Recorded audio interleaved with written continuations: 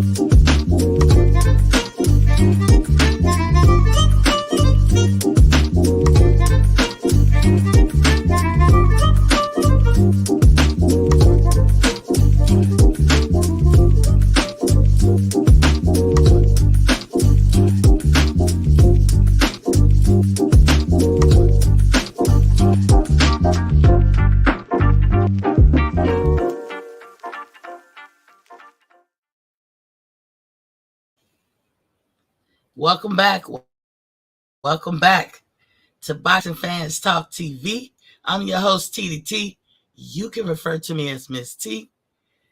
And y'all see the thumbnail versus Terence Crawford brings out revealing details from those closer to the situation.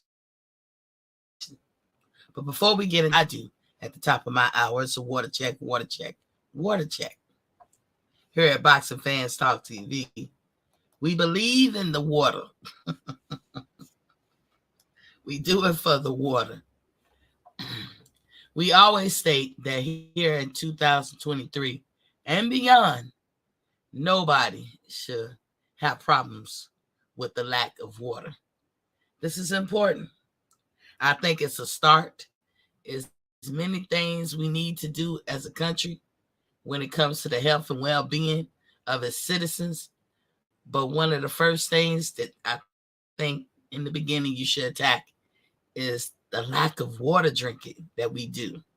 I'm always amazed at how much water people say they drink.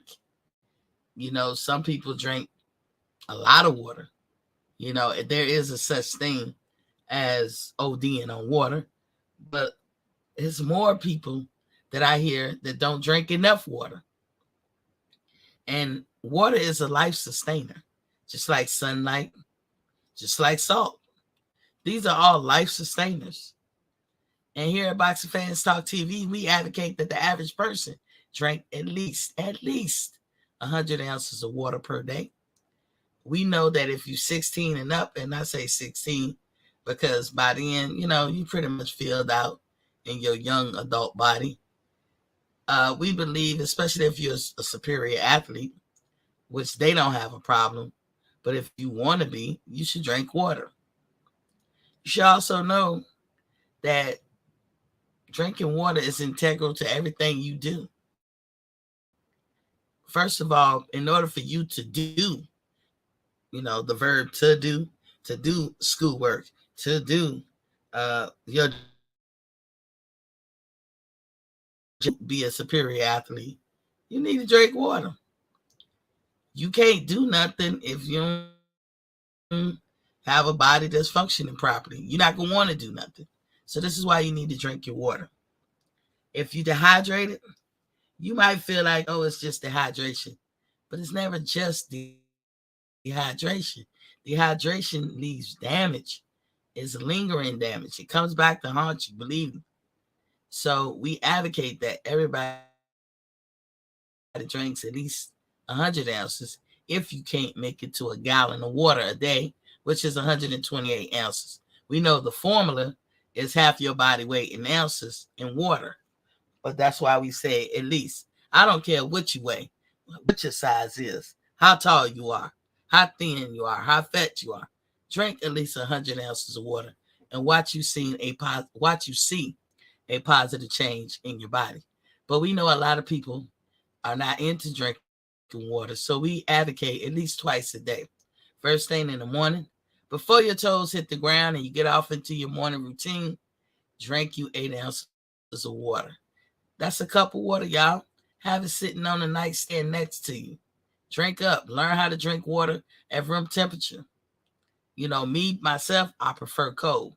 So I bought me a mini fridge. And I advocate that you should do so too if that's how you like your water. The mini fridge upstairs or in your it's not gonna hurt your electricity. Trust me, if it did, I would unplug it as soon as I could. But it doesn't change your electricity bill. That's what I'm trying to say. It doesn't change it for the worse. I ain't gonna say it helps it, but it doesn't change it. And that's all that matters. So I'm able to keep my water cool. I buy 8 ounce bottles of water. I like to drink spring water. And that's my flavor of choice. But I've recently got into thinking about I like some water a little bit more on demand. And so I got me a water cooler. And I put 5 ounce cups up there. And I find that I drink more water when I'm taking it in smaller dosages. I guess that's the equivalent of somebody having a big jug of water and they continuously throughout the hour sipping all day. But it just some people are more like you might even say that some people are intimidated by large quantities of anything. Like if you make a person a big plate of food, they might not finish it all. But if you make them a smaller plate of food, just a tablespoon of each, ingredient, each food that you made that night, you'll find that they'll eat it all up and ask for more. You know what I'm saying? Some people just don't like to overdo it. Water can make you feel sluggish if you drink too much of it, bloated if you drink too much of it. But a gallon of water is not a lot to ask for from any adult. I don't care. Like I said, I don't care your size. That's going to keep you healthy. It's going to flush you out. It's going to keep things moving in a timely and efficient manner. And if you think of your body as an engine and water is the lube, and you need that, in the engine, you need that lube. That water is the lube. It's helping all parts of your organs in your body and all that, helping your body function overall in the best possible way. Other times we tell you to drink some water is at night when you get out the shower. A lot of people take their showers at night and their baths at night. Some people take it in the morning. It don't matter. But if you take a shower, when you get out the shower, what you do? You throw in your jammy jams, right? You go and look at TV. You look at a program, one or two programs at night. You read a book. You read passages in an article or something, or a magazine or something. You might do a little project. You might play a game. I don't know. But that time it takes for you to get out the shower, wind down, put on your pajamas, get in the bed, and simmer down for the night, turn the lights off and everything. That's when you drink your water. The American Heart Association agrees that you should drink water before you go to bed. And so you drink it up another 8 ounces, have it on the nightstand, drink it room temperature or drink it how you prefer, cold or whatever it is. But do drink your water. As I state all the time, nobody should experience dehydration, not in 2023 and beyond.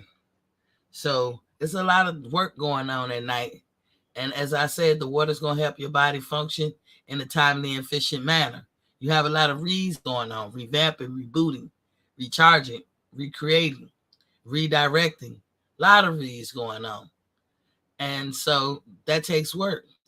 And because of the work that goes on when you in a deep sleep, not a cat nap, but a deep sleep, the average human burns between 900 to 1,000 calories at night. You can't even do that barely in a workout. There are some people, nothing I say on here is absolute, but there will be some people that can burn 900 to 1,000 calories in a workout. Whew, usually elite athletes. But the average run-of-the-mill Joe Blow person is burning about 150 calories per workout. And if they go balls to wall that day, it's 300. Okay? But are you that person that's going to do 300 plus calories in a workout per day? Most of us can't even do that. Not just because we can't, but because we don't have that kind of time of day. You know, being physical or being an athlete is not our primary job. We have to go to work. We have to come home, manage the house, make sure the house is supplied up, run the house, and take care of our children. That leaves little to no time to put in on some exercise. So burning 900 to 1,000 calories a night is great. And it's going to go a long way because remember, you only need 3,600 calories to drop a pound. And that's what most people exercise for anyway. That's why most people pay attention to calories anyway. But it starts with water. It moves on to other things, but it starts with water. So water check, water check, water check. Make sure you drink all your water that's necessary per day. If you want to drink some coffee, tea, sodas, or whatever it is that's your flavor, you can still do it. Just put the water first. Get the water out the way and then go to yourself. I do it all the time. I cannot stand up here in the straight face tell you that I drink something, that I don't drink something other than water. I do it all the time. But I put the water first. Work first, play second. But now that we got that out the way, let's do a little housekeeping. Please, please, please hit the like, share, and subscribe button if you haven't already. We had a good show the other day, but, you know, a lot of people watched, but people didn't subscribe. So please hit the subscribe button when you come in the door. Just being polite, just being courteous. It's like you saying hello. Hello. That's what you're doing when you hit that subscribe button. But please hit a like and share. Make a statement, especially on the replay. Ask a question. A lot of you ask questions and make statements. I appreciate them. I like reading them. I do get back to you. I got back to a few today. And so when you're watching me on the replay, hit the like and share button. And leave a comment. I'll get back to you. Now, you can also leave a comment, statement, or a question at boxingfanstalk@gmail.com. That's boxingfanstalk@gmail.com. You can leave a comment there. I will get back to you. I usually get back to everybody pretty quick. And I'm not monetized yet. So you see the Boxing Fans Talk TV Cash App. I do accept Cash Apps. And they go right back into the channel, all the proceeds. So I appreciate all the past Cash Apps and all the future Cash Apps we will receive here at Boxing Fans Talk TV. And I come on Monday through Friday at 7:30 p.m. Eastern Standard Time. That's Monday through Friday, 7:30 p.m. Eastern Standard Time. If I don't have nothing to say or talk about, you're not going to see me on here. Because I'm not going to blow smoke up your attribula. But if I have something to say, or I want to talk about something, you definitely going to see me. And that's the time frame that I come on. Now, Let me show this little video. I'm gonna be doing a lot of picking, all in fun, not nothing too serious, but all, like I said, all in fun, because we getting close to that July 29th date. Oh, look at this meal.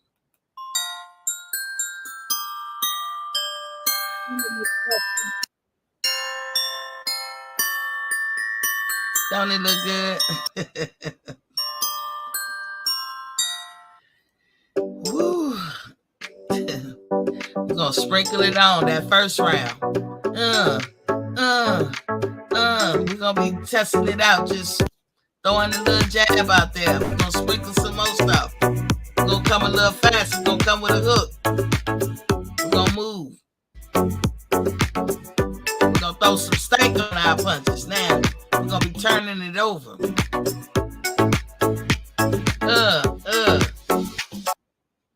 Throwing that stank, mixing it up with lateral movements, mixing it up with all type of backwards and forwards, fighting off the back foot, setting traps, rope-a-dope. By the third or fourth round, you're just gonna speed the process up and do the same thing. Lateral movements, rope-a-dope, putting some stank on the punches, turning them over, mixing all that stuff together. And then, you know what we're gonna do? We're gonna really get in the groove. We're gonna turn it up a notch. We're gonna flour you up. Both sides. We're gonna put the oil in the pan. We're gonna give you the setups. And then what we're gonna do? We're gonna put you in a frying pan. That's me picking, y'all. That is me picking. But that's what's gonna happen. Every day we're gonna have fish for dinner. Up until July 29th. Every day. Fish for dinner. Look, I don't know what's going on. I hope y'all can hear the music whenever it plays or whatever.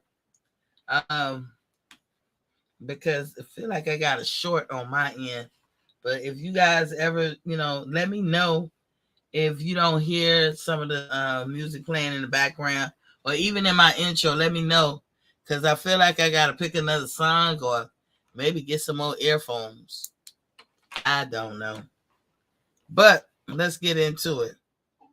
Let me stop screening on that one. Martin King is in the building. He said, "What's great, Queen Miss T? What's good with you?" He said, "Like that chat, light the chat up."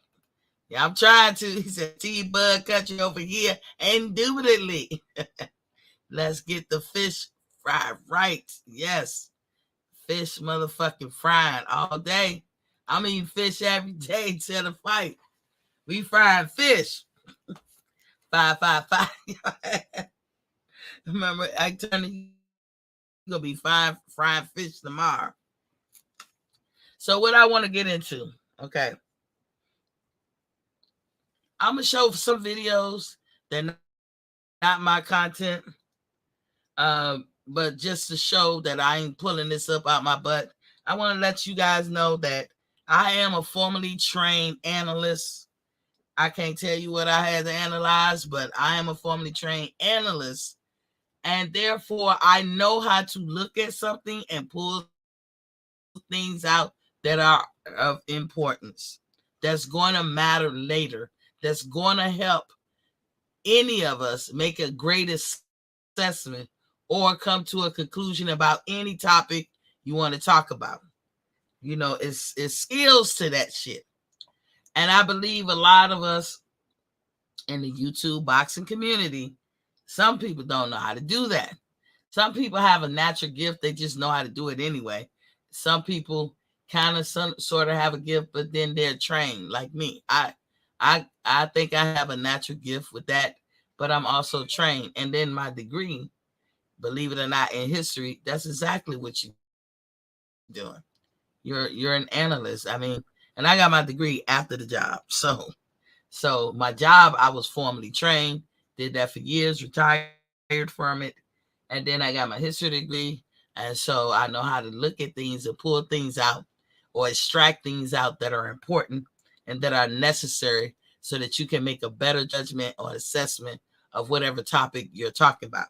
Now, having said that, that's the method of my madness. Martin King said, I can't wait. Okay, these are interviews. So I don't know if you guys caught it, but Sean Porter did an interview, an exclusive interview with Andre Ward. Now it was supposed to be loaded up on his Patreon, but what happened was he got busy or something. He explains it right there in the beginning of the interview that he got busy and he wind up just pulling that video and putting it on his Porterway podcast to give you something to watch for the day or whatever. But I don't think we'll see every Patreon video he does, but that was one. And let me tell you, it was a very good interview. If you were a fan of Andre Ward's, you need to go watch that interview.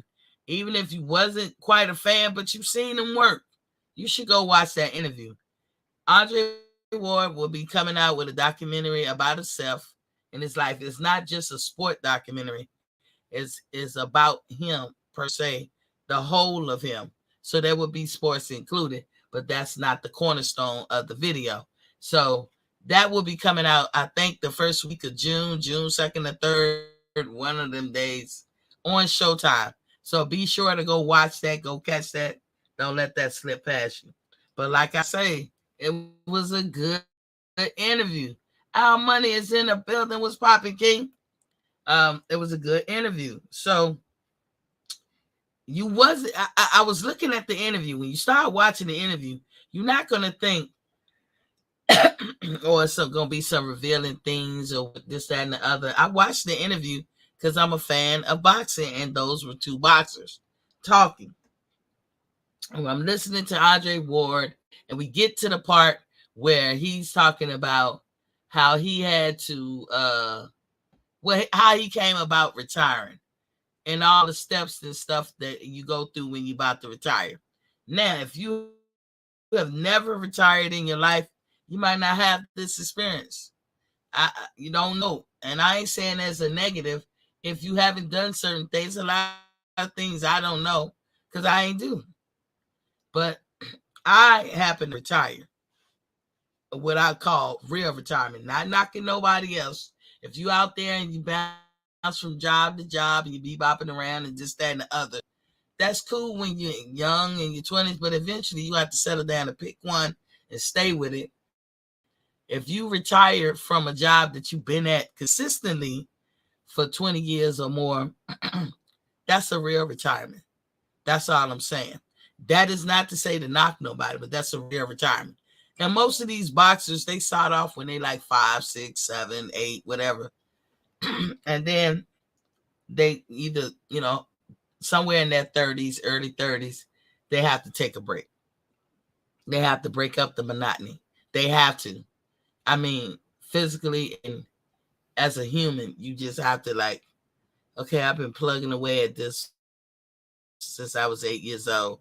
I'm 33 now. I need to sit down somewhere. That's going to happen to most people.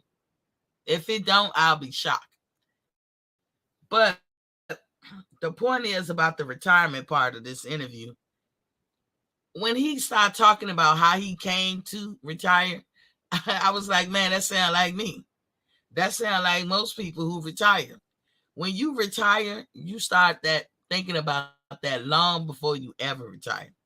You also have close calls where you was either about to quit that day or be like, that's it, I'm done.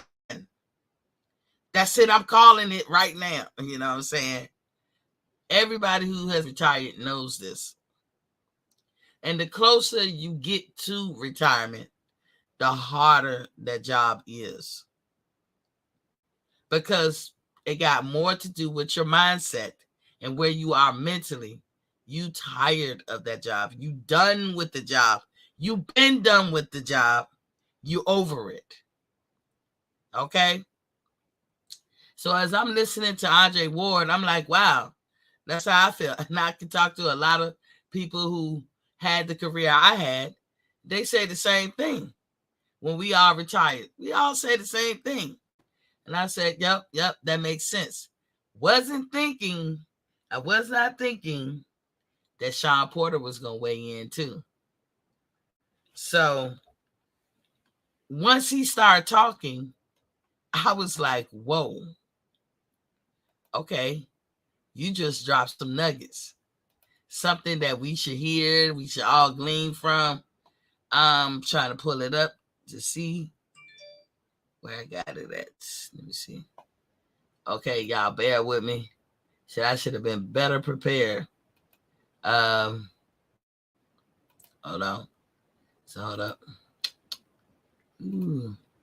So yeah, I got it up now, but hold tight. Cancel that and redo it again. Share screen. Y'all hold on, because I'm gonna show the video first. Instead of talking about it first. I could do it either way, but I chose to do it this way. This is not my video. This is for educational purposes only. And I should put up that sign, that banner that says, I do not own the rights to this program. This is for educational purposes only. And boy, was I educated. I want y'all to listen to Sean Porter pontificate about himself. And who would know better? Who would know better than the man himself? But we have all sat here in the last year or so listening to people pontificate about why the fight went the way it went with Sean Porter and Terence Crawford. So once I saw this, I have to come back. You know I do. Y'all can call me Patty or whatever, but you know I got to come back and set the record straight, because a lot of y'all out there try to make up excuses and say stuff that wasn't, and it exaggerate what you heard instead of going by what you heard. Some people can't look at stuff and just keep it in context, because it got to be favorable to what you're saying. You know what I'm saying? You be lying or you be exaggerating. Embellishing comes to mind, but Sean Porter should have said this shit a while ago. But hey, this is my first time seeing it. Somebody gonna say, am I late to the party? I don't know. But I don't think this is a old video. I think this is fairly new. So just listen to what he had to say. And I'll be stopping it in between to break down certain things. But listen.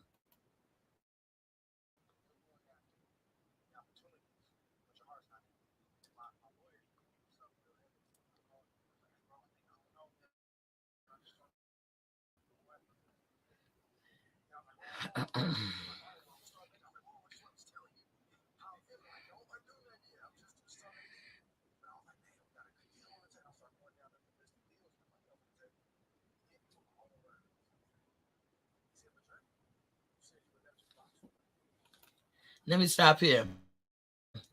This is at the tail end of Andre Ward explaining why he retired and what he was going through. None of us knew that when he had fought Kovalev, that he was done then.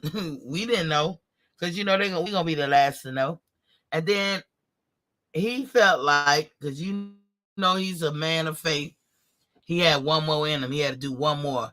But talking to his wife, as he said, she confirmed to him, because she has never said what she said to him at that moment, that he need to go ahead and stick to the plan of retiring. This is what he's talking about.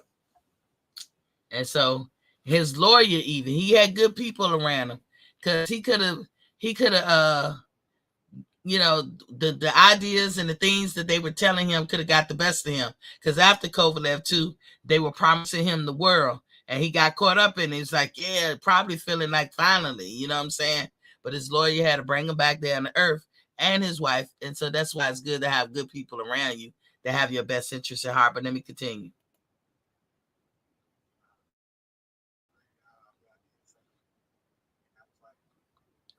His lawyer told him, you said you'll never fight for money. Now here goes Sean. Look.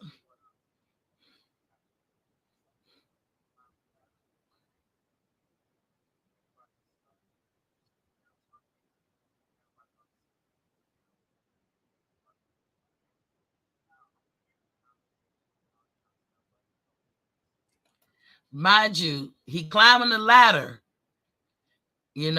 where he was in the welterweight division. When Errol was coming up, Errol will be behind him. Because, Sean was one of the top tier, welterweights before Errol. So let's go.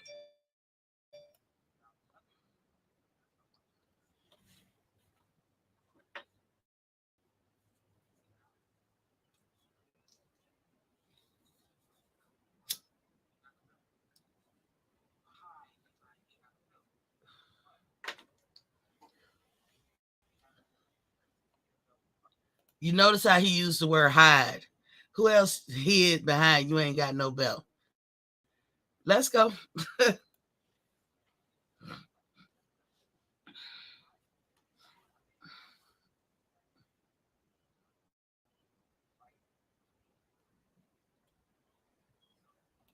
He done. See, this is when you see he hadn't fought Errol Spence yet, and he already saying he ready to be done. Continue.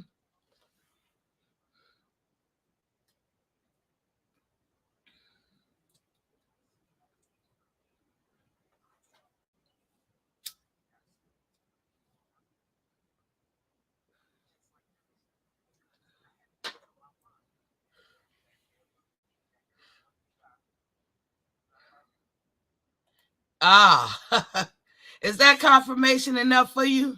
It matters in the long run. He made up in his mind that Earl was it for him. That was the benchmark. When I get to fight Earl and I be done with Earl, I'm done. And then, mind you, Earl just won the IBF title. And he had to realize, yep, it's Earl. So I'm going to fight him and win. So even if he's done, that means he was going to be happy with just the IBF title. Let's continue. His wife knew it. That's important. My wife knew it, and she was the only one. So much for this Kenny Porter knew. But let's continue. Mm. Mm. D- done with the sport. Win, lose, or draw, I'm done.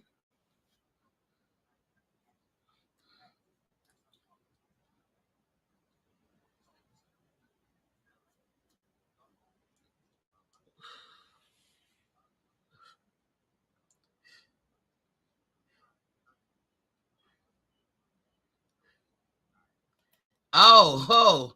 So he was ready to retire before Terence Crawford, before Errol Spence. So much for that narrative.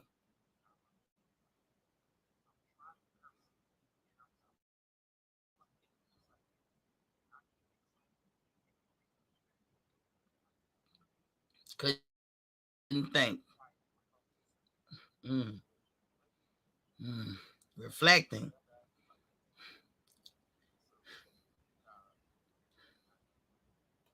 You hear that? This is a man of faith saying that God revealed to him. When people say God talked to them, it's more like they revealed to them, not actually talking. But he revealed to him, you ain't done yet.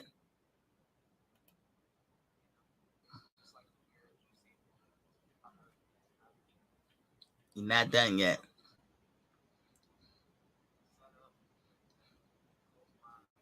Mm. Mm-hmm.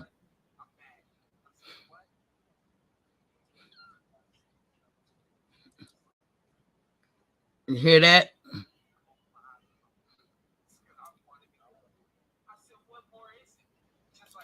He heard in his mind what God told him that he was done. What's up, ATL? Welcome to the building. He said, yes, Sean was the prominent household name before Earl. Miss T, good evening. And I'm listening.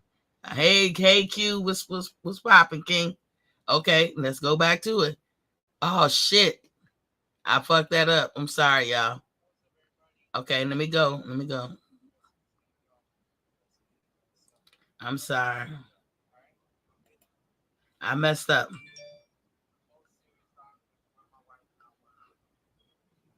Hmm.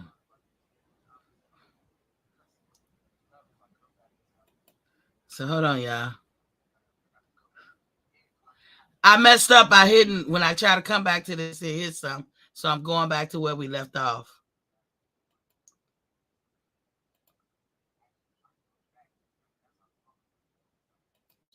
Okay, you got. I'm gonna just pick it up here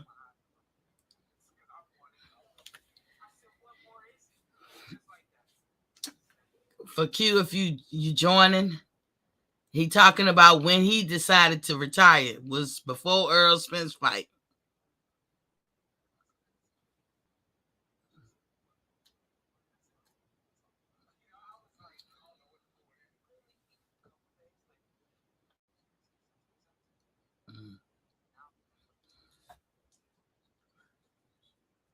There you go. So the narrative that I've heard from a lot of people that Sean Porter was ready to retire before Bud, but you didn't say he was ready to retire before Earl. And y'all just heard it in his own words. I mean, he broke it down lovely. Like how he was ready to retire. And then he used Earl as a benchmark, like, hey, Earl is going to be my last fight. He was saying this long before Errol Spence, even before Kell Brook. Kell Brook goes over, Earl goes over to the UK, fights Kell, and he's like, yep, that's the end for me. Once I got a couple of things I want to do, but I'm gonna fight Errol Spence, and that's it. I'm done. That's how he felt. And if he was to live by how he felt, if he was to do it exactly how he felt, then all he would have had was the IBF title. He would have got it back. Because Kell Brook took it from Sean. But when he fought Earl, he get back to his house, he's reflecting, he's conversing with God, and God is like, brother, you still got something to do. And he's frustrated. And like, shit, like what else I gotta do? He says Earl gets into an accident after the Sean Porter fight, and it is revealed to him some kind of way, you gotta fight Terence Crawford. So that narrative that was out there all along, that Sean really wasn't into the fight. He wasn't really trying to fight. He didn't really work out because he was done and his daddy was done and blah, blah, blah. And they knew it. Y'all lied. Y'all motherfucking lied. I'm glad he did this interview because now you hear it from his mouth. Let me continue.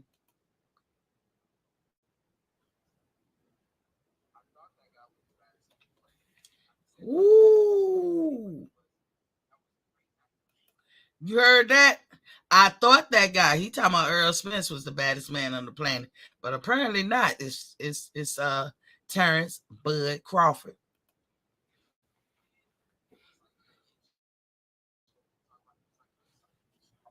Mm. Another level. And it became Terence.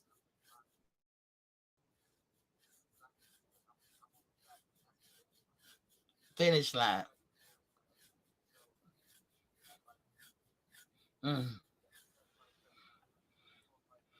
Remember that? Y'all listen to this.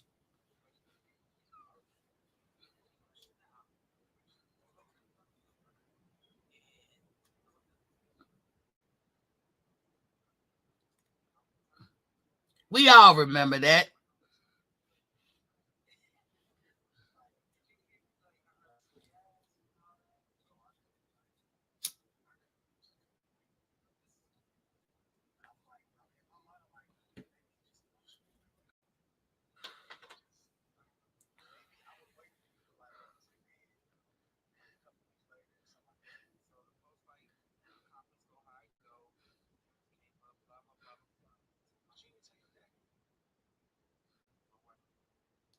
Oh, let's stop right there. You didn't tell your daddy, Andre says. And Sean said no. His wife was the only one that knew. So what's all that talk that his daddy knew? All y'all who spun that narrative, where y'all at now?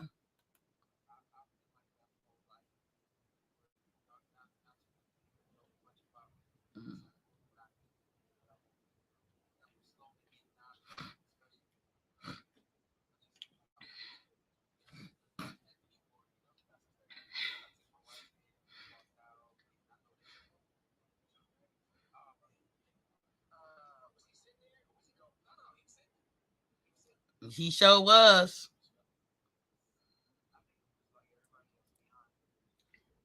Shocked. Mm-hmm. Exactly. Stop. He co-signed it. He went with the flow. He didn't drop the ball. He act like he wasn't surprised. In other words, he co-signed it at the moment, but he didn't know. He was probably shocked like everybody else.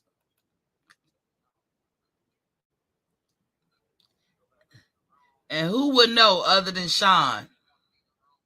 Mm-hmm.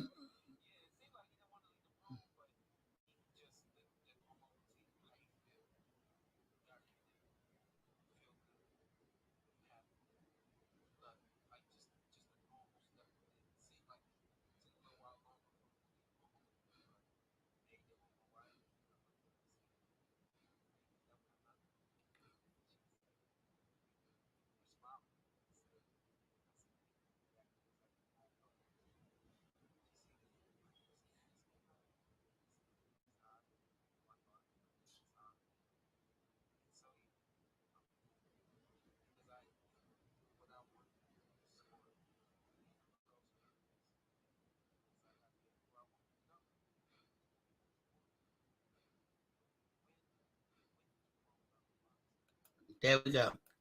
That's all I wanted to show y'all on that one. So, like I said, some of you guys in here or some of you guys listening is gonna say, "Well, Miss T, what's all that about?" But it matters. I keep telling you guys, the past matters because the past got us to here. Everything, good, bad, and the ugly, got us to here. In fact, what's quickly becoming the talking point is them saying we here now. So let me say this to Terence and Errol and BBC, Owls, Showtime, whoever. Y'all should call the fight. We here now. As if you said finally. You don't want to put finally in front. But you should say we here now. Call it that. You know how they have that headline for what they gonna call the fight? We here now. Y'all can thank me later. Give me my props. Or I even thought you could call it the Civil War. It's the one fight that would turn brother against brother, sister against sister. It's just like the Civil War. Both Americans, both African Americans, but boy, it's no rhyme or reason which whether you gonna land on heads or tails on this fight. But y'all heard everything. You heard what Sean had to say.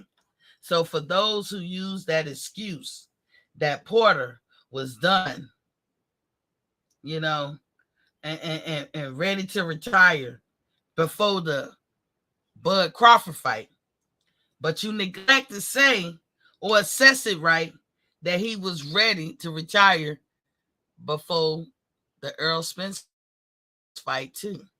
So does that change the narrative of how he fought Earl or how Earl fought him? And most Earl fans will say no.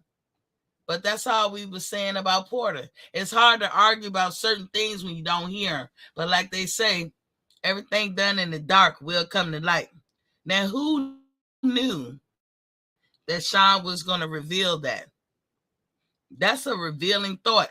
It needed to be said, because if you don't say it, people gonna put their spin on it and make an excuse. Because that's the reason why Terrence could beat Sean, because he was ready to retire anyway, and his daddy knew it, and he didn't train that well, and so Terrence still ain't really fought nobody. You fought a washed up Sean Porter. Well, fuck, if Bud fought a washed up Sean Porter, so did Errol. So now we back to square one when we talk about resumes and shit. His daddy didn't know. You heard it from his mouth. Who would know? You, me, or Sean? So, like I said, y'all were capping, y'all were just wrong, or y'all were just lying and taking things out of context. Porter and Dre explained in detail what was really good about their retirement. And by the way, Dre, like I said, has a documentary coming out on Showtime June 2nd or the 3rd. I can't remember which date. So be sure to catch that.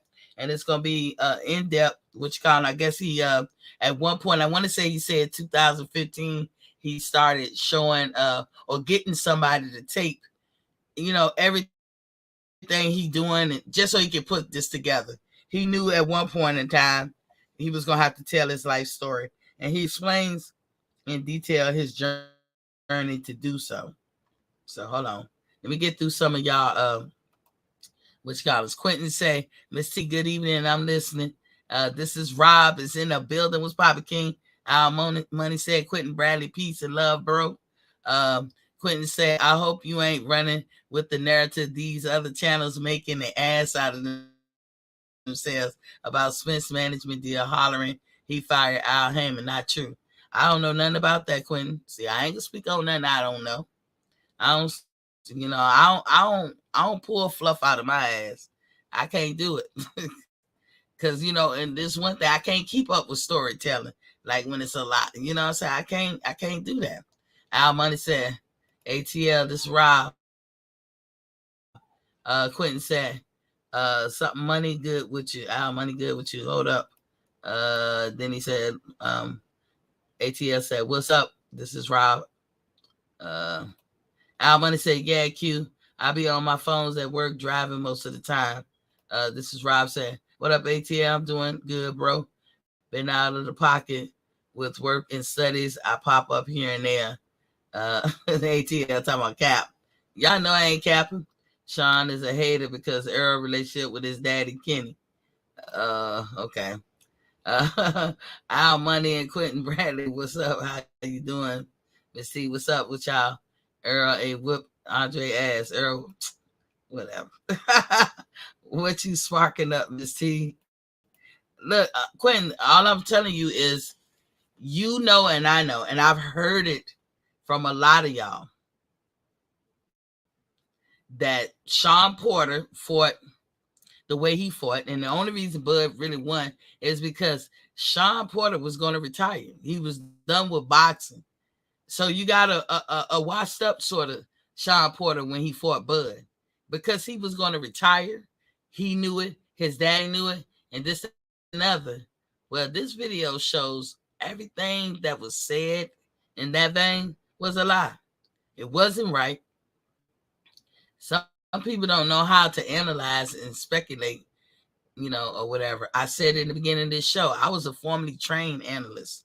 I know what I'm doing when I try to analyze stuff.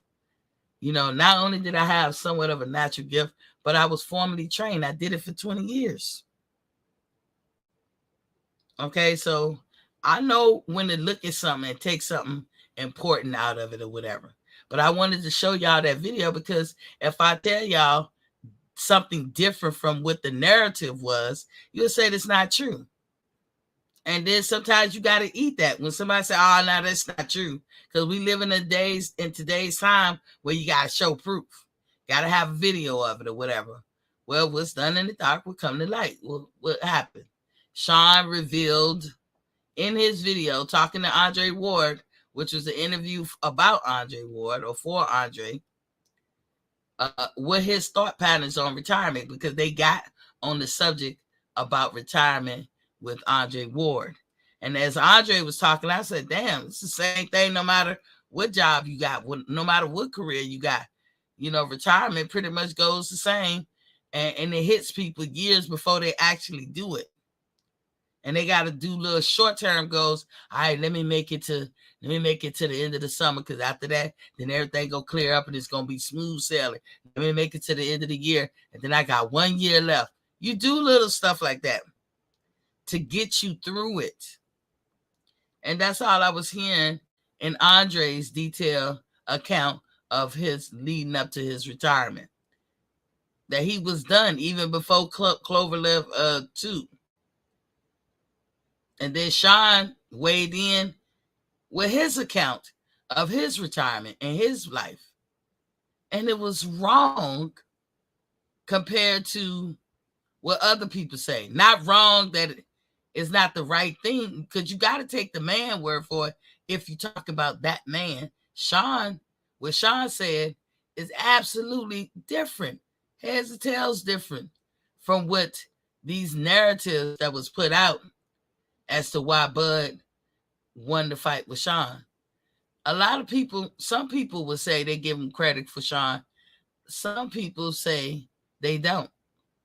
Even though I remember leading up to the fight, that's going to be the test. That's going to be the test right there. I bet you Bud can't get through, because Spence had a hard time with Sean. So I guess Bud ain't going to be able to get through it. And Bud did it easier than Spence. Oh, that was a washed up Sean. Sean is not a quitter. You can't say that. You can't say that. Well, why was that a washed up Sean? Because he wanted to retire. He wanted to retire before Bud. He was done, so he half-assed it. Oh, really? So did he half-ass fighting Spence? Was he half-assed when he fought Spence? Was he a wash-up Sean when he fought Spence? Because if you listen to that video, he was done before Spence. He was ready to retire. But he gave himself the benchmark of Spence to let that be the last thing he do in boxing, to sum up his career before the Spence fight.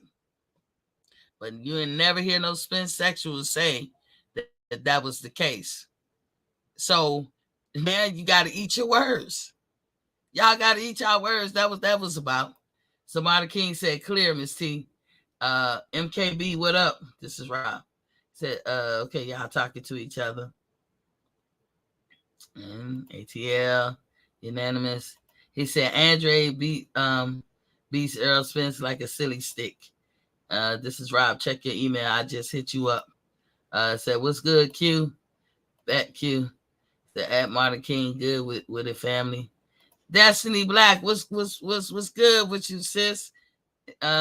The Martin King was great. Destiny, like listening. Y'all women talk y'all shit. And he said, I got a ride now. Destiny, salute Queen. He said, hey, Martin King. Hey, chat. E Thriller, the Black Picasso, is in the building because he paints his pictures so vividly. I'm just trying to be like you, E Thriller. I'm trying to paint this picture so vividly. And I know that you remember all them times when they used the excuse of Sean Porter retiring, that's why Bud easily won the fight and that his daddy knew. I just played a video that he did recently with Andre Ward explaining that wasn't the case.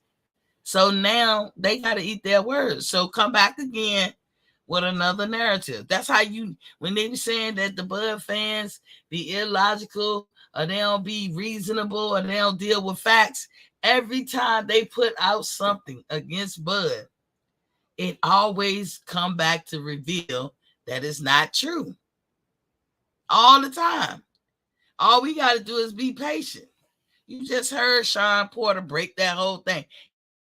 He was ready to retire before fighting Errol Spence. He was done.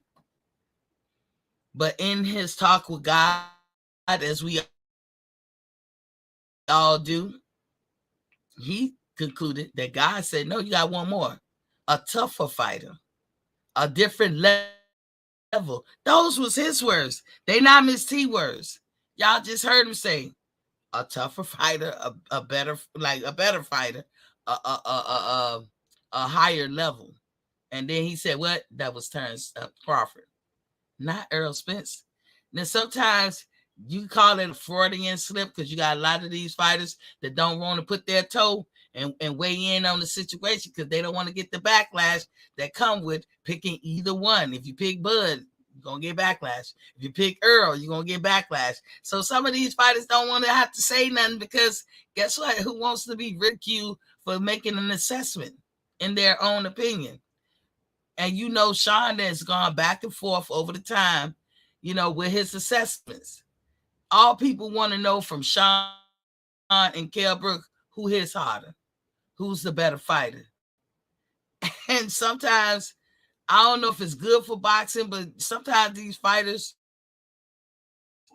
more than likely opt out of just laying it on the line, and they just give the generic peaceful answer.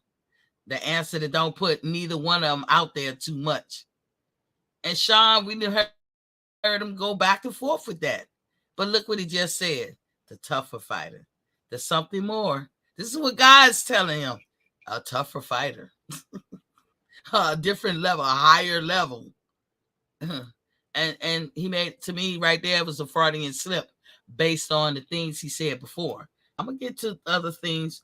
Y'all talking to each other, ATL like Cap. Hey, ATL, I'm speaking facts. I can't be capping if I just showed you the video. Tay said Crawford was always going to watch Porter. Exactly. If he was watched, they are hating. Yeah, they hating. They don't want that to be true. So y'all took the stuff out of context. Like I said, be sure to watch Dre's documentary on Showtime the 2nd or 3rd of June, one of those days. But what we glean from this is that he wanted to retire before Errol Spence. So that shit about he was half-assing with Bud, then I guess he was half-assing with Spence. And as I say, the talking point is we're here now. And as I said too, you should call the fight. We're here now. Thank you very much.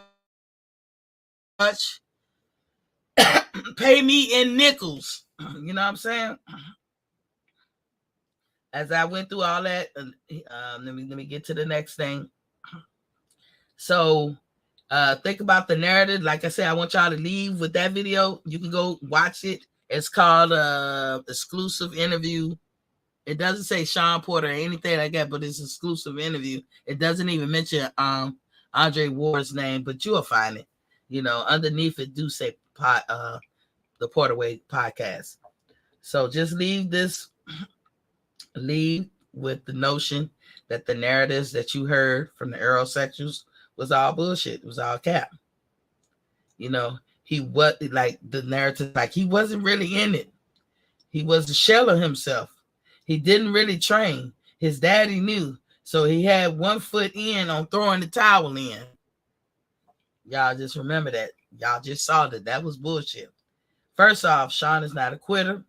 Second of all, he is a God-fearing man and a Christian, a person of faith. And he said God revealed to him that he had one more. Then he said God revealed, or it was revealed to him like an epiphany that he needed to face Crawford. It was after that fight. He was done. He also said his dad didn't know. And that is a big sticking point right there. His dad did not know, but in the end was supportive of him, especially in the moment when he got caught off guard at the post press conference.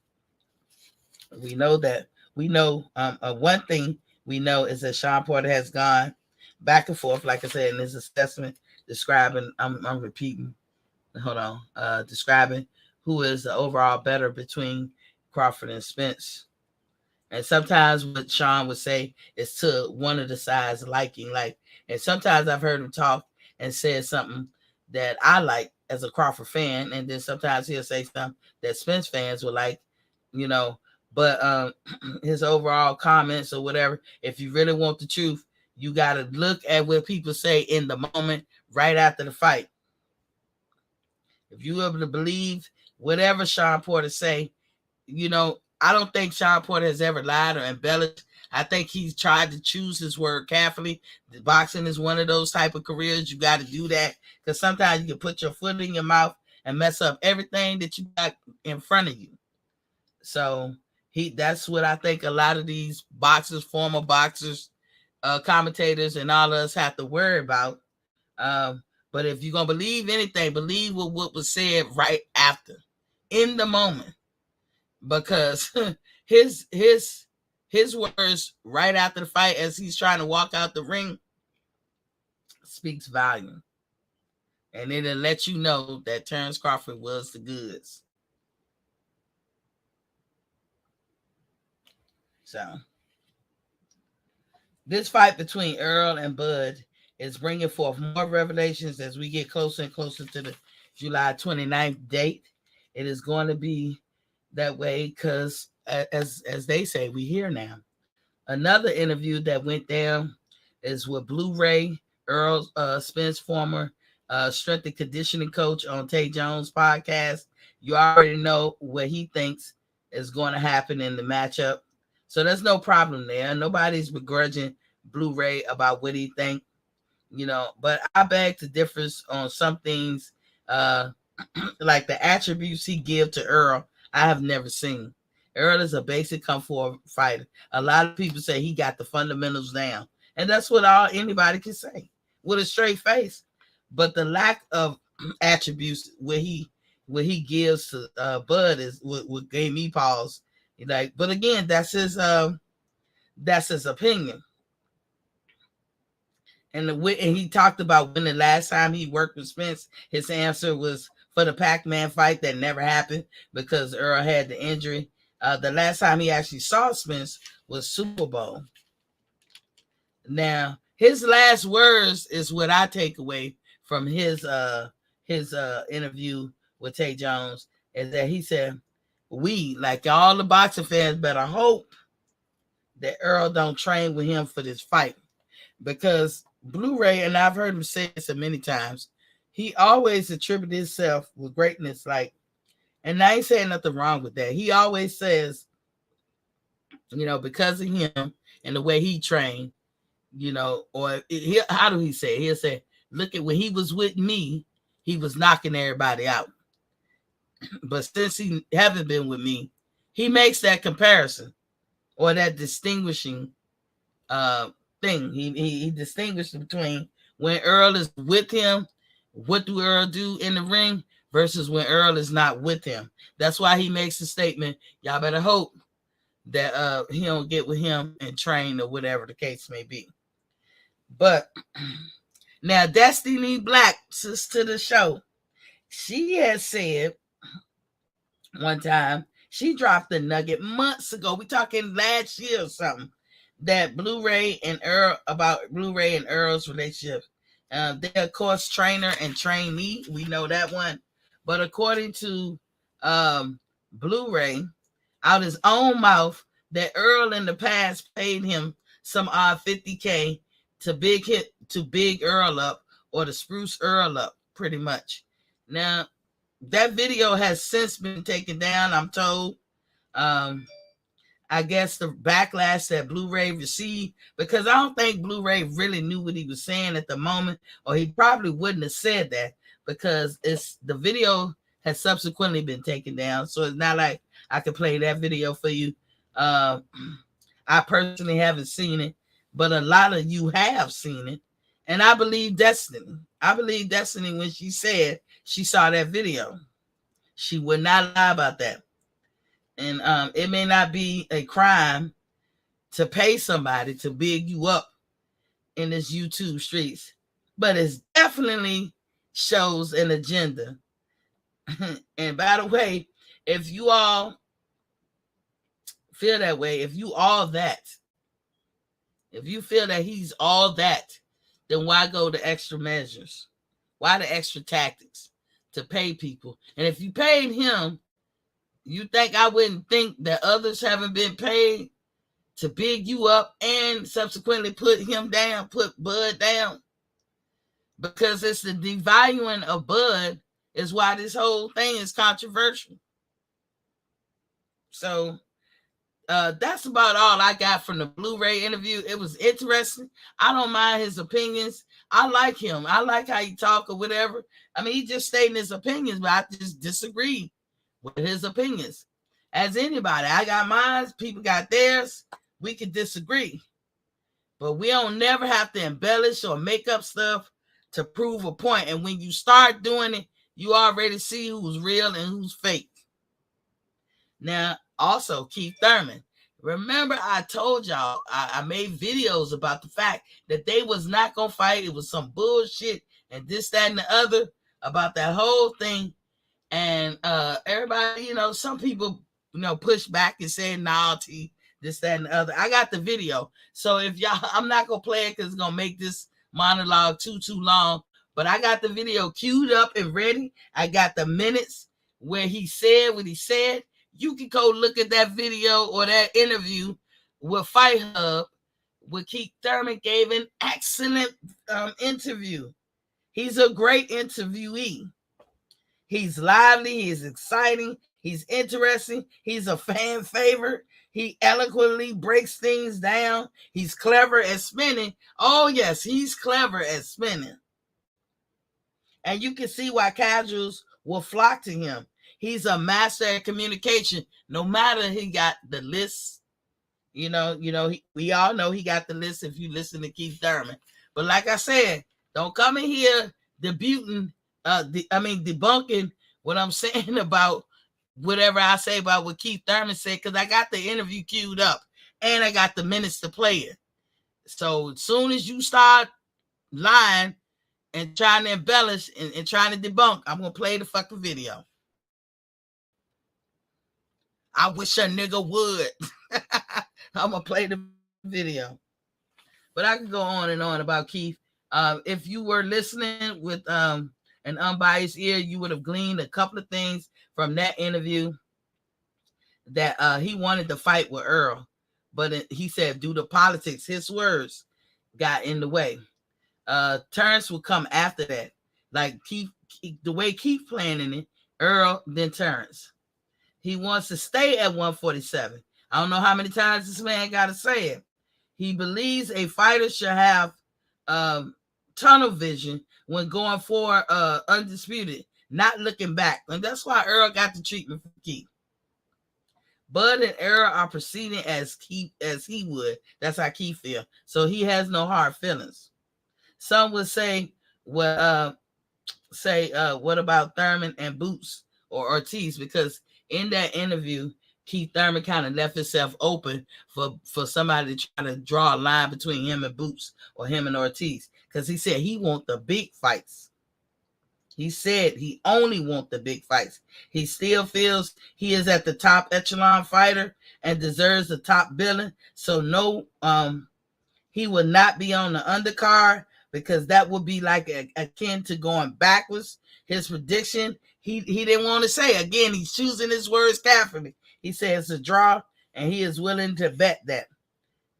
And I believe, me personally, if you listen to Keith enough, you'll believe that he'd rather Earl than Bud.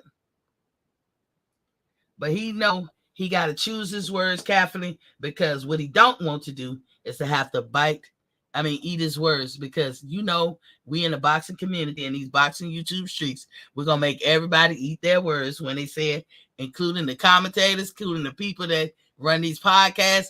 If I say something, y'all to make me eat my words. And I don't mind. If I'm wrong, I'm wrong. I ain't got no problem. I ain't that prideful, And he also looked like he at peace. He looks good. He's in shape. And he said he has a fight coming up. And I told y'all, that's how you know shit is real with Keith. Keith gonna talk. If Keith got a fight, he gonna motherfucking talk. And the fact that this whole time won't going down, he ain't say nothing, that's how I knew that was some bullshit. Now Eric can say he a man of his word. He stuck by his word. Then why the fuck did you go to the WBC convention and ask to fight at 154 for the Nobels? Now Earl said he didn't do it, but your team did. It's my whole point. Going back to my whole point. Don't a la carte your career to somebody else. Because now you can't wiggle out and say, that wasn't me. I ain't say that. No, your team did. But your team got instructions for you to speak for you. That was what the deal was, you know. And all I can say, it's about time, Bud and EJ had their interviews. Bud with $1 Million Game, EJ with his girlfriend. All I can say is about time. And then they came out both, I guess, on their Twitter and said the fight was coming. About time. I found both of their interviews to be truthful as they see it. I ain't see nothing wrong with their interviews. They proved some points to me and this, that, and other. We all saw the interviews. We all talked about it before. And remember, in boxing, it's hit and not get hit. Protect yourself at all times. Every referee tells them right there before the bell starts. And this is another principle I think is just as important as those two that I just mentioned. If you in the ring with somebody who ain't on your level, your job is to get them out there. If you're not in the business of getting people out there that don't belong with you, then you can't go around claiming you great and all that stuff. You can't go around claiming you great. Keith Thurman said a lot of things. He's very good at what he's doing. I was laughing my ass off all the spin, and I don't even call it bad spin, but some questions the guy was trying to corner him. Keith handled that shit really well. So I'm gonna drop the link because I could go on and on. And remember, I got the video. Don't get in here debunking. I got the video. I don't want to have to use the video because I don't want to make it too long. But I wrote some timestamps beside the videos. You guys can go look at his video, his interview with Fight Hub. That's Keith Thurman. And you can go look at the interview with Tay Jones for Blu-ray. And you can go look at the interview for Sean Porter on the Porter Way podcast with Andre Ward. And you can see what I saw. So let me drop the link and read some of this chat. Martin King said, especially oh, Lord. Go ahead, Martin King. No mercy. He said, what's Gucci ATL? Martin King said, no, he wasn't. The nigga took the fight. Miss T capped all the way out. ATL, I don't know how you say cap. Miss with you. Hello? We can't hear you. Martin King said exactly. Okay, sorry. I was turning on some lights. Okay, we can hear you now. Yeah, because I was turning on some lights. I wasn't talking. Okay. Oh. Y'all hit the like button and subscribe button. We had 500 some people up in here yesterday. Y'all ain't hit the subscribe button. The hell? Hit, like, comment, and subscribe. A lot of people. Yeah, you can hit the dislike or like or whatever. I appreciate all the comments because I did get back with each and every one of you guys. So Destiny, what you think? I mean, I know people be like, Miss T be on one, but I'm telling y'all, I'm a formally trained analyst. I know what I'm talking about. Well, I don't like fucking, I can't stand that damn Morris Day ass nigga. I don't really like light skinned niggas to begin with, and he really annoys the fuck out of me. Stop that. Well, stop that. He's no, I'm just saying overall, what he's saying. Talk about the interviews. I just went through 3 interviews that people had. And Tay, I see you and I let you in. I don't know what happened. But I just went through 3 interviews of what people had, and we learned something from each interview. But as I say, the past matters because it's what led us to today. So what you think about some of the stuff I was talking about? Well, I always agree with, everything. I agree with majority of what you say. We have our disagreements here and there.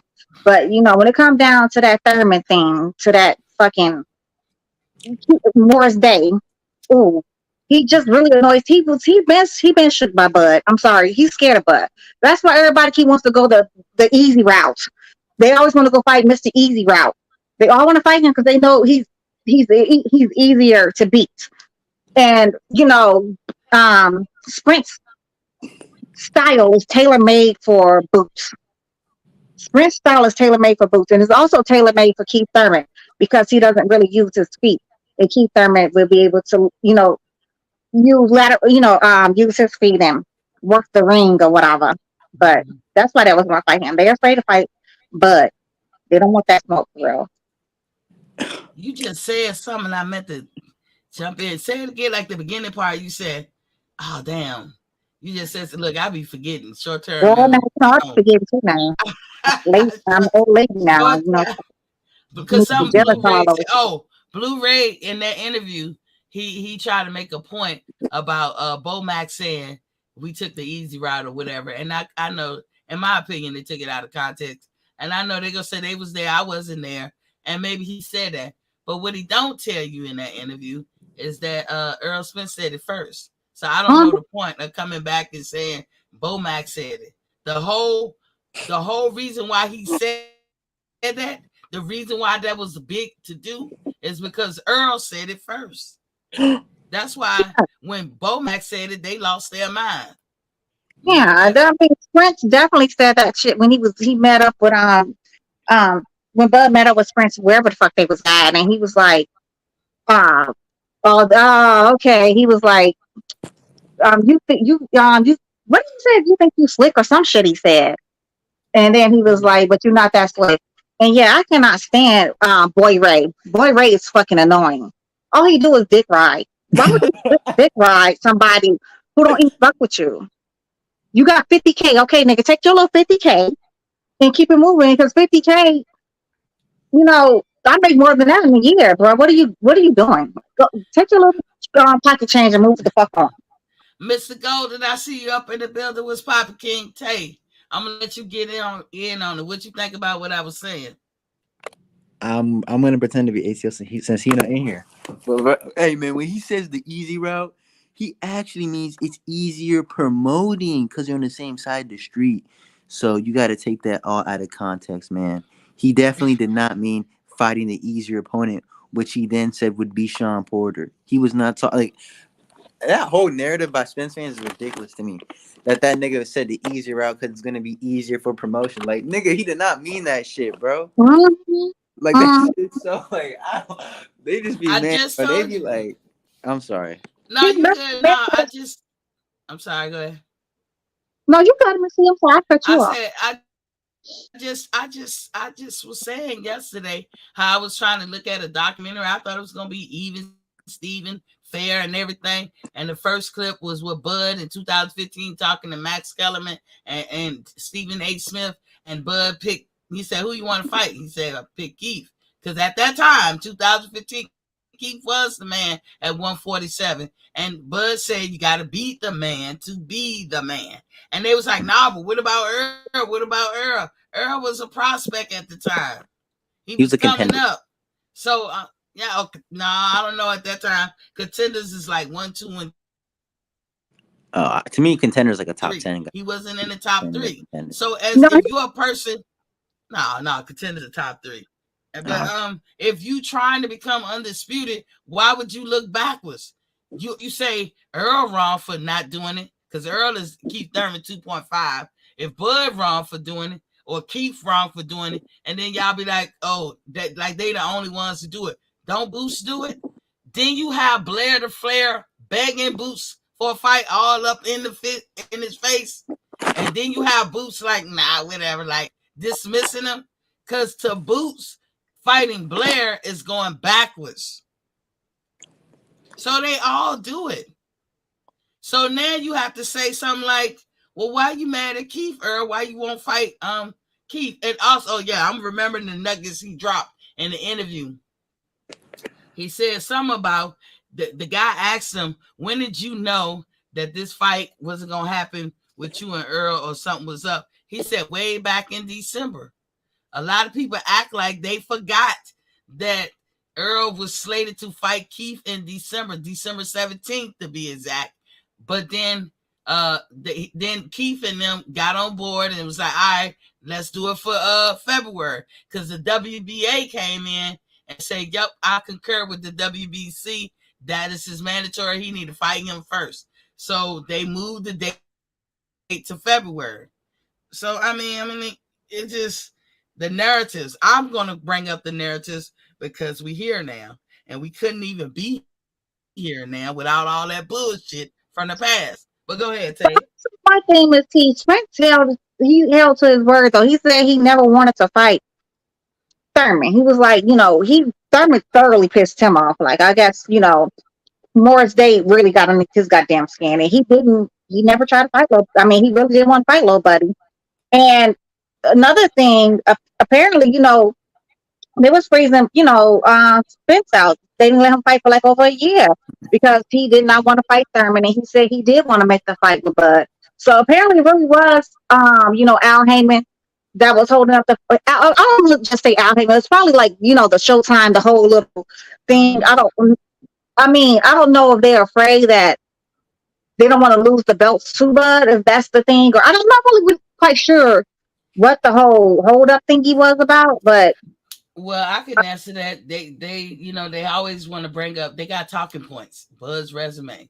What's the daylight between Bud's resume ain't fight nobody, man. And Errol Spence resume? What's the daylight? You know what I'm saying? Because I don't see no daylight in between it. You know what I'm saying? Just think about this. Every opponent, if y'all listening, every opponent that Bud has ever had, Spence, Team Spence, and all his fans say y'all ain't shit.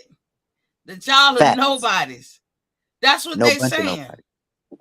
Y'all ain't shit. Y'all ain't nobodies. Y'all nothing. Errol Spence had to fight pound for pound fighters like Lamont Peterson and Ocampo and Danny Garcia. That's big fish for you. He's beating up guys like that, man. Terence Crawford don't got an Ocampo on his resume. And Chris Algieri, Phil Greco. Yeah, or Chris Algieri, man. That's what he said. Chris Algieri. You know what I'm saying? He fought Lamont Peterson. Terence Crawford can't beat Lamont Peterson, man. And look what I'm sorry. Look what Andrew Charles has said just now. I'm sorry, Tay. Blu-ray went on a Bud Hater channel world tour and looked like an idiot saying all kind of dumb shit. I don't know if it was related, but he got fired. Well, Andrew Charles, from what I understand, from what I know from behind the scenes, him and Derek James had a clash of egos, and Derek James didn't like him, and that's the reason why he got kicked out the little camp thinking. And if you notice, anytime they bring a Boy Ray to Derek James, he looks pretty disgusted or whatever. That's not a man. That's a boy. That's a whole boy. Anybody who bootlicks the way he do, that's a whole boy. That's not a boy. All them aerosexual. I honestly think they have like a homosexual fascination with Errol Spence. I'm not trying to be somebody. You might be absolutely right. The way how they talk about him, it seems like it's a little more than just a fighter, man. It looks like they almost in love with him. Boy Ray did do some prison time, so he might have some mayonnaise in his buns. Oh damn, Chico, that's me. But you know what I'm saying? If he's going on a world tour to all the Bud Hater channels, do you think he jockeying for a job? I mean, call it what it is. We haven't seen you in a while. Them stuff, he might be jockeying for some dick. That's what he might be jockeying for. When you're over there, man, it's just like it's crazy, dog. Like they delusional. They get like so emotional. Like it's almost like Spence, like they baby daddy. You know what I'm saying? It's so weird, man. It's a cult. It's like a cult. That's what I'm making. But one could make Earl Brady. We can honestly say, look at the facts. No, but they do act like a cult, Mister. You know them. Seen Blu-ray on it. It's crazy. They learn. Hold on. Let me stick to facts. Let me put out the facts. We have not seen Blu-ray on these channels lately in a while. Blu-ray said in that interview that he had to fall back from doing a podcast or whatever because he found people to be too emotional and this, that, and the other. And he was sounding credible, but now I didn't know he went to other channels. Here's Andrew saying he went on this tour to these different channels. And so to me, it sounds like, because I'm telling you what I left that interview thinking, what stood out to me, y'all better hope, this is words, y'all better hope that he don't bring me in to train him for the Bud fight. This is Blu-ray words. Y'all better hope. And I was like, what? You know what I'm saying? And I remember what you said, Destiny, that he pretty much got fired. And that he actually admitted maybe right after he got fired is probably why he made the statement that he got paid $50,000. He was like, fuck it, let me just let everybody know what time it is for real. And now because he's a Texan, and you know how Texans stick up for each other, especially doing sporting things. He's back saying Earl gonna blah blah this and Earl gonna blah blah that. But the part that had me in disagreement with Blue. Missy? Yeah, we can y'all hear you. hear I her? can hear you. Yeah, I can hear Miss T. Yeah, can y'all hear? Can you hear me? Yeah. Hey. I can hear her. Yes, we can hear. The part that give me you can go on.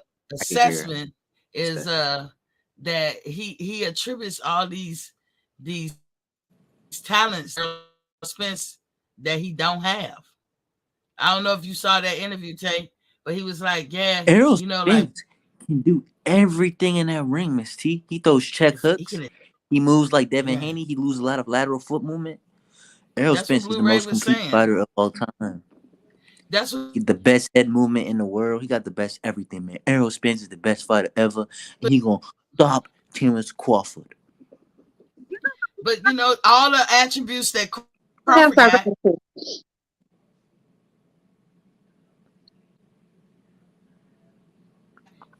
You hear? That's what he was doing in that interview.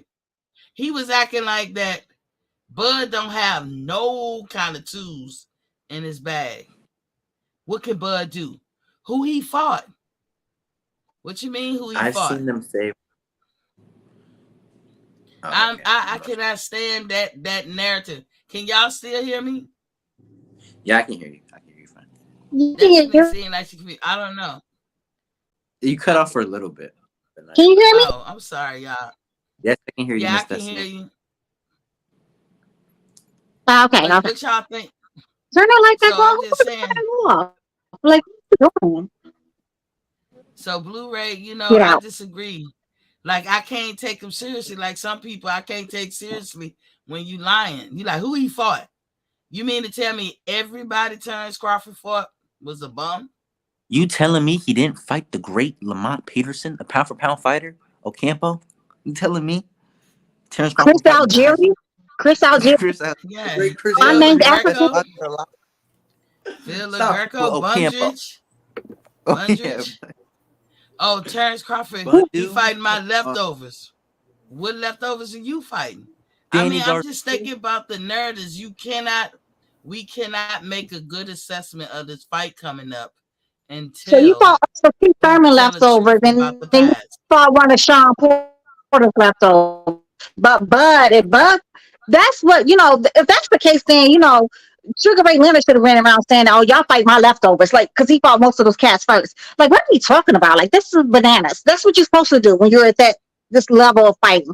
You're supposed to fight the top level fighters. Who the fuck did y'all want him to fight? Fucking Tyson and Deontay Wilder? Like, seriously, who the fuck else is he supposed to fight? You telling me Terence Crawford can't beat Deontay Wilder with no skill? That's how skilled Terence Crawford is. You telling me Terence Crawford can't go up to heavyweight and beat Deontay Wilder? I know he can't do that. I know Errol Spence can't. Boy, hell no. We know ATL gonna come in and rebut everything. Don't make me pull a video out on you. Man, don't nobody care about no video. Yeah, I know. Y'all know me better than I don't care about no video. I've seen them say that. You don't care about no facts. They don't care about nothing that got to do with the 29th of July. Spence fans is a cult at this moment. At this point, they are a cult. The way they go on these tangents for Spence, that's a cult. They literally act like Trump fanatics. They literally act like Trump fanatics. They're making Earl great again. And I'm sorry, ATL, you be on that bullshit too, because y'all don't never fought him for anything. Like this, us Bud fans, we can say, yeah, Bud, we ain't like when Bud did that one.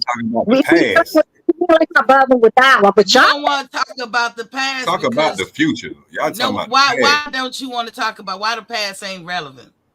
Because the future is coming lying, up July 29th. but That's why y'all it ain't lying. relevant. But the past is what brought us here today. To And sit here y'all and lying captain the all fight the on way. goddamn the 29th. Y'all lying all the way up to this point is not relevant. And y'all still having these damn Y'all Crawford fan capped all the way out. these Cap. French channels still be on these. I mean, they still be going out here telling these good lies and alibis. What is on it? Here's a cult. Y'all are a cult. And Tay is absolutely right. I'm not saying this applies to you, ATS, so don't take it the wrong way. I But know a that. lot of We people act like beefing right now. I don't care. affiliation. A lot of these they have a homosexual a homosexual love affair with Spence. It's mad weird. I'm not sure they ready to suck his dick or bend over for him with no Vaseline. I Yeah, don't she talking fucking about get me. bananas. They is like that. They are homosexual for Errol Spence. I ain't got nothing to do with that class. Errol Spence is the greatest fighter of all time, man. I'm Errol sorry. Spence is Crawford. I don't know nothing about that. No, ATL. Let me see if What I do know, You be on them channels. No. Let me it's ask July you 29th. this. Hold on. See, he filibuster. When I want to ask you is, there wasn't a narrative surrounding Sean Porter. Man, I don't care about none of that. No, don't That's say what we're not gonna do this tonight. I didn't ask you that. Nope. I didn't ask you that. There you go. It's 3 of y'all already against me. We not finna do this. No, I'm gonna be Errol Spence fan. We not finna do this. Into an Errol-sexual. I stopped through the show, my love. I didn't stop through the arguing, y'all. I nope. mean, hey, we ain't gonna do this, bro. Listen, we y'all can't ass is grass on the 29th. We can't avoid Errol the Spence truth. gonna dog that boy out. Don't get hurt. Man. Don't you gonna break his get your organs hurt in training camp. But all that shit talking that Boost is non-factor. Now, work on his craft because he really a dog for any of the top 147 pounders. Boost is overrated. Boost lied. I agree with that. Boost 26 and hasn't done nothing yet. He's still a contender. He's fought 30 cab drivers. He's fought 30 my professors. That's what he's done. He can't get a fight. Boost trying now, but I ain't mad at Boost, but he lied. He lied on $1 million worth of game to front in front of Gilly and them. He did. But y'all Errol-sexuals ain't gonna admit that. Y'all threw Boost in front of can get fight. Javante Davis, all these other fighters could have got fights, but Boots is just so good that no one is gonna fight him. Oh my god! Even Floyd Mayweather could get a fight, man, but nobody. Everyone's just so scared of Boots. Boots is the greatest thing since sliced bread, man. Boots will beat Sugar Ray Leonard. Yeah. Talent-wise, Boots can like, somebody want to send me screenshot and shit to hold on. Like, I've never had to do all these weird things that I have to do to talk about. Usually when I talk about boxing back in the day, when normal people talked about boxing, we talked about skill for skill. These fucking sprint men, you fucking niggas, make all great again ass niggas. We gotta talk about who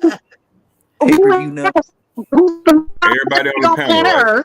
We gotta talk about whose dick is bigger. We gotta talk about who has better Gucci too. We gotta talk about shit that don't fuck with boxing skills. Like, better than Crawford. We gotta be talking about boxing skills, but we have to talk about everything else when it comes down to the mega fans. Spence got more baby mamas than Crawford. Ain't no way he gonna lose. I said, am I an Errol-sexual? If you don't answer questions, you become one. ATL. No, hell no. You can't categorize me like that. Nope. I can. Yes, I can. Up until now, you said it was. These people go to court, plead the fifth all the time. Hey, look, ATL. You said it's beef to July 29th, right? Yeah, that's what I said tonight. You don't know how I might feel tomorrow. No, but you been saying it's up to the 29th. So everything leading up to this fight is fair game. You won't even answer the question, and you know the answer. No, but I don't. wanted to see if you was going. There you go. You ain't hear the question because you don't want to hear it. You say you're not answering no question. Nope. Too many of y'all. Y'all not gonna do nothing like this tonight. Hey, ATL, you act like a mega right now. Don't get mega, ATL. Don't act like a mega. Angry and stuff. Y'all angry. I don't want to be. I'm not angry. Okay, I don't want to argue. We're not angry. I love y'all. It's not called arguing. It's called telling the facts. I love y'all, man. I don't want to argue tonight. It's not arguing. I really We can't believe Spence fans think but don't Bud act is like just a going to maker. stand in front of him I'm all gonna let night. y'all get y'all shit off tonight because it's let just him me. You pound know what I'm on saying? him. I ain't got no partners I'm here with tonight. you. Bud about Don't to nobody fight love me tonight. dude all night. I say Spence jab is key. Yeah, some people gonna come in. What's up, Dayum? They scared of y'all. They won't come in. Damn. Y'all gonna jump them. That's why in the 4th round They scared to come in. Y'all gonna jump them. That's why they don't help me. Yeah, that's facts. That's facts. Because No, he's such a good jabber. damn. And Errol, let me say Go this. ahead, no, go ahead, Tay. I'm sorry, Tay. You go ahead, Tay, baby. We Go ahead, saw baby boy. Kell Brooks. Tell them Reginald to take whose over. jab is completely different from Errol Spence, right? But we saw the jab work, right? And you never saw Crawford adjust, right? That 4th round, I remember that Crawford got knocked upside his head, and then the ref stopped the fight. You know what I'm saying? In that Kell Brooks fight. You know what I'm saying? So clearly, That's right. Crawford didn't do anything to adjust to the jab, so he still got jab Nothing. issues. The thing is, what Bud has difficult with which one thing that Sprint has never ever showed is the overhand right. That's the only punch Bud gets hit with faithfully. It's that overhand right, and we've never seen Sprint produce an overhand right. So unless he learns this shit in the next less than 60 days, then it's gonna be a long night for somebody. It's just gonna be a long night. What up, Reginald? And Spence jab and Because Kell Brooks. that straight left, but I mean he fucks up that straight left all day, every day. That jab, that straight left jab, he's gonna fuck that shit up all day, every day. That overhand right is Bud's kryptonite, so to speak. That's the key to beating Bud. If you have a good overhand right, and don't let him. And the craziest part is to me though, Miss T, people see the sleep on. Bud don't go to his corner. He don't get stuff to tell. They don't tell him. His coach don't tell him what to do next or whatever. But that's because Bo may be eating cheeseburger. He makes all the adjustments on his own. He knows exactly what he's doing. They just let him go be out there and be great. To me, that's not always a good thing, because sometimes you can be in a fight with certain people. You might need somebody. But Tim Bradley said this himself. He was like, Bud went over to the corner. He didn't have nobody in the corner. He was just in the corner by himself when he was his sparring partner. And he was like, this nigga came back out and still was whooping my ass. He could not figure it out. Yeah, this is what Tim Bradley said. I mean, Tim Bradley, he be on some bullshit here and there, but I don't believe that's a lie though, because everybody says that about Bud. Even Shakur or whatever. Like, this nigga literally, even Devin, he goes in the corner and does his thing. He just goes in there and just he assesses his own situation and he goes out there and handle it. Errol Spence beat a prime Kell Brook before Kell Brook ever lost. What are we talking about? Come on. But listen, I want to show Kell Brook's boxing record, because I heard somebody say that Kell Brook didn't come back to 147 until he fought Bud. Like, that's he was bullshit. Weak when he fought Bud. Look, stop playing.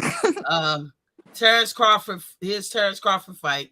This Kell Brook's box record. So y'all don't think I'm lying. There it is. So he fought Amir Khan. We know about those fights afterwards. Terence Crawford, right there. Mark DeLuca, and it's a welterweight. We don't know these people, but I'm just saying, when Terence Crawford makes the statement that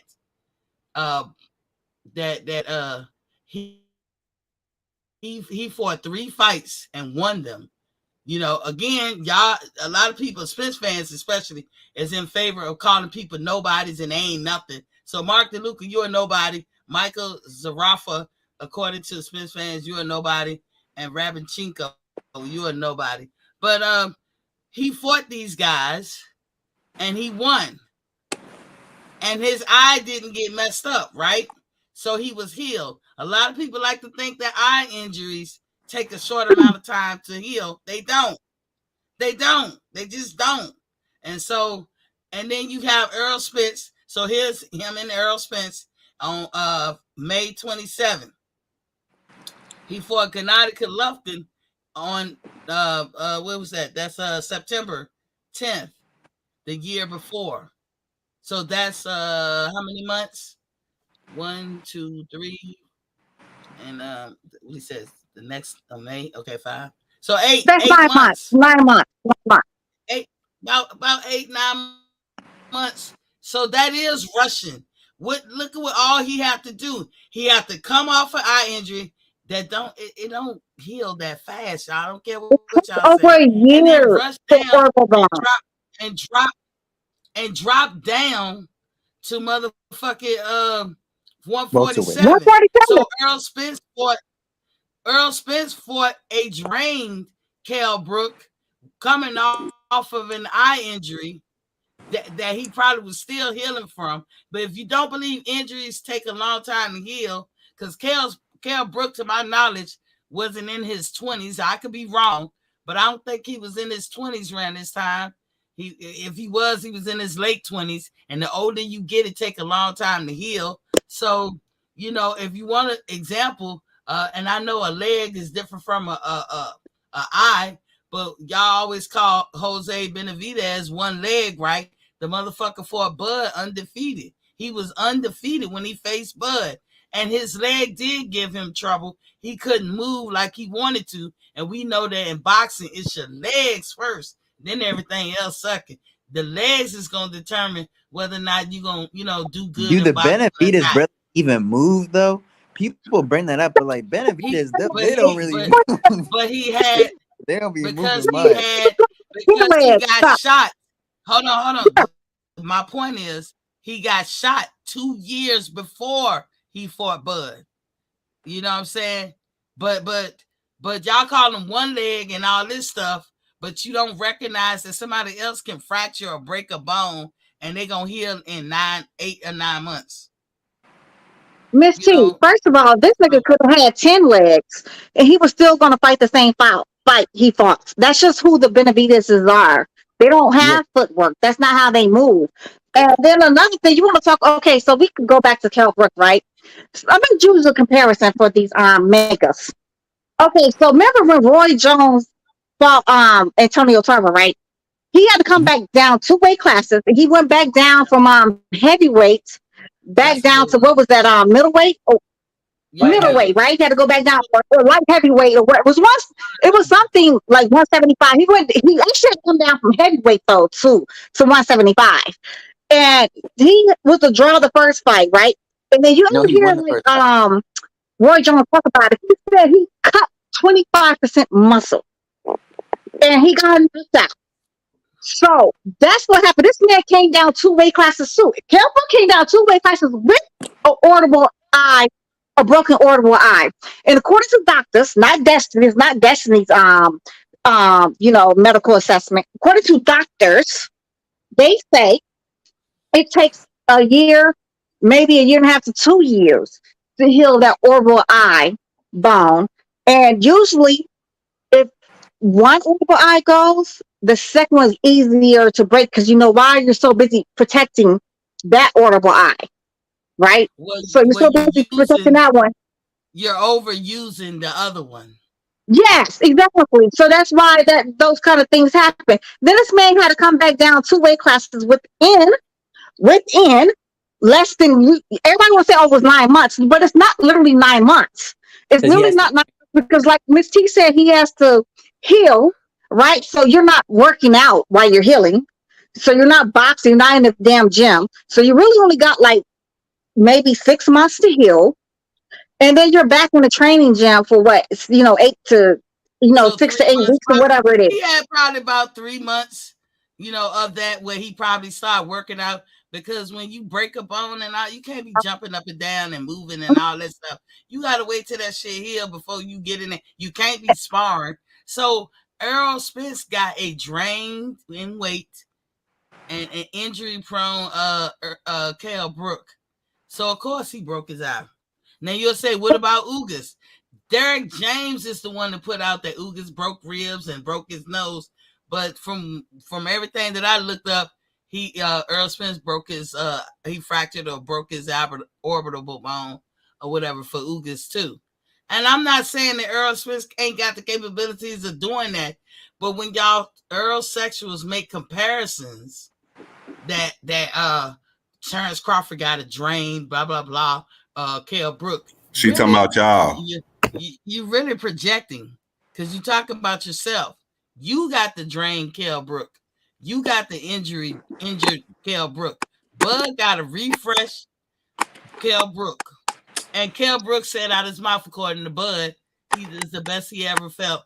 He feels real good. No, not according to Bud. He actually said that on that when they were on that little little press tour thingy, which was not a real press tour because that was during COVID. No, Kell Brook, I heard that. I heard him with my own ears. He said it out his own mouth. That this is the best he felt in a long time. And I remember something else, Miss T. Around this time when Bud fought Kell Brook, all the damn all the Megas channels, they were all like, "Oh yeah, do y'all see his oh my God, his two stomach muscles? Y'all see them stomach? Yeah, I don't think Bud they would do Kell Brook. Oh my God, they oh no, I don't think it's baby. Y'all see his back? Y'all see his two stomach muscles? It was bananas. Like these niggas was like obsessed with this man's body. That's how these big men are a little, bi-curious or whatever. They want a little mayonnaise in their buns. Because the stuff they were saying about about Kell Brook was bananas. I mean, it's nothing wrong with admiring, somebody, another man or whatever. It's nothing wrong with that to me. Honestly, I don't know why that's such a big thing. I don't think there's nothing wrong with a man complimenting another man. But when you're going on and on, like, oh my God, his stomach muscles, his back muscle. Yeah, I don't think he's gonna beat him. Remember, Kell Brook and Sean Porter was supposed to beat Bud according to the Errol Sexuals, and then y'all walk that back and act like y'all ain't never said it. All the past matters. If you're gonna make a great assessment, see in your mind, if you believe that Bud had a drain Kell Brook and a drain of 1 foot out the door Sean Porter, and then you can make Errol Spence great. This is how you make those assessments that he's the dog in the fight. He's the big man. He's the big fish. He can beat Bud easily. But if you take in consideration the truth, Errol got the drain Kell Brook. Sean Porter wanted to retire before he fought Errol. How does that change your assessment? D-Ray Promotions, I see you in just because y'all ain't never heard. Just because y'all ain't never heard my assumption about it, because I don't even think we knew each other then. But both of them fights, I said Crawford was gonna win. Even Sean Porter. You know what I'm saying? Sean Porter and Kell Brook. I knew he was gonna win them fights. I just knew that Sean Porter fight was gonna be tougher because who Sean Porter is, you know what I'm saying? I used to fuck with Sean Porter too, so. But according to that's what I was trying to ask. According to the judge's with Sean Porter, before the stoppage, according to the judge's scorecards, before the stoppage, one judge had Bud winning 6-3, and the other two judges had Bud winning against 5-3. 5-3, yeah. But, 5-4. But yet the narratives that you hear from Errol Spence, dumbass the other day, dumbass person the other day on somebody's channel. Yeah, no, Sean Porter was not up. He was not up. No, go look at the good judge's scorecard. He was up. Oh yeah, because people are stupid. They make up their own stories. They make up their own stories. Yeah, they're not stupid. They're lying on purpose. But hello, Miss T. That's why I wanted to ask you, ATL. You there? Yeah, I'm here. I'm here. Oh, ATL. That's why I wanted to ask you. You said we didn't know you then, what your assessment was, and I believe you. But what I wanted to ask you was, were you also one of the people that was sprouting the narrative that Sean Porter was ready to retire before Bud? That's why Bud had it easy. He didn't really put his all into it. No, he was 1 foot out the door. Kenny knew it, and Kenny Porter knew that Sean Porter wanted to retire. Did you ever join in on that assessment? No, I think Kenny Porter threw the fight. That's what I think. Yeah, Kenny Porter rigged it. No. I was there and I saw Kenny Porter and he told me bet on Terence Crawford in the 10th round. I'm like, how you know this, Kenny Porter? He said I put magical juice in Say you get your little young ass need to stop. I was there, Miss Monica said, "Oh hell, stop playing." Reginald Peterson, Reginald, and you know I love you, Reginald. You know I love you, Reginald. But Reginald will probably be. He probably was one of those guys that subscribed to the fight that Crawford. I mean that Sean Porter was ready to retire, and that Kenny knew it, and Sean Porter was kind of like half-assing the fight, and so that's the only reason why Bud won. You know, I believe that Reginald have said he was ready to retire. See, I ain't for sure, Reginald, but I'm saying like all those who subscribe to that narrative, you lied. Now eat your motherfucking words. Whoever you are, you lied. The funniest part was though, right before that fight, before Sean Porter fought Bud, him and his daddy was going on that, you know, their little press tour or whatever. Oh, this is the best training camp we had. Yeah, this is the best shape I've seen them in. You know, we're doing really good. We're, you know, da da da da da. And then when you know, Sean Porter came out very, you know, as he usually does, very, you know, aggressive and agile sometimes. You know, clumsy too at the same token. All you heard was these mega channels. Yeah, we told you this was going to be a 50-50 fight. I'm starting to think it's more like 55-45, 60-40. They were saying all these bananas bullshits, like complete bullshit. Even before they even had the fight, right? They was like, yeah, this is going to be Bud's real test. This is how we going to know Bud is really the goods, whatever. Not like David Gamboa was not showing everybody that he was the fucking goods, because David Gamboa, between both of their so-called, you know, records, is the best win. I don't give a fuck what nobody says. David Gamboa is going to the Hall of Fame. He's going to Gamboa. You know, I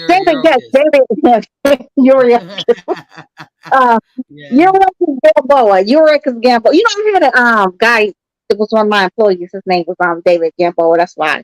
But Eurekas Gamboa is going to the Hall of Fame. He was a top 10 pound for pound fighter. He was undefeated when Bud put them paws on him.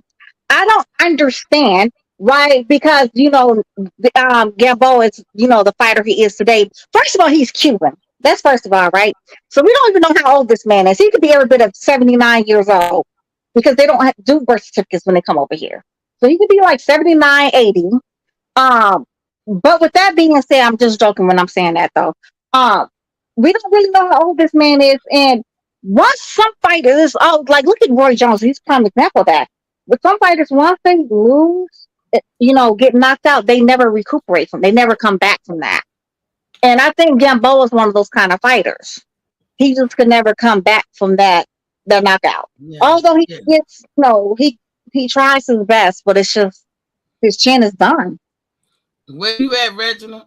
I put the link in the chat. Was a bum who moved up, who hadn't fought in a year and a half. No credit. Jay, the joke is over. Nah, I'm being serious. Eurekas, you ain't serious, because Eurekas Gamboa was the shit before he fought Bud. But look, Reginald Peter said Kell Brook said Errol his harder than Bud. That's all that matters. Did he say that? Harder. Did he say that? I know, as if that mattered. But what did he say after the fight? You remember, Destiny? Anybody remember? Bud is the best. Did? Yeah, he said Bud is the best fighter out. He's definitely the best fighter.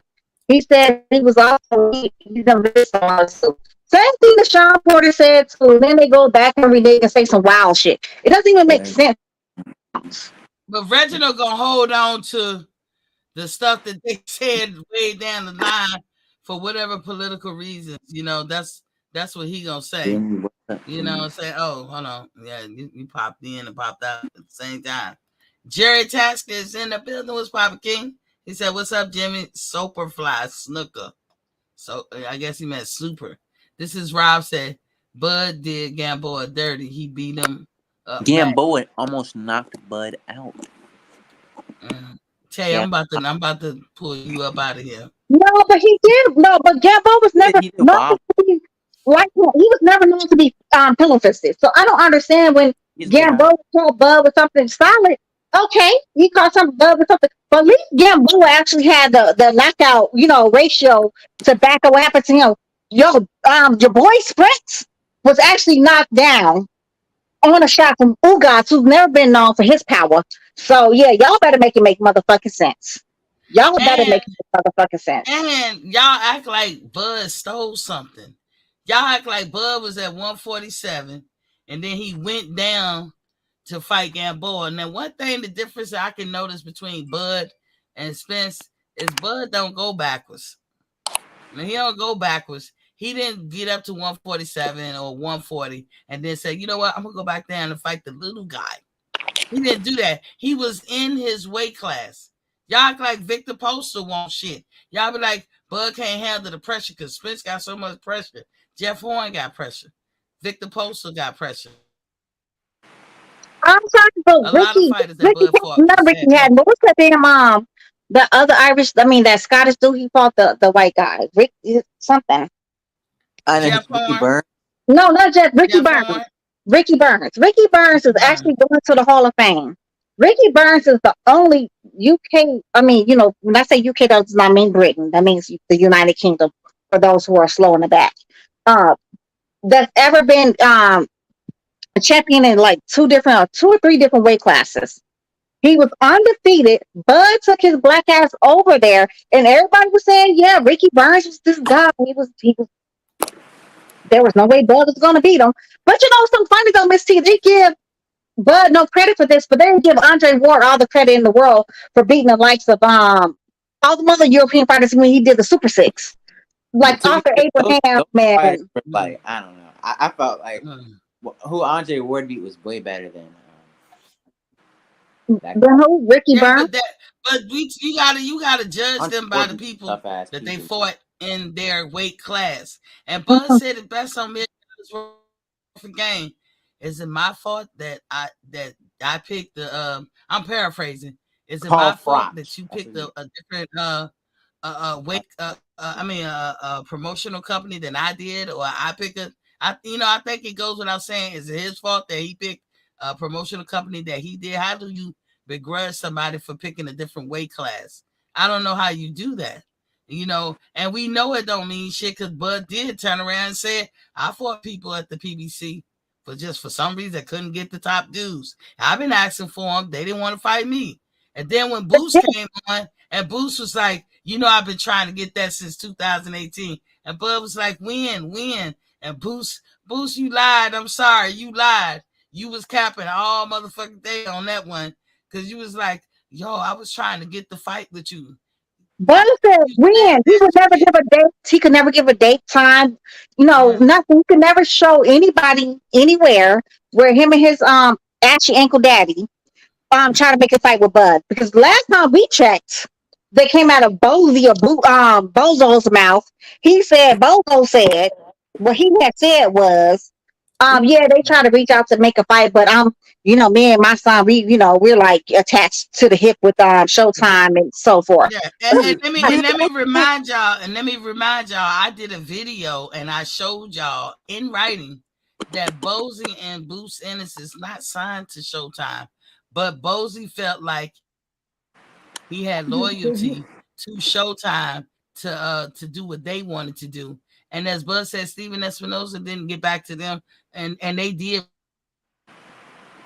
reach out to them. So, and we know that Showtime and Al Heyman works hand in hand. So you mean to tell me, Bozy, your son want to be a champion so bad, that you turned down the opportunity to be a champion because of some loyalty thing? That's not contracts, but some loyalty thing. I'm saying, what's up, Big Texas? Big Texas. Me and my son. I like Cletus, bro. I love Cletus. Cletus, I love you, Cletus. Although we're gonna disagree, we're gonna agree to disagree. But I do love Cletus. I think he's an amazing person. ATX slab like Cletus. But this is right. But this is right. Most people always forget though. Bud started off at 130. He actually fought in 4 different weight classes, although he never got a belt at 130. But he started off at 130. I think he only fought like maybe 2 or 3 fights at 130, but most people always forget that one. Reginald, you got to go listen to the interviews, Reginald. Boost did call out Errol and Bud and Keith. When Boost was a young Rudy Poop, they told him not only when I say they, I'm talking about PBC, Showtime, his daddy, everybody that knows some shit. That's like Keyshawn Davis calling out Tank and motherfucking Devin Devin and Haney, and Shakur. who else? Shakur Can I say Stevens, something about which Keyshawn, man? Call him up. Hold on, okay. Okay. That I'm saying, I'm making a point. That's just like Keyshawn trying to call out those top guys. He ain't ready. He ain't in the running for him. But he gonna act like if he's worth his weight in gold, like he's ready to fight for the championship. They all act like that. Boost is no different. Boost was new and Rudy to the weight class, and Boost was trying to, call him out. And they said, "No, sit down, have several seats." But when Boost had an opportunity to fight them guys, he chose Earl, and you know it. Don't be a sexual tonight. Tay, go ahead. Can I say something about Keyshawn, man? I'm from VA, man, and he's making us look bad. Honestly, man, the way how he's around Shakur Stevenson like a puppy dog, I'm starting to think that him and Shakur Stevenson are having a relationship. Like he always has to get Shakur permission. Oh my God, please, Shakur, let me fight this guy? Let me at him. Like, come on, bro, what are you doing? No, but in Keyshawn Davis' defense, though, he did say, "Yeah, like y'all let me get my get my fights up with my weight and my paying back when I'm bigger." He did say that. He said, "Like y'all trying to fight me right now." He's like, "I only got like 8 fights in," in which he's talking shit like he should do. He's bringing attention to himself as he should do. Boxing, I mean, everybody gets mad when people call people out or whatever. To me, that's bananas. That's what you're supposed to do. You're supposed to call out the top fight. But the way how he just like is around, like the way how he just slobbing off Shakur and just like, oh my God, let me at him, Shakur. He's that's young, his dad. Tay. He's young. That's his boyfriend. He needs permission. Well, Tay's very young too. Tay's like my unofficial child. Tay, how old are you? Like 22, 23? Nope, I'm not that old. I'm 19. 19. Yeah. Look, Tay, he's young and he's trying to hang around greatness. I'm from VA too. I don't know if I agree with you on that one, Tay. Like he slobbing him off, but he is buddy with him. But he's young. Missy, I'm gonna tell you one thing for sure and two things for certain. They train together. Missy, I'm gonna tell you one thing's for sure and two things for certain. Don't VA niggas be fine as fuck. Good God. Damn. Say, Tay, say. That's like he's younger than my son. Like, don't do that. He's a baby. He's I know, but he still is old enough to get him a gal or two. So but don't do that. I'm saying like you're a very handsome young man, Tay. I've never seen you, but you're a very handsome young man. But I'm just saying, like, I'm just grown ass man my age, It might I ain't talk about little baby. Well, you know the slogan for VA. Virginia. No, I don't know. What's the slogan? Virginia is for lovers. That's the slogan. I have nothing but respect for Miss Destiny Black. Already, Tay. I love I love girls. Don't VA niggas. But my assessment of that is that in the time as we get closer and closer to the fight, you're gonna have a lot of reveals and everything. People are saying things that they wouldn't have said before because we here now. And to think that it don't matter the past. Hold on one second. And to think that it don't matter the past is just ludicrous and crazy because the past is what got us here. But if we don't rehash it or just re-say it sometime, because I'm gonna be saying something up until the fight. Why? Because what I don't want to happen is that it don't matter who win or lose, may the best man win. That's how I really do feel. But I'm leaning towards Terence. But if Earl wins, with his fans and all that gonna come back and act like everything they said was the truth.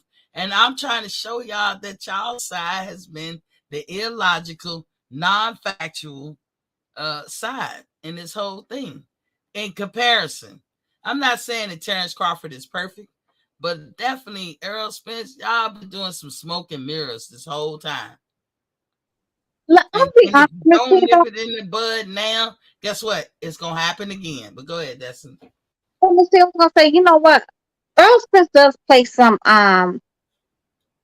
he culpability in, you know, the way these some of these mega channels has been acting towards him or whatever, because he's been payola to some of these mega channels, which whatever. But overall, Earl Smith is he's very much a likable person. He is. I'm not gonna stunt. He's very much he's actually really fucking funny to me. Like this nigga cracks like some of the shit he says, I'd be dying laughing at, like, bruh. But it's just like the overtopness for me. They act like this man is literally Superman. He just walks, you know. At least I could say, you know, Bud is, you know, he's acceptable to the overhand right. Um, Everybody said Bud just he can't fight on the inside. Well, he proved that wrong. He can definitely fight on the inside. Is that his favorite thing to do? Absolutely not. I don't think most people don't. I mean, besides Mexican, there's very few black fighters that like to fight on the inside. Um, besides Mexicans. Spence don't like to fight on the inside. Spence is not an inside fighter. That's not his thing either. He'd much rather throw that left jab Who's and that Spence? straight left, you know, all day, every day. But with that being said, though, like, I mean, does Spence have a chance of winning this fight? Anybody has a chance of winning any fight on any. There's no such thing as foolproof fight. There's no such thing as that. It's always those fights that people be like, they underestimate, you know, they like over, man, he about to watch dude or whatever. You know, the same thing they did with Anthony Joshua and the Andy Ruiz cat. Yo, Yeah. Unless it's really Anthony Joshua brought his black ass over here to America, got to hanging out with all the rappers, fucking all the damn strippers, and once he saw like he was about to fight this slot body ass nigga, he was like, yo, I'm really about to have the time of my life. Hey, did you hear about that thing with Andy Ruiz where that dude exposed him? What dude? What Expose them happened to about what? He was like, Andy Ruiz doesn't train and he's on weed. They had like all these pictures with him like with prostitutes and weed. Oh, you And gotta they drop even the said, link. no, okay, I gotta find it again. And they even said they were like, watch him go. He's about to go clean out his body for testing, so he doesn't get caught with any like stuff like that. I was like, He does that type damn. shit. It was He one of got his a weird, friends or something that was in that camp, and they was exposing. They have like all these type of pictures. he got a weird body, and I didn't think it was the best idea. If Ryan Garcia is a workaholic or a person who do his due diligence, then it's a good thing that he went to Derek James, because I think Derek James can bring some nuances to his game. But if Ryan Garcia is what Canelo and them said he is, like lazy and don't really put in the work and all that stuff, I think he made a big mistake going to Derek James, because them fellas over there ain't gonna hold their tongue and they gonna let it be known. General Big Fish, I see you in here. He said at Q, I'm nominating Miss T for the new buddy list. Put me on it. Hell no. Because you know I ain't said nothing but the truth. Hey, Big Fish, bring your black ass up here so we can talk shit to you. Bring your ass up here. Don't be in there talking about my good sis she's nominated.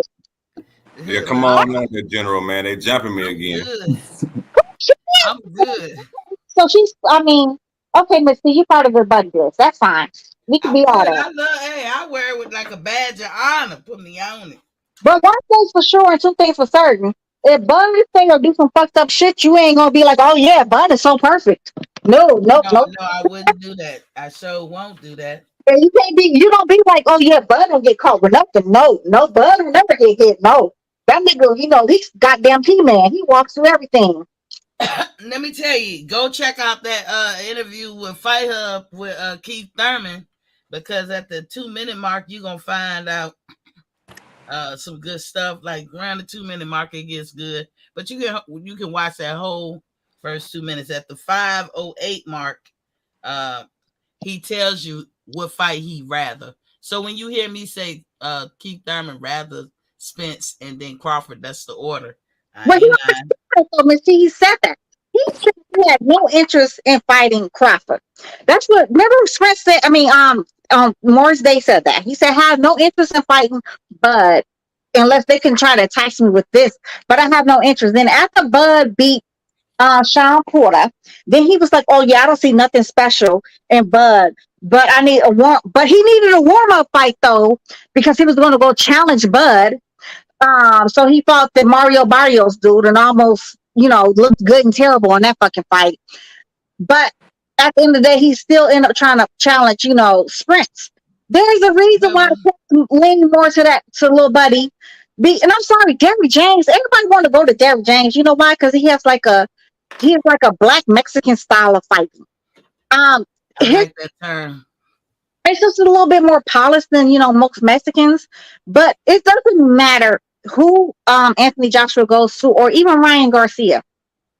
Once you have bad habits, you're never going to break them. You know what I'm saying? Like bad habits, especially in boxing, you're not going to turn into a fucking foot wizard all of a sudden. If you've never been a foot wizard, you're not going to turn to that. When people have foot movement, everybody think like, oh yeah, that comes from natural rhythm.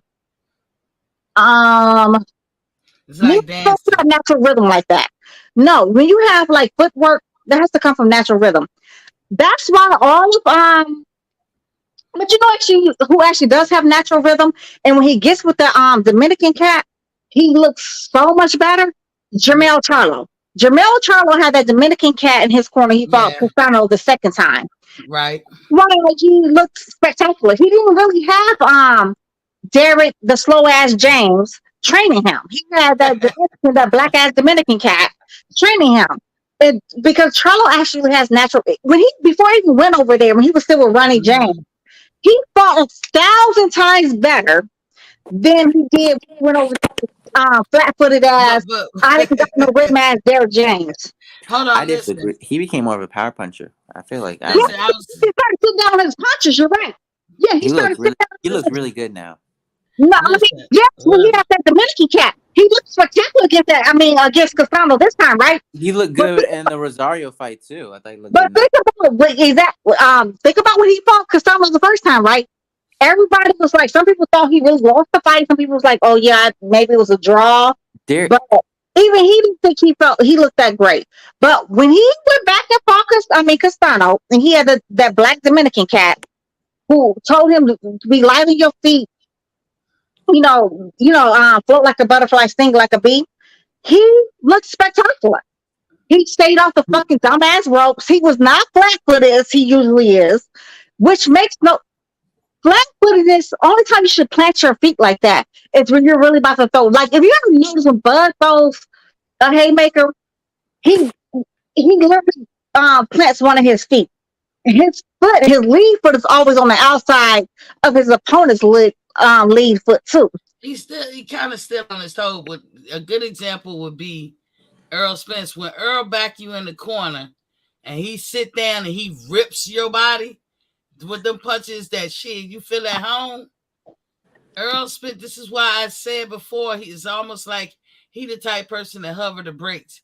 When he fights, he's already somewhat in a sitting position because he has to sit down to generate a lot of power. Errol Spence probably ain't got as much power on his toes, going backwards, going forwards. That's why he's a basic come forward fighter, but he's going to sit down and torque as much as his waist and his legs to generate that power to hurt you, that hopefully that you're going to submit and quit. What Derrick James can do, I kind of agree with Tay. He gonna help you find a way. He gonna help you just go for broke and hit hard, like to bring up, not necessarily to give you power, but to make you use your already there power by just telling you go in. I work with several types of coaches in the boxing when I was coaching boxing. The owner of the gym, he probably looking at this. What's up, DS? But the owner of the gym, he had them boys in there hitting that bag, and it's about the power. He also one of them guys that if you tay face to face, just start ripping and see who's gonna drop fast. Well, he's also Latino, and a lot of Latino. He's not Mexican, I don't think, but he's also Latino, and a lot of Latinos that mano y mano, that machismo shit. You know what I'm saying? And that's how they fight. And when she said the term a polished Mexican fighter or a black fighter, a black Mexican fighter, I see what she's saying because Spence moved somewhat. He don't. Yeah, He don't they have decent. All this stuff is like super basic, but it's good It's good enough footwork. You know, I think Derek James is a hell of a trainer, especially in that first Charlo fight. Everything that he was saying to do should have done. He should have smothered Castano and clinched, and then turn him. So he's the one that's down the road. But Charlo didn't listen. I mean, in that first fight, man, because Charlo is wild. Like, oh my god, like he needed to listen more. Charlo, that's not how you train him though. It's not good to tell your fighter to do that, but when you're not training them to do that, he just ain't even train them to fight in combinations. They don't fight. You ever notice? You've never seen Spence throw combinations. That's not a thing for them. They don't throw combinations. But hold on, y'all. Let me make this point. Yeah. The reason why I say he did bring the power, because that's all he gonna do. And you talking about that Dominican guy showed him some, to move your feet and this, that, and the other. Y'all remember, go backwards to when he was with Rodney Shields. Rodney Shields was teaching him the same thing. Move your feet, do every aspect, old school boxing. And Charlo was a stubborn person that he is, and he didn't want to hear that being young, and he just went over to Derek James, and all Derek gonna tell you is hit him hard, hit him in the nuts. I'm just joking, but hit him hard, and then that's how you're gonna break them down and make them submit. And guess what? Everybody who trains like that have major injuries within a month or two of training like that, because you will sit there and hit the bag real hard. When you get in the boxing thing, he advocate more man to man, face to face. And then at the end of the day, some of them kids had injuries and they 8, 9, and 10. If you training correctly, that is not going to happen, especially if they're not, touring and doing actual fights. And most of the kids, they don't have the money to keep traveling, so they ain't doing a lot of fights. So why are they injured every other month? But the other trainers that work in the gym advocate lateral movement, foot movement, calm down, stuff you gonna need. You need to stay calm and breathe right when you in a fight, even when shit coming at you, so that you can think, because boxing is a thinking game, right? There you have it. Derek James, what he gonna do differently? He's gonna show them how to properly do what they want to do anyway, which is mano y mano and hit hard and break their hands. So that was my whole point. People keep giving Derek James all these high praises about how great of a trainer he is. Yeah, he trains guys to fight a certain style, and then he puts them in the ring with cats. Like, who the fuck was little buddy that fucking Anthony Joshua just fought? And he didn't even look that great against the little buddy. But okay, he fought with him, and he couldn't do it. He was trying to implement what Derek James did. I think it was like a side shuffle, and he couldn't do it. He kept he's supposed to take 2 steps, and he kept taking 3 since he's so off balance. Because he looked bad. Bad habits. I don't give a damn who you get as a fucking trainer. You can get goddamn Jesus. I mean, you can get Korean Jesus, Thai Jesus, Black Jesus, White Jesus, Mexican Jesus, any kind of, it's just never going to be. You have bad habits. Is what it is. It is what it is. So I don't understand how people always be like jumping from trainer to trainer and all this other kind of stuff. Once you have bad habits, you have bad habits. Unless you catch that shit while they're like little youngins, it's never going to change. But that goes with what's his name was saying, going back to Sean Porter interview, when your heart ain't in it no more. D Young is in the building. What's poppin', King? You got the floor. What's good with you? Yeah, you poppin'.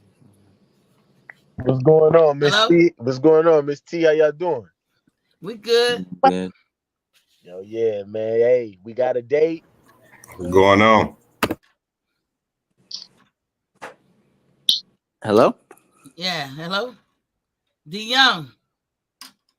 Can y'all hear me? I can hear you. I can't hear him. Yeah. Hello? Derek James training phone. D Young. Hell Dion no. has Derrick James Trina phone. Dion has one of Derrick James Trina phones. ATL basing his force knocked him out. They Hell tell you no. when you said, "Hey, I heard," and knocked this Dion. I'm gonna leave you up here whenever you get it straight. You just come through. But He yeah. said that. Hold on, y'all. I wanted to read something. I want to read something right quick. But On that Keith Thurman interview, the Keith Thurman interview that he did with Fight Hub.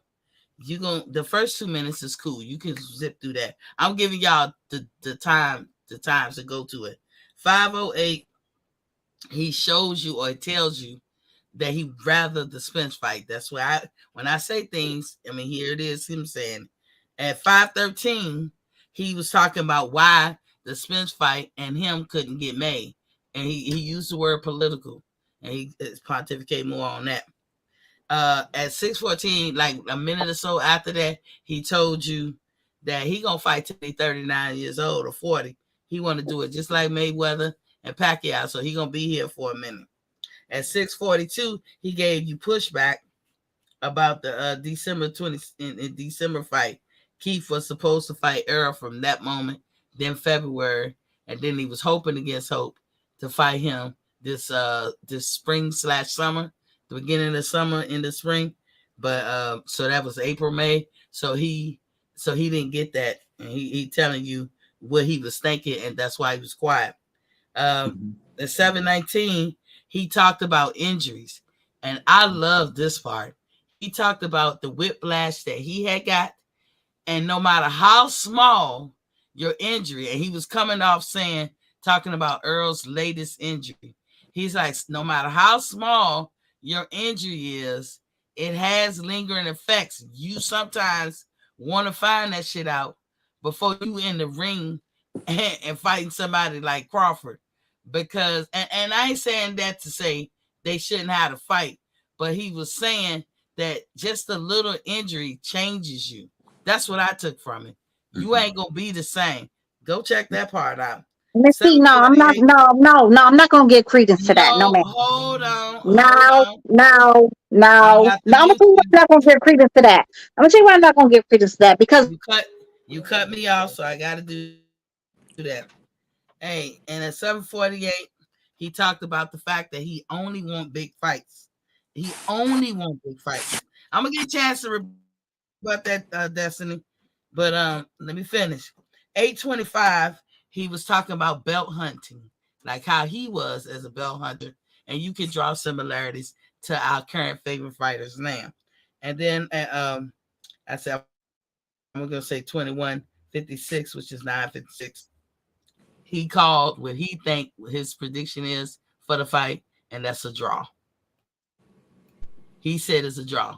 I tried. Okay, Destiny. Wait, who said it was a draw prediction? I'm sorry. Can you just repeat yourself? Morris. Oh, okay. Now go ahead and rebut, girl. Y'all gotta stop cutting me off.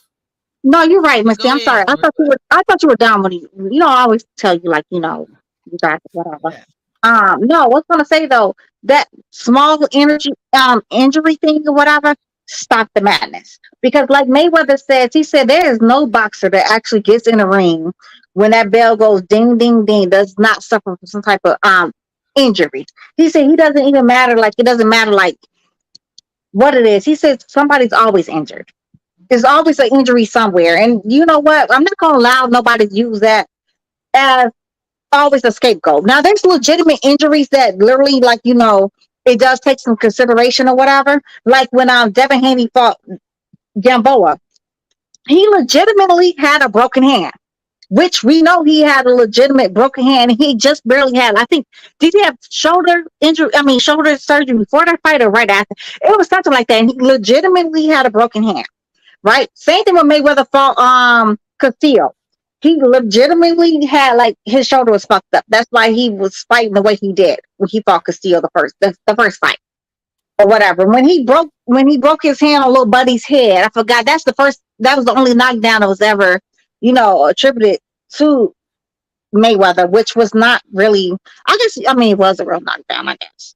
But although little buddy didn't even hit Mayweather, Mayweather hit his head and went down. I don't know how that's a knockdown because somebody's supposed to hit you, but whatever.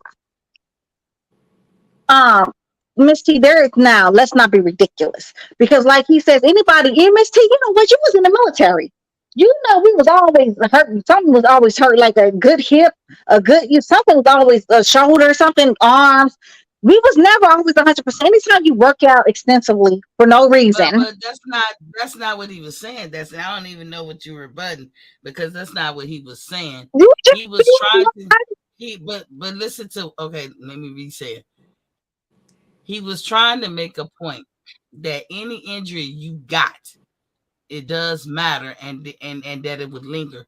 Like this note, let me finish.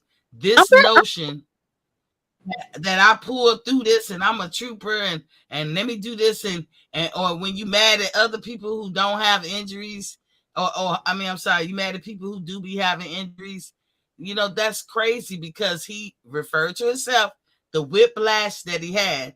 Now, however y'all put that on the Richter scale of most serious injury, I don't know. But if your neck hurt and when you move it, because people who get whiplash associate that with pain, and then pain tolerance is to the beholder.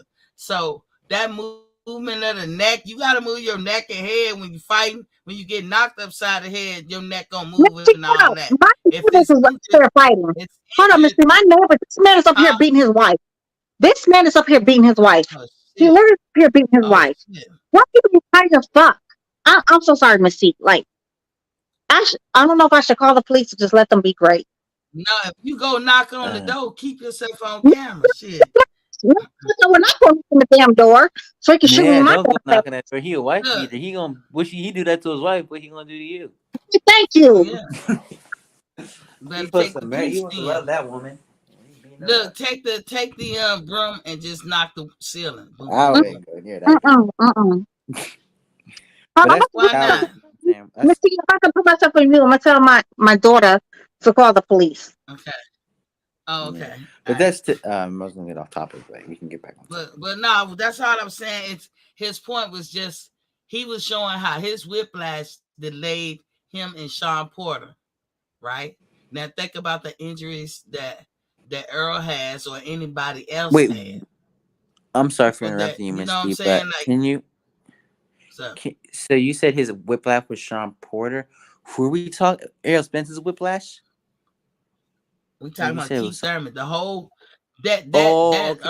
So this that I just Keith read Thurman off. Interview. Yeah, this was all his interview. I thought it was a good interview, but y'all gonna see why I'm just directing you to go to those points in the interview. It's long, and Keith is lively. Like I went through at the end before I dropped the first thing. He's lively. He's exciting. You know, all this. I know that's they don't agree, but he's a great interviewer. I mean, that's true though. And he said a lot of things. He's very, hold on. He's very clever. He's he put a spin on shit. I'm listening to him avoiding questions, and I was like, "Oh, Keith, you dirty dog, you!" But he good at that shit.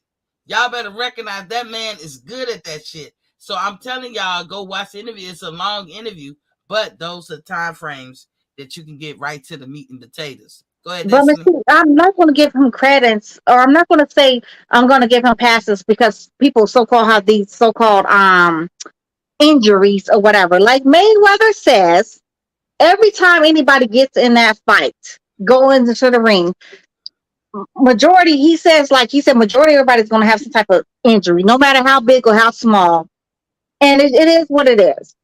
I don't want to hear that bullshit. Whatever Morris Day is talking about, because Morris Day took off like 2 years because he's supposed to have like an elbow injury or some bullshit he's supposed to have, and he's supposed to have like a finger broken. Hold on now, bullshit injury. Fuck with Morris Day. I fuck with Morris Day because he's full of shit. But that's what I gotta ask you then. Can you not hear the words coming out of his mouth because you don't like him, or you just saying everything he said is crazy, even though he's a professional boxer? I gotta push you on this one. Misty. Which one is it? Because he said some good shit. Misty, was you not in the military? Was you not in the military? Yeah. Right. Did you have to run? I was. Did you have to run? Did you have to do push-ups? Did you have to do sit-ups? Did you have to do other bullshit like pull-ups and all the kind of bullshit like what they said, watch TV when you had or do the plank or whatever else bullshit, bear crawls. Yeah, I'm gonna tell y'all what I had to turn to. Did y'all see? I say that in the beginning of that's where I get it from. I had to turn to mean like get your ass up and work. And yeah, we worked through injuries, but I ain't worked through no injury I couldn't work through. So, Missy, so you're gonna tell me we seen Devin Haney, Mayweather, even little Tink Tink, so forth and so forth. Although everybody's pain tolerance is not the same, get it, got it good. But if you really wanted that bad, Missy, you gonna do what? You gonna get it. You gonna grind down. You gonna get it. And you gonna get it. But if your hand is broke, you can't do that. You can't get it when your hand broke. No, you can because Mayweather beat the fuck out of some. Hey, Roy Jones did too. I mean, he beat somebody with slapping the fuck out of somebody, just slapping them the whole round, like the whole fight. You started slapping with just one hand. You didn't hear me. I said you can't go into a fight, or maybe I should be clear. You can't go into a fight with no hand broke. It's a difference between getting your hand broke in the fight and knowing your hand broke before you start the fight. There's a difference because you break your hand, you need to tend to the injury. If you don't tend to the injury and you keep pounding on it or whatever, you make that whole situation worse. No, but see, and that's any injury. No, you're right. You're right. Now, so you cannot go into a fight with a broken. Nobody's going to do that initially. You're right. But if you go into a fight where you know your hand is already tender, because it's not, your hands just don't necessarily automatically break. Your hand, like especially because your hand bones or whatever, it's been some things that led up to which whatever. It's not something that's just going to happen like bam, unless it's like you know what I mean. But it's usually like when it's like a break or whatever. It's been something tender or whatever, but still you work through it. Missy, I promise you, there's been times when my good hip, my good back was good and terrible, and I still had to do them dumbass so-called fun runs because mandatory fun runs. Who the fuck told them that shit was fun? And how was anything mandatory fun? First of all, but I had to do them goofy ass shits, and my back was good and terrible, but whatever. Like you said, we got to do our thing, girl. No, and nobody was gonna hear that shit. Drill, especially in basic training. Drill was not gonna hear that shit. Like, oh, drill sergeant, my back is feeling good and terrible. Girl, you don't get the fuck out of here. Get the fuck out of my face and go run your ass up to the front. Yeah, so nobody unless you got that profile shit, as y'all said. Basic training. If you had a profile in basic training, if you had a profile in basic training, they would get your ass for life. You don't get profiles in basic training unless you really broke an ankle or broke something. But you don't get profiles in basic training. You better soldier on. My bad. Yeah, I had popped out some kind of way. The screen went black. But what I'm saying is you have a profile chit in the military. Y'all call it that. We call it a chit. It's a regular whatever type of chit. And that'll excuse you out of stuff. But all Keith is trying to say, he said, look, boy, you just gotta listen to it yourself. But I took away, look, dude, you just had an injury. Because they were asking him or talking about like he was basically comparing Spence to Crawford, like with the pros and cons or the keys to victory or whatever you want to say. And he's like, look, when you got that injury, basically you're not gonna be the same. He's making an excuse for fucking Spence. Messi, don't do that. Don't fall for that bullshit. Do not fall for the bullshit. So what he's pretty much saying is if Bud wins, it's because Spence had injuries.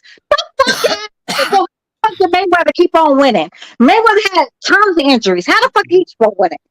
No, but see, I don't take it that well. Then there y'all see it. We got there's it's possible to hear one thing and have two different opinions, and that's or two different ways interpretations. I'm gonna say, but and I see why Destiny says it the way she says it, but I also see why I say what I'm saying.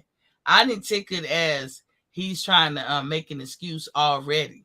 Because I'm the first person that say before the fight, before they even made the fight, I've been saying it for the last couple of years. That's just plain old an excuse. You know what I'm saying? They gonna do what they gonna do. The injury, you got injuries that clearly can be an excuse. Oh, I got a splinter in my finger and now I can't put it on the glove. That's an excuse. Especially if you took the splinter out and washed the hand. That's an excuse. But if I broke my fingers and I can't really put it in the glove, then that's an excuse. But what he's saying is, even though you had these accidents and the way that Errol Spence fans said, and that Earl said he walks away from accidents. He's superhuman. You know, remember that movie where the dude called him Mr. Glass or something, and the other guy you couldn't break or anything. That's how if you unthinkable. If you thinking about Errol Spence and you ain't know no better and you becoming his fan, based on what his fan base say, he the hard guy that never break. No matter what, he can walk away from everything. And what Keith was saying is, nah, dude, look, I had whiplash. And then he even kind of gave that nod, like, y'all remember when that was my excuse? I had the whiplash. You literally just gave Spence an out. You literally just gave this man an out on your own damn. I did not give him an out. I did not give him an out. No, I didn't give him an out. He basically saying, you still not getting. He's basically saying, y'all think of him as not broken or whatever. But all that shit he went through, he is broken. He is hurt. While y'all sitting up here saying that he ain't broken, not saying he can't fight, but saying, because Spence fans act like he gonna walk away from the car accident. He just gonna walk away from the car accident. And look, Spence went in to fight Danny Garcia. What I'm saying is what I always been saying. Everything Spence did in his 20s, he's in his 30s now. That shit. You literally just gave this man out. You literally just became a Spence fan. Like literally, you just gave this man out. You literally just said, because what fucking Morris Day, I know you have like a soft spot for them fucking ashy ass and light skins. If y'all think I did that, put a number on. Yes, please do. She literally just put this man a fucking out because he was injured because Morris Day said. Because what Morris Day says fucking count. Who the fuck cares? Morris Day only had like 2 fights in the last 20 years. Who the fuck? But that's it. And let me ask you this. Who gonna give him the out? You just did. You just did. No. Who is going to give Errol Spence out? Or what does an out look like? What he gonna get? You know what? It looks like, when they said Cinnamon was too young and inexperienced, although he already had like 40 something. I think at that time he had like the same amount of almost close to the same amount of fights as Floyd did, which or whatever. He was too young and inexperienced.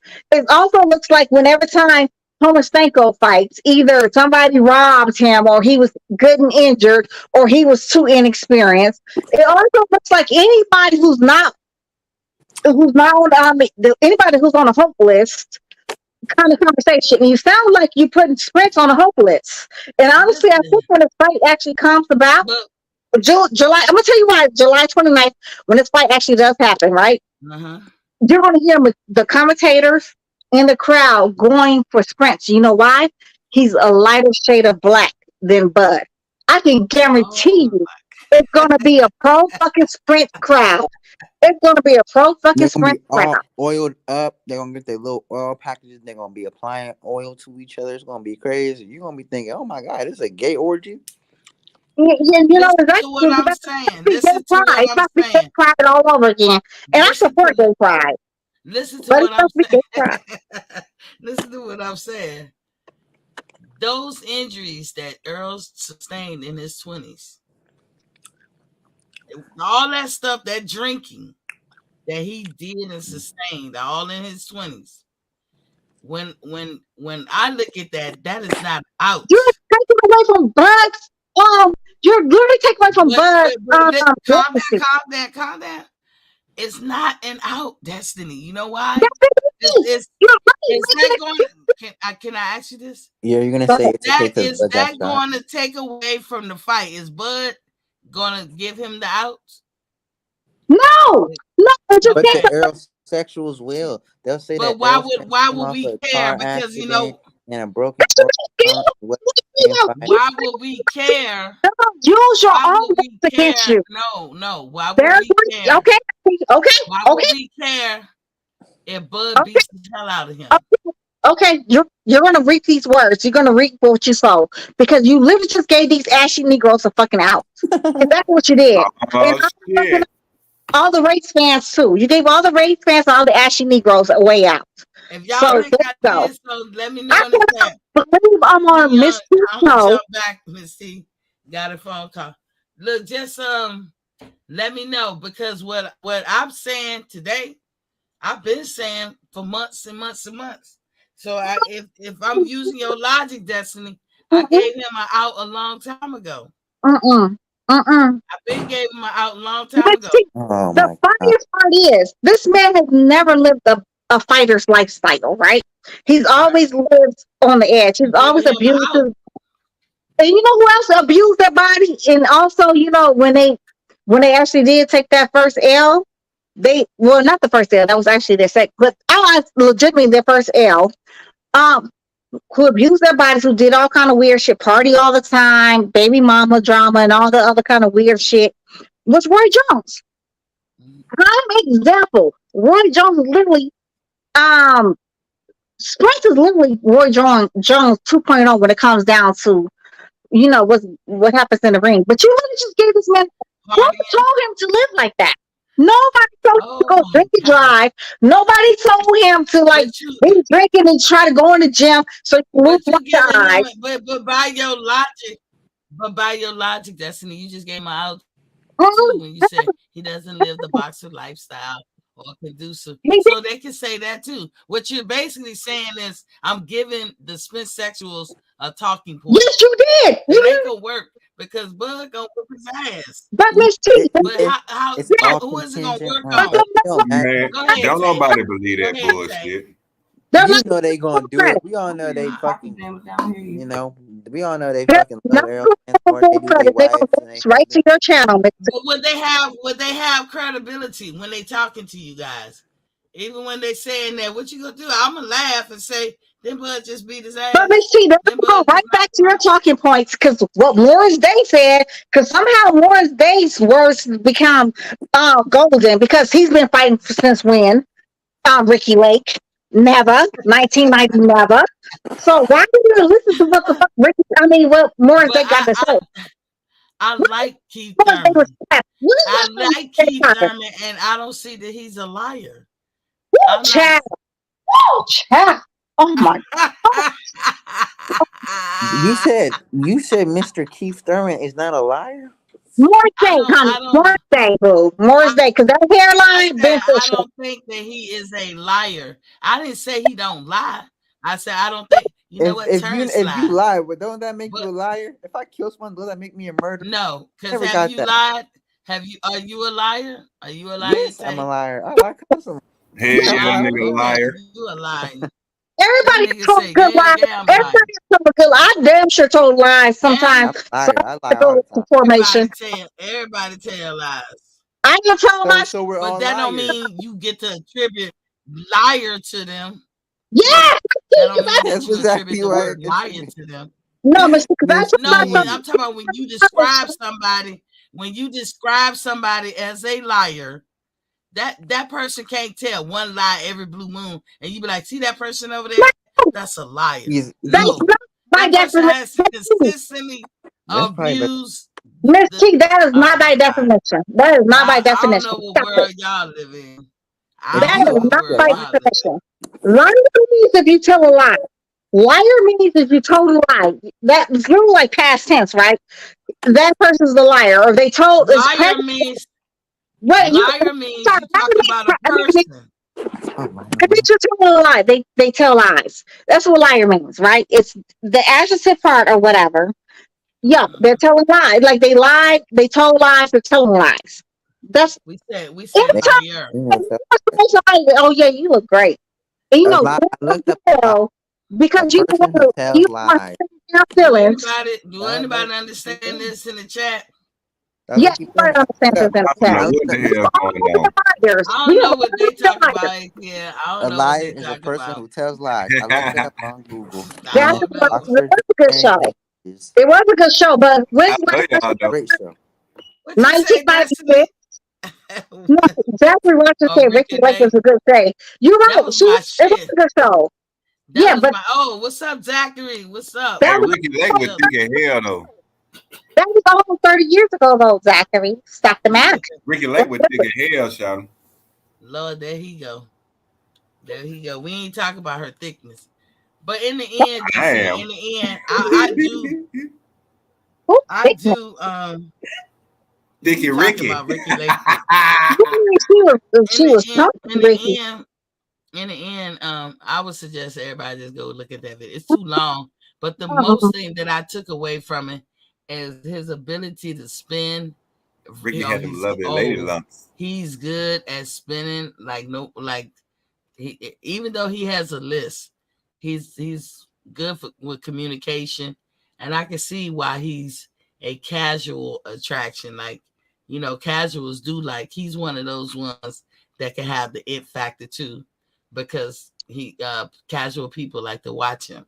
Now I know Miss Destiny don't like Keith Thurman. I still like Keith Thurman. He was one of my favorite fighters in the welterweight before Bud got up there. But you can learn a lot, and if you listen to him, I there's just like like it because he 3 or sound like 4 Daffy Duck. things. There's 3 or 4. Yeah, there's 3.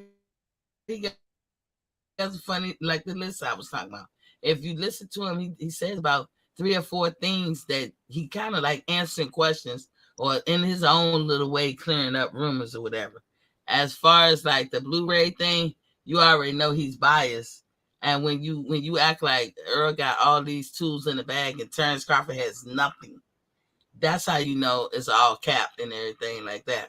But what I took from him, it seemed like to me, if what is true that Andrew said about him making a tour to these Bud Hater shows, then it sound like he asking for a job.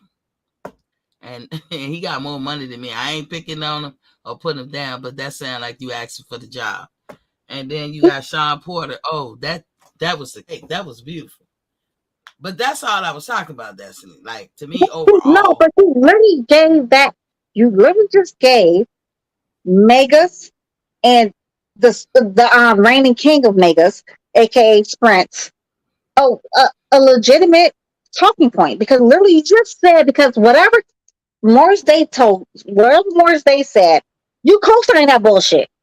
Oh yeah, when you have any amount of injury, that's gonna affect you, and that's exactly what they're gonna. If this man, if Bud wins, they're gonna come right back to this good video, and they're gonna listen to some good lies and alibis you just told to co-sign this fucking ashy ass light skinned Morris Day. How am I lying?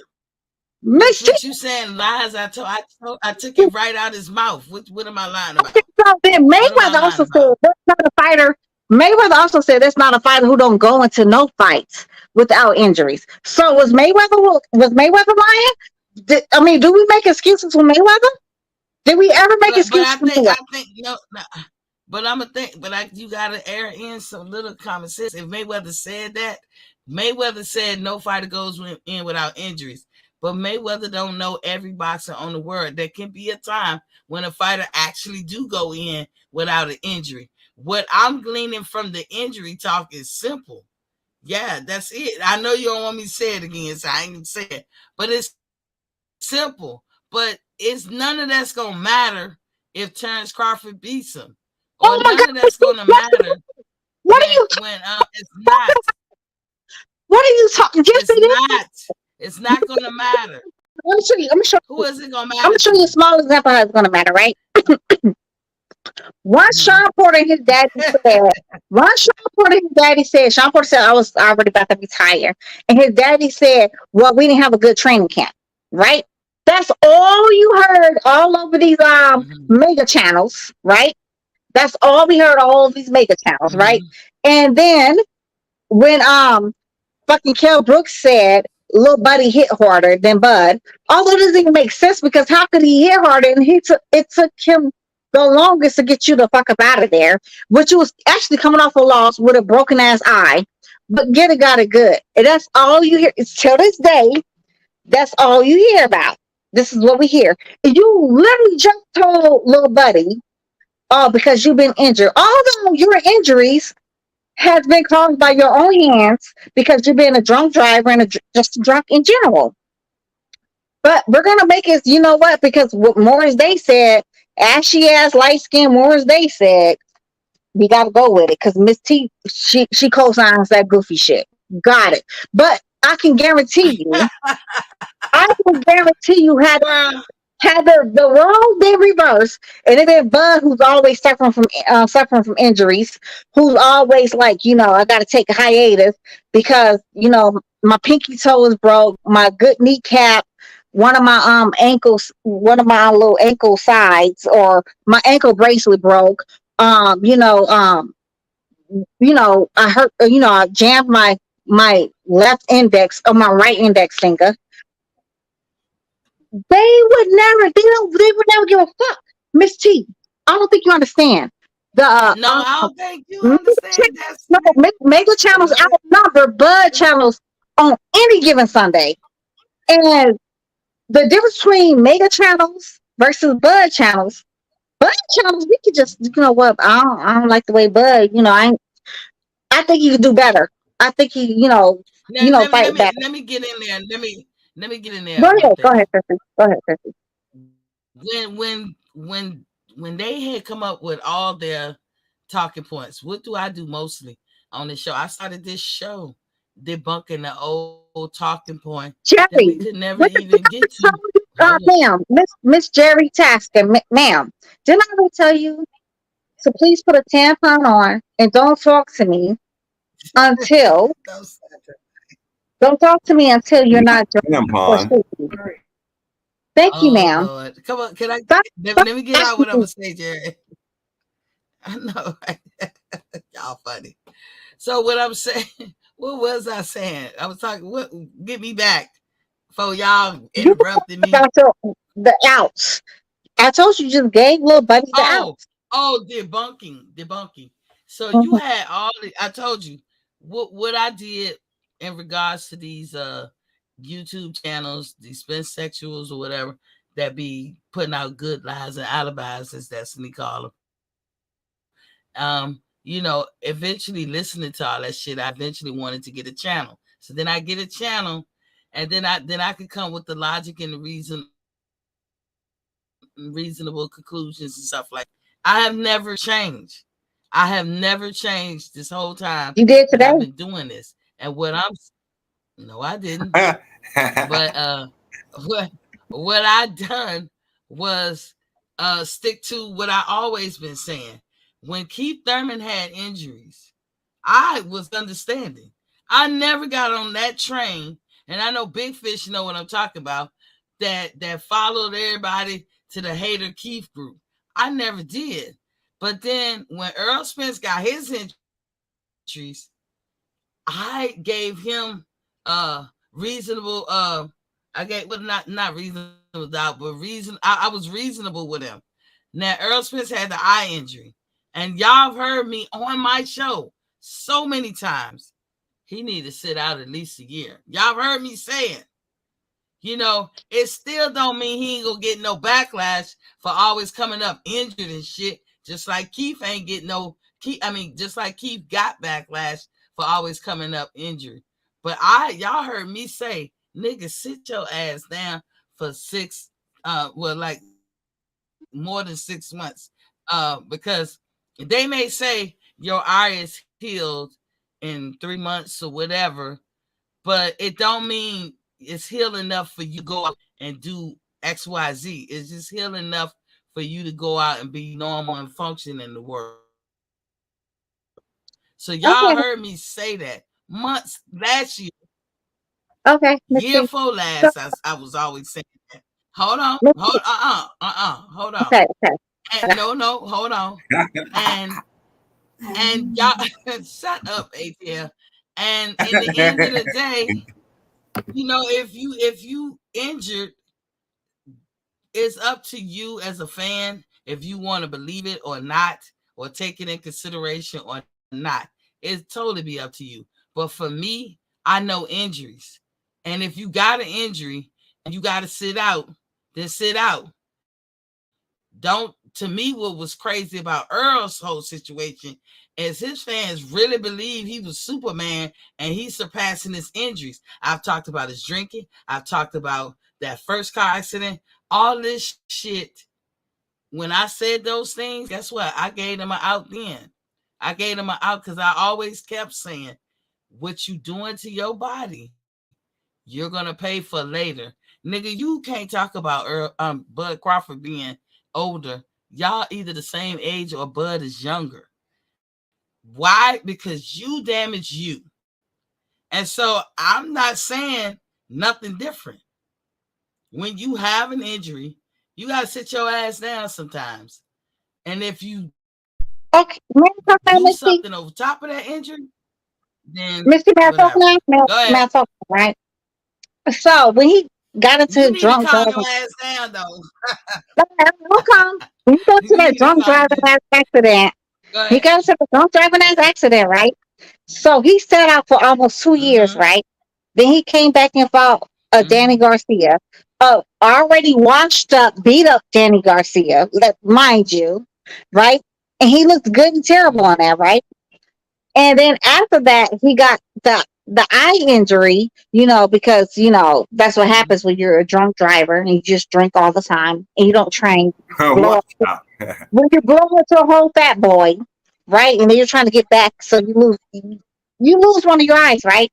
So then after that, after Ugas fought his fight for him, so it took so he's supposed to fight Manny Capial, because that makes us full of Capial. What was that? July, August, September, between those months. But then he turned around and fought Ugas in April. So his detached retina only took a few months to train. He was able to go in there and destroy Ugas, right? Although I have a lot of opinions about that fight. You want to talk about a thong fight? Oh, Chad, I was. But anywho, with that being said, that's what he did, right? Miss T, you need to come when you're not just come back and listen to your damn podcast today, or your live, and listen to the fuck you just said. You literally made 10,000 excuses for little buddy. Oh yeah, but he was injured. But all you're saying is though, well, he caused it himself because he was drunk. But still, at the end of the day, everybody's going to hear he was injured, and you're definitely taking away if Bud is to beat him. And I'm not saying that's 100% guaranteed because, like I always said, one punch can change a fight. And I give sprints 1%, maybe up to 3% at the most, of beating Bud. But with that being said, I could definitely be all the way off. I could definitely be. This might be the best version of sprints we've ever seen. He might actually go in that ring. Go in this training camp and train like he's never trained before. And maybe Derrick James gains some defensive, strategies and some combinations. Or some overhand rights. We don't know. But maybe that's they could definitely go in there and probably stick to the game plan. But what you said, you literally gave sprints and all the megas a way out if he is to lose. And then, especially if he loses spectacular fashion, right? Who is giving these people? Who is giving them the way out? I'm wondering. Who you said that I gave them the talking points. Who is giving them the way out though? You just point. You literally just did that. Going with this. Misty, I feel like truth is the truth. No. The truth is the truth. I ain't saying nothing different than I always say. You hurt yourself. You hurt yourself. that shit lingers. And Keith Thurman explained that I found him to be truthful in that interview. I like I said, I know you don't like him. I like him still, but I found him to be truthful. I have always, anybody in here that been looking at me for over a year, can y'all remember a time, or just write down the time, or just something to cue us into what the topic was about?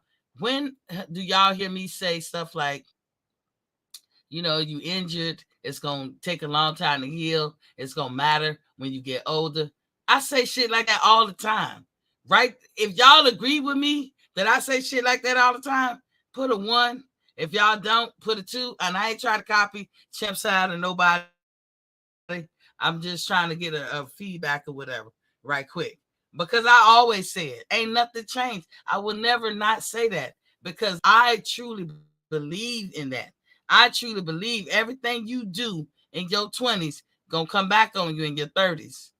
I truly believe in that. So what you're saying is, Buzz about to fight not 100% Errol Spence. That's what you're literally saying, because he's been injured because of although it's been his own fault. What you're saying, nobody's hearing that, Miss T. Nobody's gonna hear that. You literally, I really want you to go back and listen, and I really want you to really do, please and thank you. I'm not, because I know what I'm saying, because I'm gonna show you right here. You said Floyd said everybody coming with injuries. You said that, right? Everybody come in with injuries.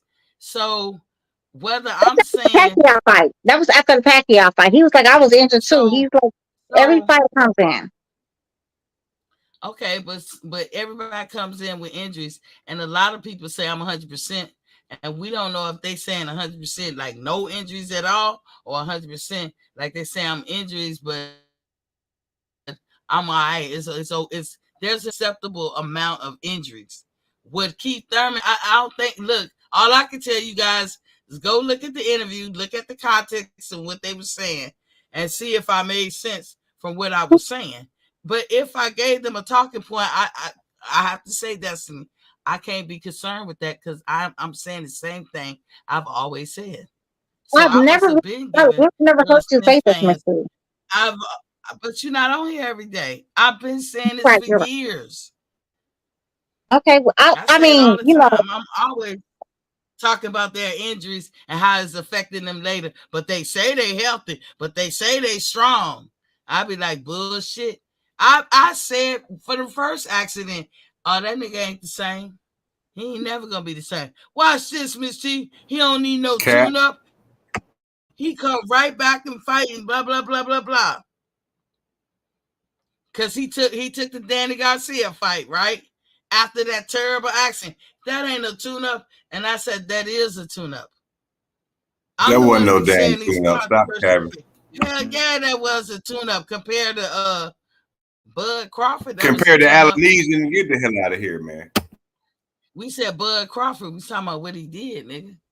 But okay, let's talk ATL real fast though with the Avenetian thing, right? So Bud said what he said.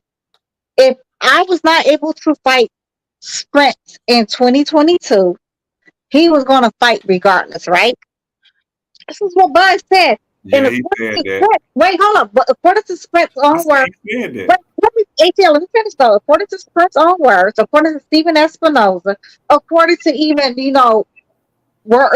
sources says from Al Heyman, and even according to Mayweather, his other dude, Leonard Allaby, that fight was not happening in 2022.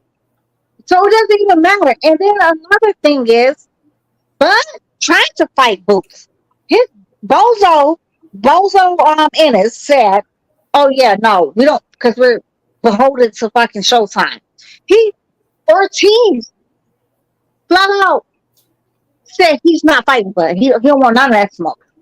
He flat out said that. I forgot. I think Ugas he was injured. He was still recovering from his injury or some bullshit. From his ass.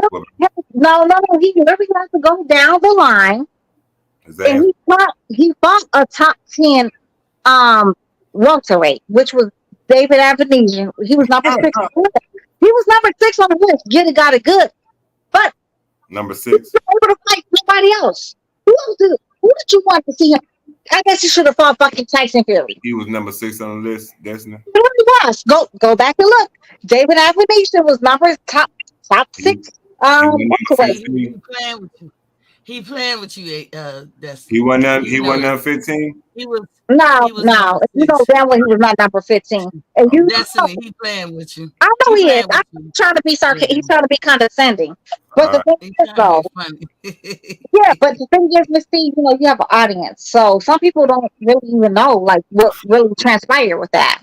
Avenige won 15 though. Okay. Are you not 15? That's ATL playing. On the starting list. But you have to be number 15 on the down. Because there's gonna be a fight, y'all. We're gonna get our answer. We're gonna get our answer. Now, I would hate to see Bud lose, and I don't think he is gonna lose. But I know I would hate to see it. Now I know that about me because I'm Team Bud all the way. I hope he wins. Thinking about the feeling. I don't want him to win so bad that I can cheat for it, you know, or lie for it. I don't want to win that bad. So I don't care who knows what on what either side. You know, the truth shall set us free. You know, because then you won't have people saying, you know, talk about talking points or narratives. When he say Earl is the one, no, I say Earl is the one with no choice. He'll say Bud got no choice. Reginald Peters have not brought up any facts that would tell you that is the situation. If he was writing a book about these times, like every day in Bud life and every day in Earl life, and he gets to that point, all his readers would be confused because you can't honestly with a straight face say Bud ain't got no choice. Then look at the front part of it. It's 3 fights. I ain't trying to pick on you, Reginald, but I'm gonna make everybody when they come here speak facts and speak how you feel. So I'm just, you know, I'm glad you said something. But he said Bud got signed to 3 fights. Ain't nobody heard that but you, Reginald. Would you care to tell us where you get that information? I had dropped the link for you. You can go back to it. Let me see where it is. How far from you? Damn, I thought it was way up there. So okay. Completely made up because Bud was just on some cat's podcast called Ariel or Ari or some type of white guy's podcast, right? And he also was on a million game or whatever little buddy is called channel. And everybody knows it's $1 million worth of game. Everybody knows it's a 2-fight deal. And what Bud said on the Ariel, what little buddy name is, whatever, it's a white gentleman. He said that he did not even want the rehydration. I mean, he didn't even want the damn rematch clause. He said he didn't even want that shit. And he said, but you know, because little buddy asked him about concessions. And that's the only concession he spoke about. I'm pretty sure he made more concessions than just that one. But they may be one of those kind of contracts where it's kind of like non-disclosure. And, you know, you may say some things, right, but you can't say everything. And that's what I'm really thinking. You're doing with Al Heyman don't like all that gossip. He don't fuck around. But, you know, Miss T, when somebody asked you earlier about Sprint signing to a different management, he did. Although he said he's still with Al Heyman's lock, no key. Al Heyman's always going to be like, you know, top. But he literally did sign with a different managerial company or whatever. Because the people put it out first, and then Sprints, we tweeted it or read whatever it is, you know, when they reposted. He reposted it or whatever. That's why everybody was like, oh. And then what Sprints said when he was on I think that was Stephen A. Smith's show, when he was like, he stood his ground firmly. He said, I was not gonna he said somebody was trying to block it. Literally what he said, somebody was trying to block this fight. But I stood my ground and I said, I'm not gonna fight nobody but because I said I was going to clean up my side of the street, which was not what he said initially. Which is not what he said initially. All he said was initially, why would I not take the easy road and go knock out Sean Porter first? And then and then after that, when all of a sudden, when he had a chance to fight Manny Pacquiao, although at the time Manny Pacquiao didn't even have that super WBA belt, he was stripped from that. Mm-hmm. He was still willing to fight Manny Pacquiao with not even a belt. So that's how you know somebody else was. I mean, it wasn't just all Al Heyman and the powers that be. It just was not that though. And also, when he offered Cinnamon, was it 55 million, 60 million? It was over $100 million, for a few fights. But I know for Sprints in particular, and it was going to be at a catchweight. It was like either 55 or $60 million. How can they even present an offer like that to Cinnamon without Sprint signing off on the bullshit? So that means Spence had no intention of fighting Bud for real. But I think because he kept getting even his own megas, the sycophants, was calling him out. Like you said, he had nowhere else to go. If he moved up to 154, Jamel said he would fight him, but Jamel also said he would vacate the titles and let Sprints win one of them. He didn't have no legacy fight. He had no way of being into the Hall of Fame. Whether he win, lose, or draw in this fight with Bud, he's going to the Hall of Fame automatically because it's the creme de la creme. So, like Miss T said, it didn't unless he went up to heavyweight. But although he may walk around about I don't know, 175, but still everybody's gonna know he's way smaller than the heavyweights. Unless he went up to heavyweight and challenged Anthony Joshua, Usyk, Alexander Usyk, Deontay Wilder, or Tyson Fury, he didn't have a legacy. And Jamel already said pretty much he said he would entertain, but you already know Jamel's not going to fight anybody. That would be extremely awkward anyways. How is Derrick James going to train both of them to fight each other? Literally makes no sense. That's what I think that Charlo a while back started realizing who was more important in that harem. And it was probably Errol Spence, so Charlo did what anybody would do if you need more one-on-one time. He went and solicited another trainer. You say he Dominican, that he solicited him, and so he still with Derrick. He's still pleased, but there will be times, I guess, when Derrick gets caught up, or he's busy, or he's doing something else, and Charlo need that one-on-one time. So y'all see how we can be reasonable about that. But and I hate to be telling what I just said to anything negative. I just need to give that as an example. I can understand.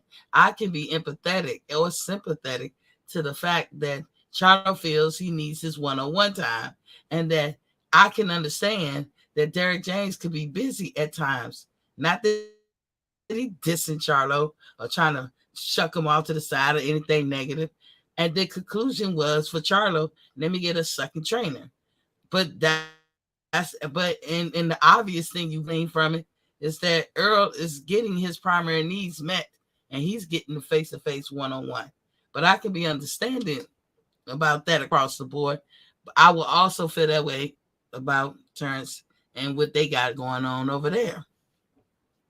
But a lot of time, in my opinion, the Spenceexuals can't even be understanding on just some of the basic stuff. So for me, the why I say all that is because the past matters. The past matters going into this fight, because sometimes you want to say shit. I know for myself, I want to say shit way before the fight. Cause what if you say shit after the fight, then you be like, oh, you just capping, because the fight went this way. Like Keith Thurman, he don't want to, he calling it a draw. Why? Because if he said what he really wanted to say, who he's going to alienate? How is he going to ostracize himself? And he already see he's been ostracized. Keith got to think about them shits. He got to think about stuff like that. So you know what he gonna say? Oh, it's a draw. All these fancy words. I'm telling you, man, that interview was funny as hell to me because he said a lot and he wound up at the end of the sentence. He ain't said nothing. So it was funny to me, and he was amazing doing it. But overall, this fight is going to reveal more and more and more. Let's not forget the Sean Porter interview. That one was my favorite out of every interview that I've seen because he really did drop some nuggets. He really did drop some nuggets. I mean, I kind of knew what Blu-ray was going to do. And then once he tried to act like Terrence ain't have no talent or no skills, then I was like, but he did say, I'm saying Terrence compared to Spence. But Terrence compared to everybody else, he got skills. But compared, meaning if Terrence was to face Spence, he don't got no talent. He ain't got no tools. He don't know how to adapt. He can't adjust. But if Terrence was to fight everybody else, that's when he got a little bit talent. That's kind of how Blu-ray said it. He didn't use those words. But I was like, what? He don't got no tools in the bag. And Spence got tools. Missy, I know exactly what you're talking about, though. Like, the thing is, with the megas, they're really delusional about the level of skills that Spence has. And also, Missy, I have to also be honest, though. I'm going to be honest. I do marvel at the fact that Spence has been as successful as he has been, in the West Way. I'm really surprised that he didn't stop. But the thing is, I mean, he was never like beaten or whatever. He came very close with Sean Porter. But the thing is, people keep saying like Bud's not gonna be able to handle, like you said, to handle that pressure of a pressure fighter like a Spence or whatever, because he keeps coming forward, right? But Sean Porter is very much a pressure fighter, and he also has footwork. He utilizes his footwork a lot. He's very, he's very active in the ring. Tell him, Destiny. Tell him. He's very makes active. You uncomfortable. Yeah, and that's what Sean Porter said. If you're comfortable, then that means I'm not doing what I'm supposed to do. If you're uncomfortable, that means I'm winning. So Sean Porter is definitely a comforter fighter. But he has footwork, way better footwork than Spence, and he utilizes the ring a lot more than Spence does. So yeah, Spence is definitely a pressure fighter, and everybody keeps talking about these body shots, right? But y'all fail to realize Mayweather got beat up to the body a lot. People always try to go to his body, never affected him. When you perfect your body, I mean, I'm not saying he's Hercules, he's not unbeatable to the body.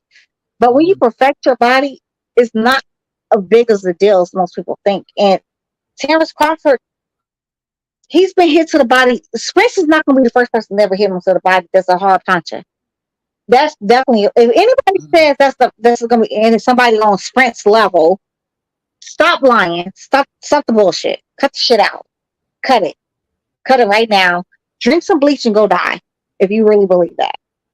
But can't handle body shots. Now I'm saying, like, what I will say though, can he handle somebody punching him in the scrotum all night, in the balls all night, or the hips and thighs, and then on top of body shots? I don't know if that's feasible for anybody. I mean, unless he trained his balls and his thighs or whatever else, but I don't think that. Yeah, that's gonna be a tall order for any guy, I believe. You think? Right, exactly. It's definitely gonna be a tall fucking order. How does that even work? All jokes aside, man, because I wouldn't know, Miss T wouldn't know. Can you train your balls, your scrotum to be hit? Like, seriously, all jokes aside. I would like to know that. This is when you come in, ATL. What happened? Can you train your balls to be hit?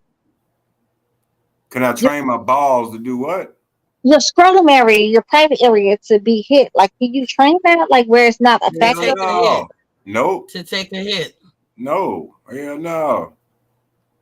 I didn't, but you know what? There's some, y'all. Side note, I mean, this is a little bit off topic, but I'm about to try to prove a point, right? I have a cousin. She used to date this dude, but he resting, with his ancestors, a white guy. He used to like for my co to put on heels and walk on his scrotum backs. Okay. I remember one time, right? He used to pay me to because my cousin Trina, my cousin, I shouldn't damn shit. But anyways, my cousin couldn't drive or whatever. She had some DUIs and some other things. So it literally was like it was probably about 8 miles. So it took about 15 minutes for me to take her from one place to his spot, right? He would pay me like $150. I'm talking about this is back in 2003, 2004, y'all. 2002. Mm-hmm. So y'all know $150 to drive fucking 8 miles. Yeah, definitely gonna do that. But I remember one time, my cousin was like, come pick me up or whatever. But I guess they got it. But when I came to the door to knock on the door because she didn't come out or whatever, she was standing there kind of, she was butt booty naked pretty much with this weird ass something around her neck in a whip. I was super confused. I didn't know what the fuck was going on in there. The oddest shit I've ever seen in real life. The oddest shit I've ever seen in real life. That's like some dominatrix. Well, but she didn't have no dominatrix out. They have like the boots and stuff like that. She didn't have like not even the mask. It was like some type of bow tie thingy she had. It was the oddest thing, and she had like this red and black whip in her hand. I was like, I'm just gonna go in the car. Why would she answer the door like that? She used to be on that good shit. Answer the door. Be on that good shit. So I'm. She's gonna. Yeah. That makes sense. Yeah. But I was, little buddy was into some weird shit. But you never think that you're gonna see the weirdness what's going on inside of people's private homes. That shit was mad fucking weird. How do you know you like some shit like that? How do you get to that level where like this is some shit somebody step on my nuts? Miss, she was like asking somebody to step on our titties. No, absolutely not. No, I'm not into all that weird. Do not bite my. You can nibble, levels, but do not take chomps, bruh. I am not a chicken leg. What about nibble on it a little bit? I just said nibbles, but it's levels to the nibble. Some people don't understand what nibble is neither. Some people really biting, but they're not chomping. But do not chomp or bite.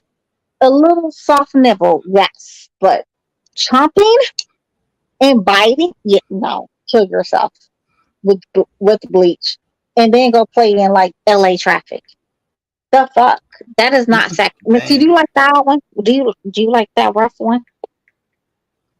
The rough one. Yeah, like somebody dominatrix. No, like somebody biting your breasts is really hard or chomping on. Yo, there's people out there that make that shit. I just really want to know anybody that's freaky deaky. How do y'all know y'all like? How do you know you like that? What's going on? What's going on in your life? I'm freaky deaky. Do you want somebody to bite on you? Chew on you? Nah. Does that sound sexy to you? I would like to know, like, how I bite nipples. No. Now, General said, Miss Haney is ain't nothing. No. What Put some honey on your nipples. Who's Miss Haney? It's what General Business is called. But different big fish. Are you into that fish? So you want me to? You know what? I have plenty of heels, and all my heels is 5 to 6 inches. Yes, you want to step on your balls? I would definitely do it. If that's what you're into, I'm definitely gonna come step. I mean, she gonna pull up as a nun on your ass, General. yes, with some big ass heels, so I can step on your nuts because I'm a nun. I never said I was a Step nun. I on just your want to balls. know how do you get off into Yeah, I like mean, how do you it's a get that valid shit? question, but you know, I think some of us probably was like that. I couldn't even like with the story you was telling. I wasn't gonna associate that part to the story you was telling. Because when you said she opened the door and something in the whip, and I said, "What?" You know, that's. I think that's what happened. Like, I know for me, I'm like, huh? You know, I didn't know which way that story was going, but in the Well, whip, I was like, "Girl, huh?" I remember, y'all. You know, the military. If anybody want to see some real freak weeks, go. The military is where you're gonna find I mean, the creme de la creme. They do all kinds of odd things.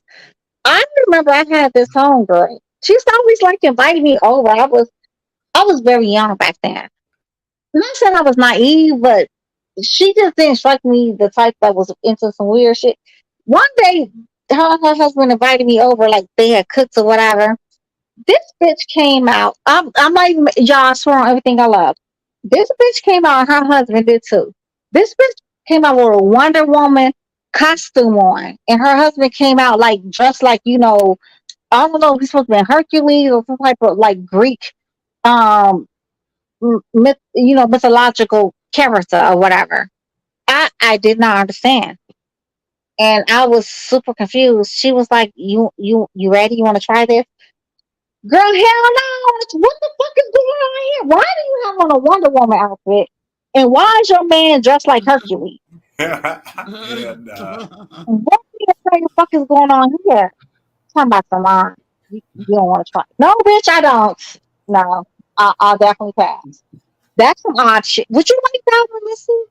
Do you want to run your Nah, homegirls and talk to homegirls? nah, Let me go to no, this. but it's not. I think when the outfits alone is akin to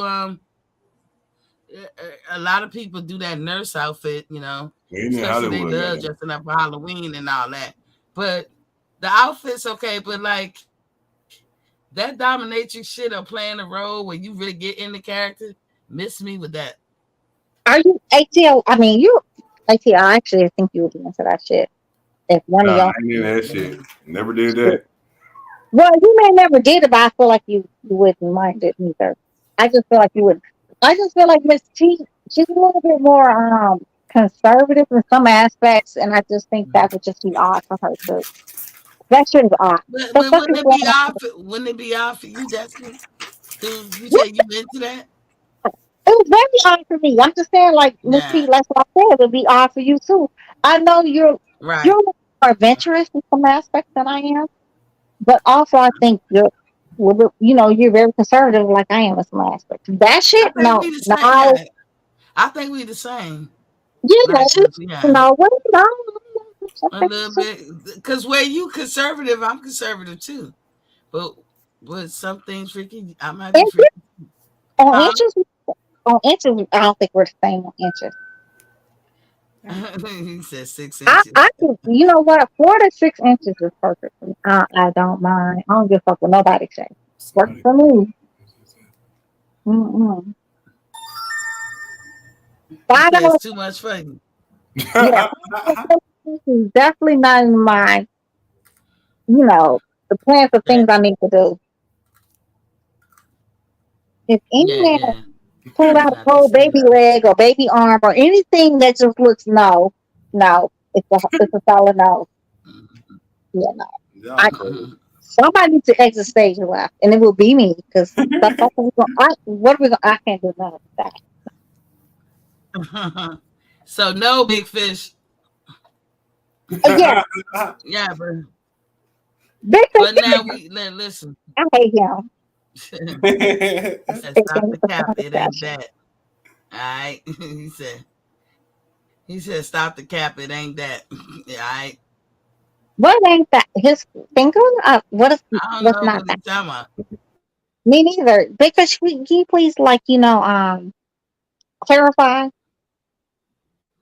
I would like Mm-hmm. to. We should bring your ass on the fucking panel. What are you waiting on? Jesus? He's not coming. He said, I mean, "Tight." if he's coming, that's he's a happy Jesus if he's coming. Big Fish, he probably feel like ATL. I don't want to argue with them over this bud and all this stuff.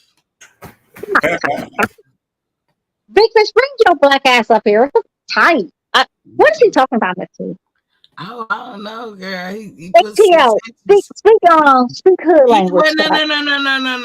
This got to be, this message is for you. He called you Miss Haney. Remember, No, it's not for me. he called Now, you Miss Haney the other day. Nobody else up here is Miss Haney. What's up, Big Fish? What's going on, Boss T? Big Fish, don't come in with that bullshit. What up, General? Yeah, what's up, ATL? You know you wanted me to come up on here and talk shit. Yeah, come talk your bullshit. Come on, Jesus. Black Jesus, come talk your bullshit. Miss Haney, where you at? I don't know. Who's Miss Haney, though? Who's Miss Haney? You know your name. No. He's married to a grown ass woman. No. I'm just playing. You know, I know your real last name. I'm just teasing. But I'm saying though, but where you at? You dodging the question. Where you at? Right. But I'm just trying to tell you though, I love me some Haney, but Bill Haney's married to a grown ass white man. That's a grown ass man. I don't care what nobody says. I don't even understand what he even saw in that thing. Like somebody told me a long time ago, it might have been the coins, because the fuck. Have you seen that the Jolly Green Giant he's married to? A grown ass man. A grown ass man. A grown ass man with some lipstick. Miss Destiny, I think Big Fish asked you.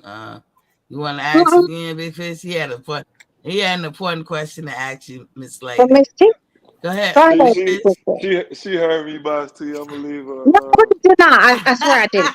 So go ahead and pop your shit. Go ahead. Say it again, Big Fish. Put your address in the chat. I'm about to come down there. If you don't fit in the private I chat. knew you didn't. I know you didn't hear it. I knew you didn't hear it. That's why I told him to ask again. And so go ahead. If you don't fit his extra Jolly Green Giant ass down, sir, no. I'm gonna get it from Miss T. Will you really? There'll be no rearranging of my.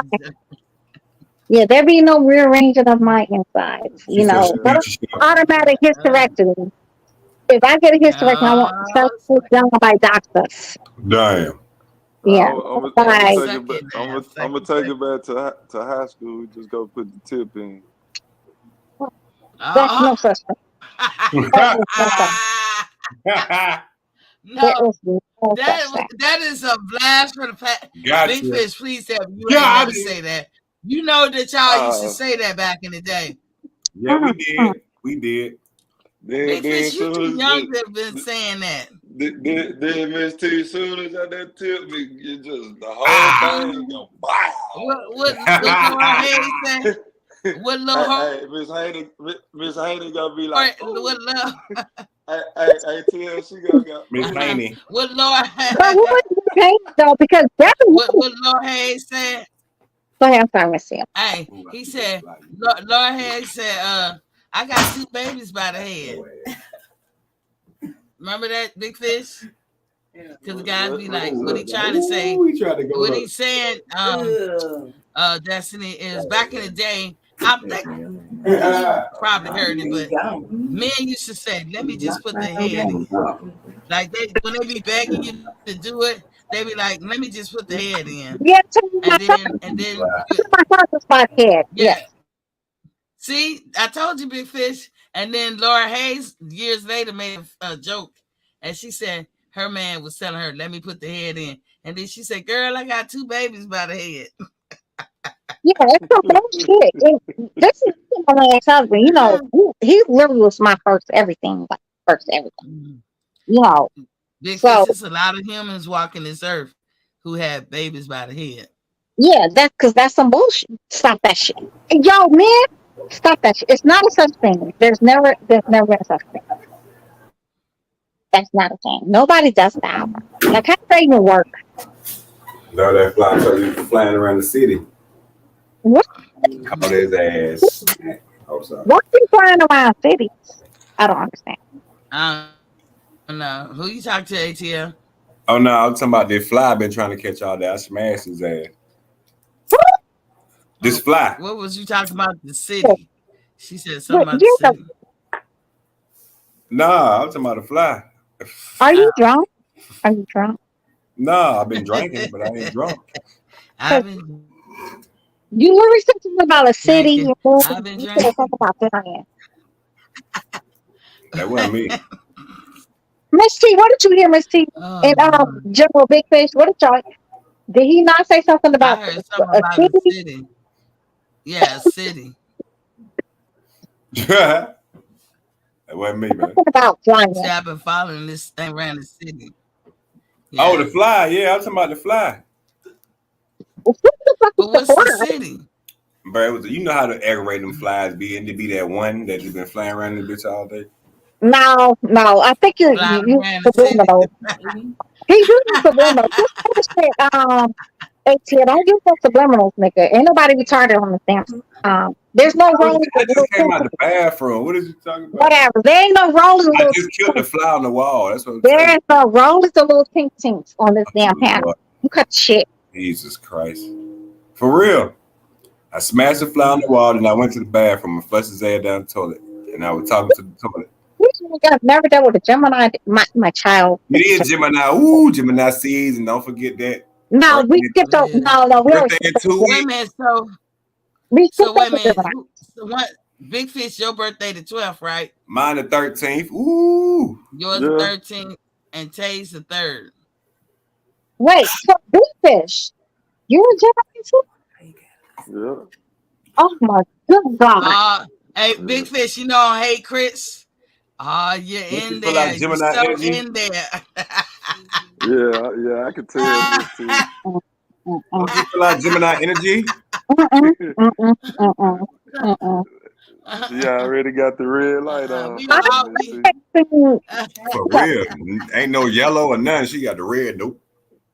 Yeah, red absolutely. Not never in the history of living without ever. She got the caution of yellow. That's the only time they do it anyway. No, we all got the air signs. Y'all are Geminis. We got the twin faces. I'm Libra. We got compatible. We all have compatible signs. No, I ain't compatible with those damn Gemini. Geminis and Aquarians. I'm very compatible with Libras. Geminis are very compatible as long as we keep it friendly. I never dated a Gemini, but I don't think we could. No. You need to try one, Destiny. I'm go cheat. Yeah, absolutely. So you good, yo. No.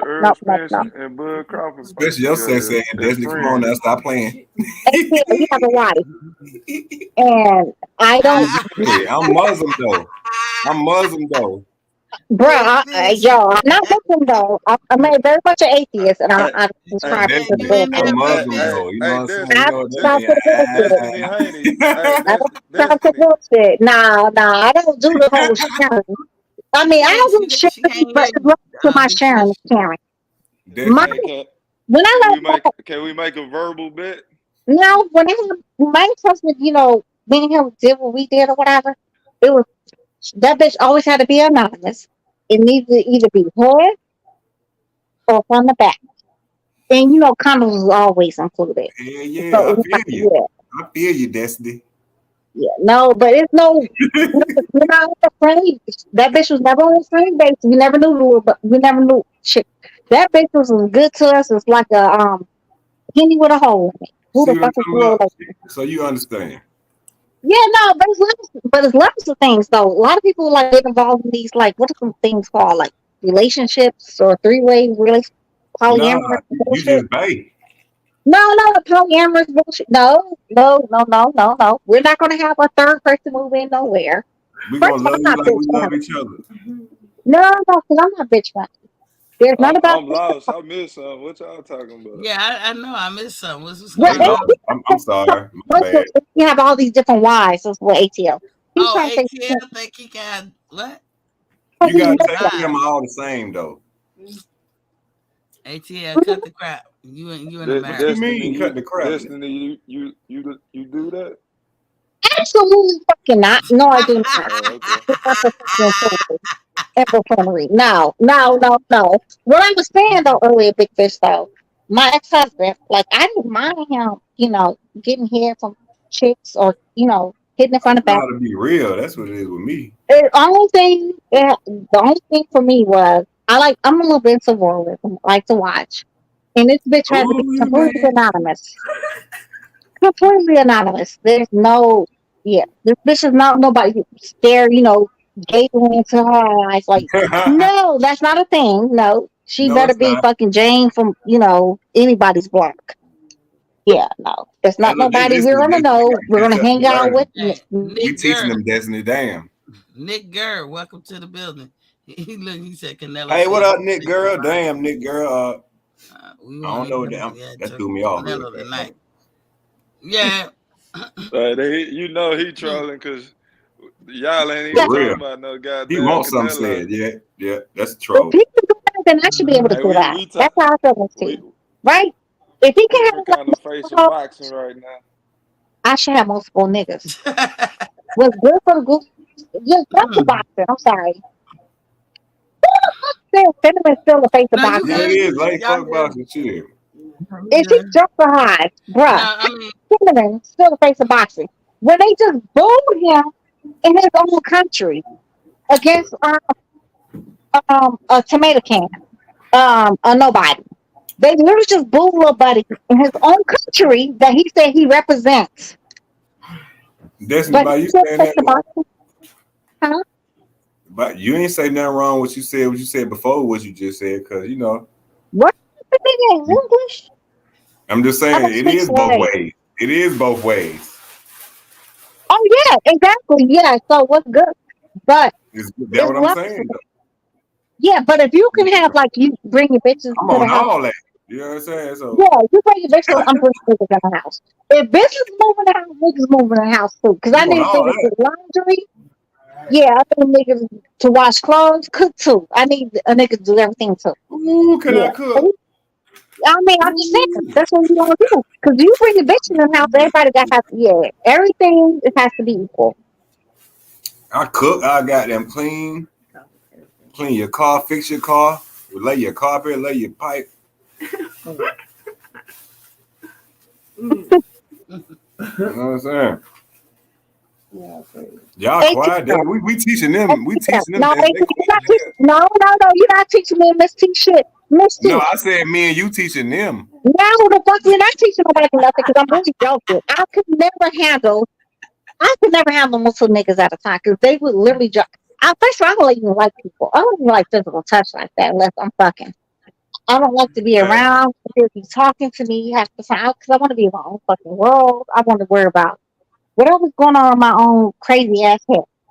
Yeah, Exactly. no, absolutely not. I could never do that. No, I'm Yes, an you can. asshole. I'm I'm really just an saying. asshole about that. Miss T keep trying to convince me I'm not an asshole, but yes, I is.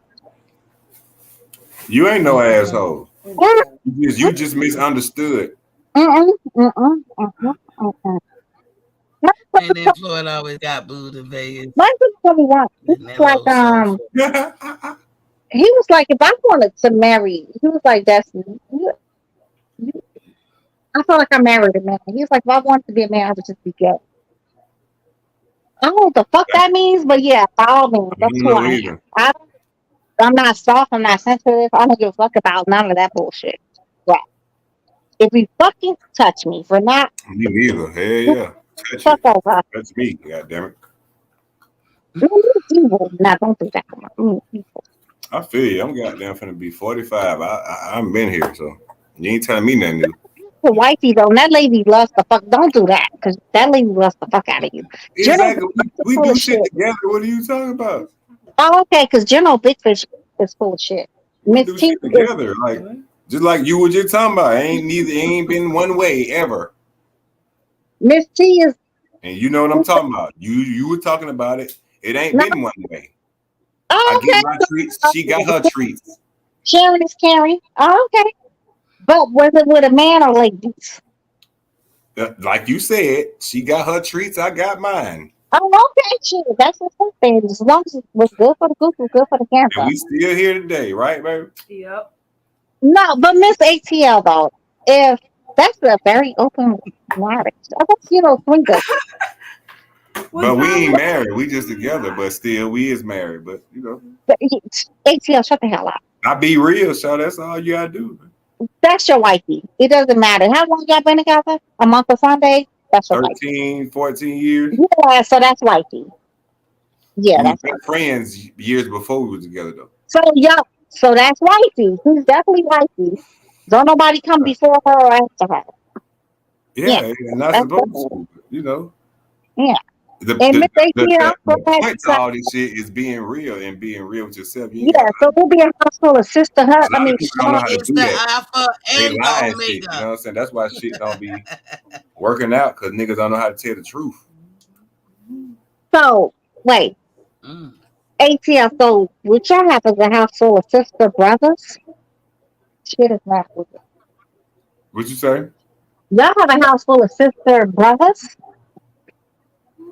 You said, do we got a house full of sisters and brothers? Sisters and sister wives and brother husbands. She got more brothers and sisters than me. I got one sister and one brother.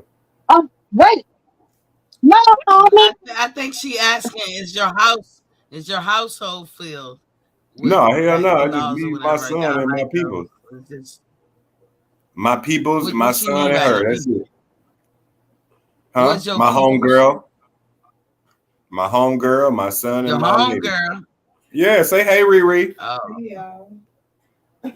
Hey. You know what I'm saying? So I'm just saying, like, just real life type shit. If you ask me who all stay in this house, it's just me, A, and our son, our kids. But other than that, no. No, y'all confusing me because I thought that's what she was asking. She asked, "Do I have a lot of niggas and shit in my household?" Right? I thought that's what it was saying. Oh no, me, my lady, with your wife, my son. Yeah. See, and at our first son, I was like, our son. You got two women up in there? And I was thinking right there, I do, but this is my homegirl. Like, I thought you were saying living. Yeah, go ahead. I'm sorry. And me and her used to be together too. So. Well, we just talking about this. Y'all want to be real about some shit? Yeah, I'm being real with y'all. I don't understand what's going on. Yeah, I ain't never lied to y'all. Like, come on, man. Destiny, have you caught up? You heard what he said? Go ahead, Destiny. I'm sorry. Miss ATL, you have like brother husbands. What you mean? Okay, you've ever seen that show called Sister Wives? Because this man had multiple ladies that he was married to. They were called sister wives. So with ladies, you had multiple guys that we call brother husbands, right? It's only right. Not saying that y'all related. That's not what that means. Okay. All that means is y'all share a common person in general, and then it's like your, a husband. You'll be the common person. And then the guys will be considered brothers because, you giving you that good work. And then the same thing with ATL. He has you have sister wives because ATL is a common person. And then, you and other ladies share him. So it's very polyamorous. Extremely polyamorous. Yeah, but see, I don't think your personality would be able to do that. Nah, yeah, no. Yeah, I'm very, Nothing against nobody. I mean, she right here talking to y'all. I mean, what she say? She's mad. That's what I'm saying. I give her mad props. No. Hold on. You put the camera on her? Like, well, go ahead and speak, Miss ATL. I'm saying no. I don't have nobody staying here. No, I don't. I don't know about that's what he was saying. When he said you got your treats. That ain't what he's saying when he said you got your treats. I do got my treat. Is they niggas or ladies? I got niggas. I mean, I got both. So hey, he know when we were friends. Like I yeah.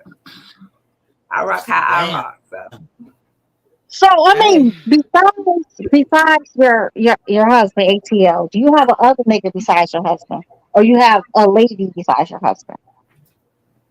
No, I don't. I know ladies. We got ladies. No, not your ashy ass. I'm talking to Miss We ATL. got ladies. But no, we got ladies. Y'all got ladies, but she ain't got niggas besides your ashy ankle ass. That's what I'm asking. Because I can't no nigga do it like I do it. I take care of her. I cook. I clean. So I thought this was fair. Like it is fair. I know but it ain't fair when niggas ain't doing what they supposed to do. It's only one out of three good niggas like me out here. ATL, sit your ashy ankle ass down. Get the fuck out of here. It's only one out of three good niggas like me out here today. Hey, I promise you. That's not the that cook home cooked meals. That's buy you shit for your birthday, Mother's Day. Your birthday, like come on, man. He definitely is. Yeah, birthday cakes and shit. Like who does that?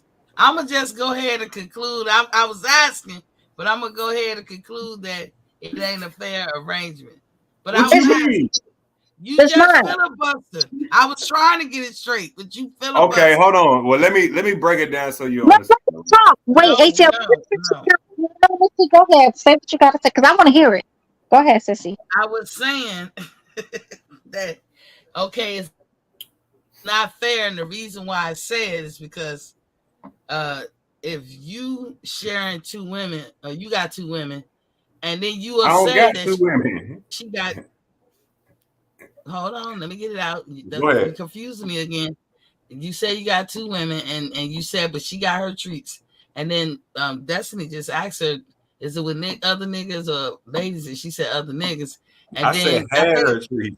I'm talking about her, but she said other niggas, and then she said, "Do you have any now?" And she was like, one nigga. She said, "What about the other one?" Or something like that. You got two niggas, and or just another lady. And then you jumped in and say it's two ladies or something like y'all confusing me. That I was like, what? I'm confused. Y'all done confused me. What? Okay. So ATL, besides your husband, ATL, is there any other men in your life right now? I ain't got no husband. So there's no other man in your life. There's only another lady in your life, right, Miss ATL? Only another lady. It's not no other man, and it's not no other lady. That's right. ATL, stop being drunk. Y'all are confusing. Y'all know y'all confusing. No, when we venture out, we do it together. Yeah, but it's usually with ladies, not a man, right? Right. Yeah, exactly. Go back to what I said. It's not fair. But tell them why though. I mean, that's just my really. So I'm saying that's just my preference of. You'll be cool with her fucking another nigga. Literally, you'll be cool with that one. Let him know nigga like type to her. You'll be cool with that. We done been through shit already. No, I'm talking about when y'all together. I ain't talking about when y'all break up or when you doing some bullshit. We've been through shit together already, and we still with each other. I'm saying when y'all like on the up and up. I'm talking about when y'all solid like y'all solid now. Like everything is great. You're cool with this lady sleeping with another man. The lies you fucking tell, you say yes. Why are the lies I say, like? Because you're lying. If you say yes, you're lying. Stop if she talked to me about it, then it possibly could happen. But we never had that conversation. Am I lying? Exactly. But we done been through shit before that it's nothing to talk about. That's not the same thing. What I'm saying. Been through shit before where it's nothing to really talk about. If that's what she wants, and she talked to me about it. It is what it is because we done been through it already. So she gotta get your permission when you say talk to. I'm asking. When you say she talked to me about it, is that a permission thing? Or are you just saying, do she gotta get your permission and your approval. I gotta get hers. She gotta talk to you just she to don't like who she likes. She heads say, up. hell no, I don't want that bitch around me, but I gotta get her permission. Yes. Oh, okay. ATL, how Y'all do the same thing. around you? How many niggas came around you? What it sound like to me is that y'all don't believe me. Yes, you gotta get my permission on any female. How many niggas came around you, ATL? No, Do not lie. I took that. Yeah, I took it as him telling the truth. That both of y'all doing it. Like I have to ask because when I be hearing these open things, I think what gives me pause, and I ain't knocking it because I got a lot of friends that do it, and sometimes people think about are you a person that can do it? Don't think I ain't a regular person like everybody else. I've thought of everything. However, it's always unfair setup, and that's the part that makes exactly. me like, I think it's unfair setup if you don't communicate. That's it. ATL. It's unfair setup because what's actually being done is not being done in the reverse. Thank you. But everybody's happy with that. That's all I'm saying. I'm not saying it's a terrible thing. But they got everything to do with it. A lot of women will probably go ahead and do that shit if it was fair. Even if that's a lot of women. Messing with you don't know what she's receiving over here and what she wants. ATL, that's true. Everything with approval, but that doesn't negate the fact that you don't know. A lot of women will if you haven't been there, you wouldn't know how to feel because you ain't been there. But there's a thing that stops you from going there, and when you see unfair play, that'll stop you. It is. It'll stop you. And we done been through that too. Right. So I know. So when it becomes fair play, I'm just saying for all the men listening, fair play. When it's fair play on both sides, you'll probably get more women jumping in the water with you. I ain't never had no problem like that.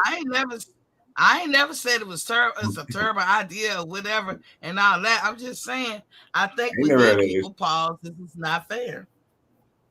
That's all. That's what exactly, Miss T. That's what I'm trying to. He and Miss ATL will not answer the question. How many ashy ankle Negroes has she brought around you, ATL?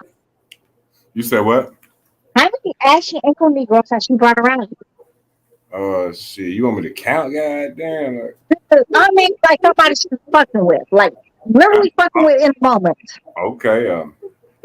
But I got so many facts for them, but I can't. You know what I'm saying? If I don't even cut my people here, I don't even want to put everything on blast. But you know what I'm saying? I met certain people through certain people, and I wouldn't even know these two people right here if it weren't for somebody else. That's how deep shit go.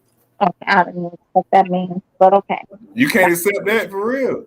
No, I met these two females that I'm with right now. I met through somebody else, and we've been cool for decades. That's all he was saying.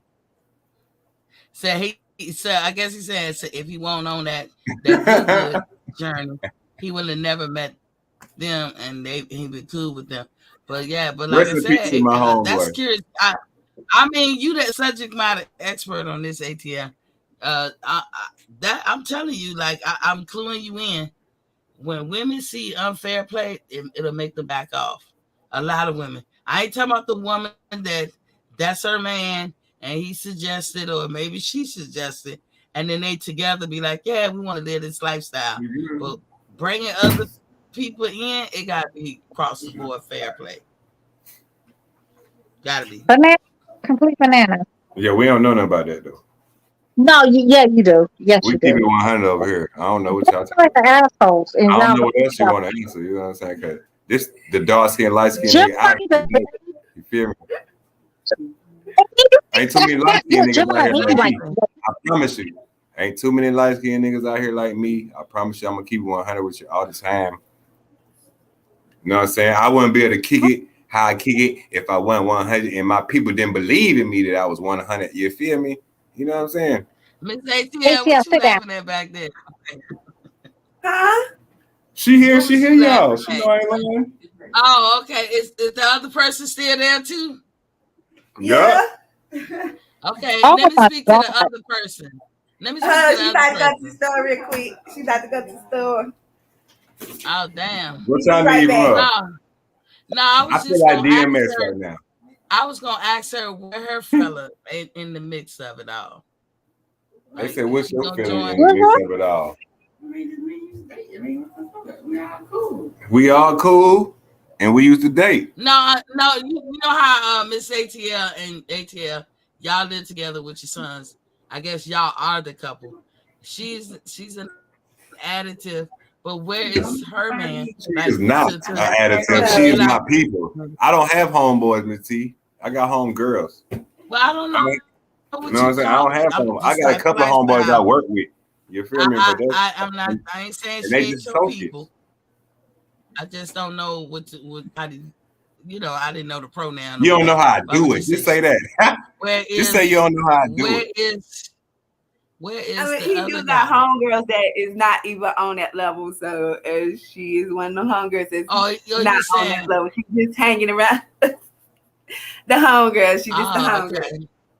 It's definitely levels. She don't mess with girls. She just somebody I've been with, and anybody who I ever broke up with. It's no hard feelings. You feel, because we grown about it. No, that's all I was asking. Was there another man in the coop? Was there another? We done had that before already. That shit is old. That we done did that. You know what? We done done it. Why can't it be continuous? Because you don't have no nigga friends. This nigga he literally talked to us in circles. He literally just talked to us in circles. Pretty much, what I gather. You see how this besides the bullshit suckers, what I gather from I don't have male friends. Exactly. I really have female friends. We share female friends. I just don't really like people like that. Period. Really, y'all. Miss T, that's Miss ATL. That's me and Miss T. That's what we don't. He's not like that was our missus too. I mean, like I done calmed down a lot. It's just something me and him I brought this up to him. It's not that he forced me. He didn't force me to do nothing. Thank you. Like I wanted to continue. Like I do have some female girl homegirls that I mess with for him. Thank you. It's just how I am. Thank you. Thanks for clearing that up. It's nothing serious. Thank you. I just don't believe that, but I'm gonna let y'all be great because I don't really know that. It just sounds weird. But I know it's unbelievable. I know it is. It may sound really unbelievable that's us. That's me. Period. But that's just like Crawford and Spence. It's unbelievable that this fight happened. You feel me? But the fight and what y'all talking about, it didn't happen already. We done fought for years. Back and forth. Ain't nobody won yet. At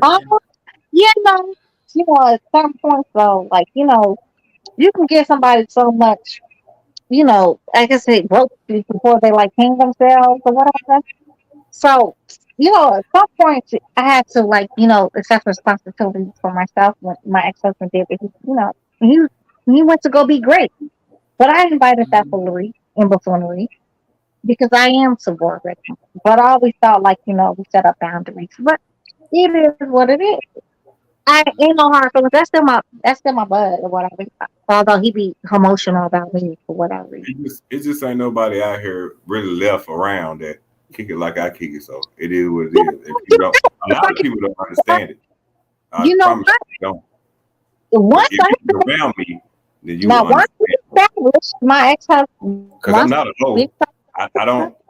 I don't be chilling around motherfuckers just to be doing whatever. Yeah, I genuinely like being around these people, and we kick it, and that's it. You know what I'm saying? Like, once I established that my ex-husband was cheating, legitimately, outside of the arrangement we talked about. Oh yeah, I fucked his best friend and made him a yes man. Yeah, don't play my fucking face. Don't play my fucking face, because I'm gonna play in yours all day, and I'm gonna play better. And when I say I fucked his best friend and made him a yes man, oh yeah, we outranked him. Yeah, by yards. Yeah, but some people is weak like that. You feel me? And that's what it is. But some people have strong minds and we can move past it. You know what I'm saying? No, I'm one of those persons. It that's doesn't matter. right. That's not a. If I know I did Hold something on, wrong, hold I can own up to You're it. right. It's fucking I weak. tell you I did it, but that's not a weak thing though. But that's not a weak thing.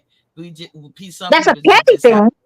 I'm a man of No, God. but So I'm saying hey, like it's. I believe in what I do to it's others a come back on you. perspective. So it is what it is. It's who is what your perspective is. Nobody got a heaven and hell to put nobody in. So if that's something you do, you do. But for me, it's always once I gotta have fairness all around me. If I see it's one sided and nothing against any person that's getting the favors of one sidedness, I just can't be a part of it. Hey, that's all. yeah. And again, I don't got a heaven and Just hell like I told y'all, put ain't nobody never in. been one instance she ever like, hey, this is what I want to do. Because she know anything she talks to me about that we'll talk about, and it is what it is. If she feels a certain type of way, she'll tell me. If not, if she don't, you know what I'm saying, she might not feel like telling me no shit like that, but hey, she knows she can because we talk all the time. Ain't like we just don't talk about certain shit. Yeah. No, Gemini's a spin I master. feel you. I feel you. Gemini's a spin master, though. They would definitely try to spin, like he just tried to spin the circle of you and I, Miss T, but you and I was not falling for the fuckery and the buffoonery. But they're spin masters. Anybody else, yeah, the bullshit they spent, yeah, no. No.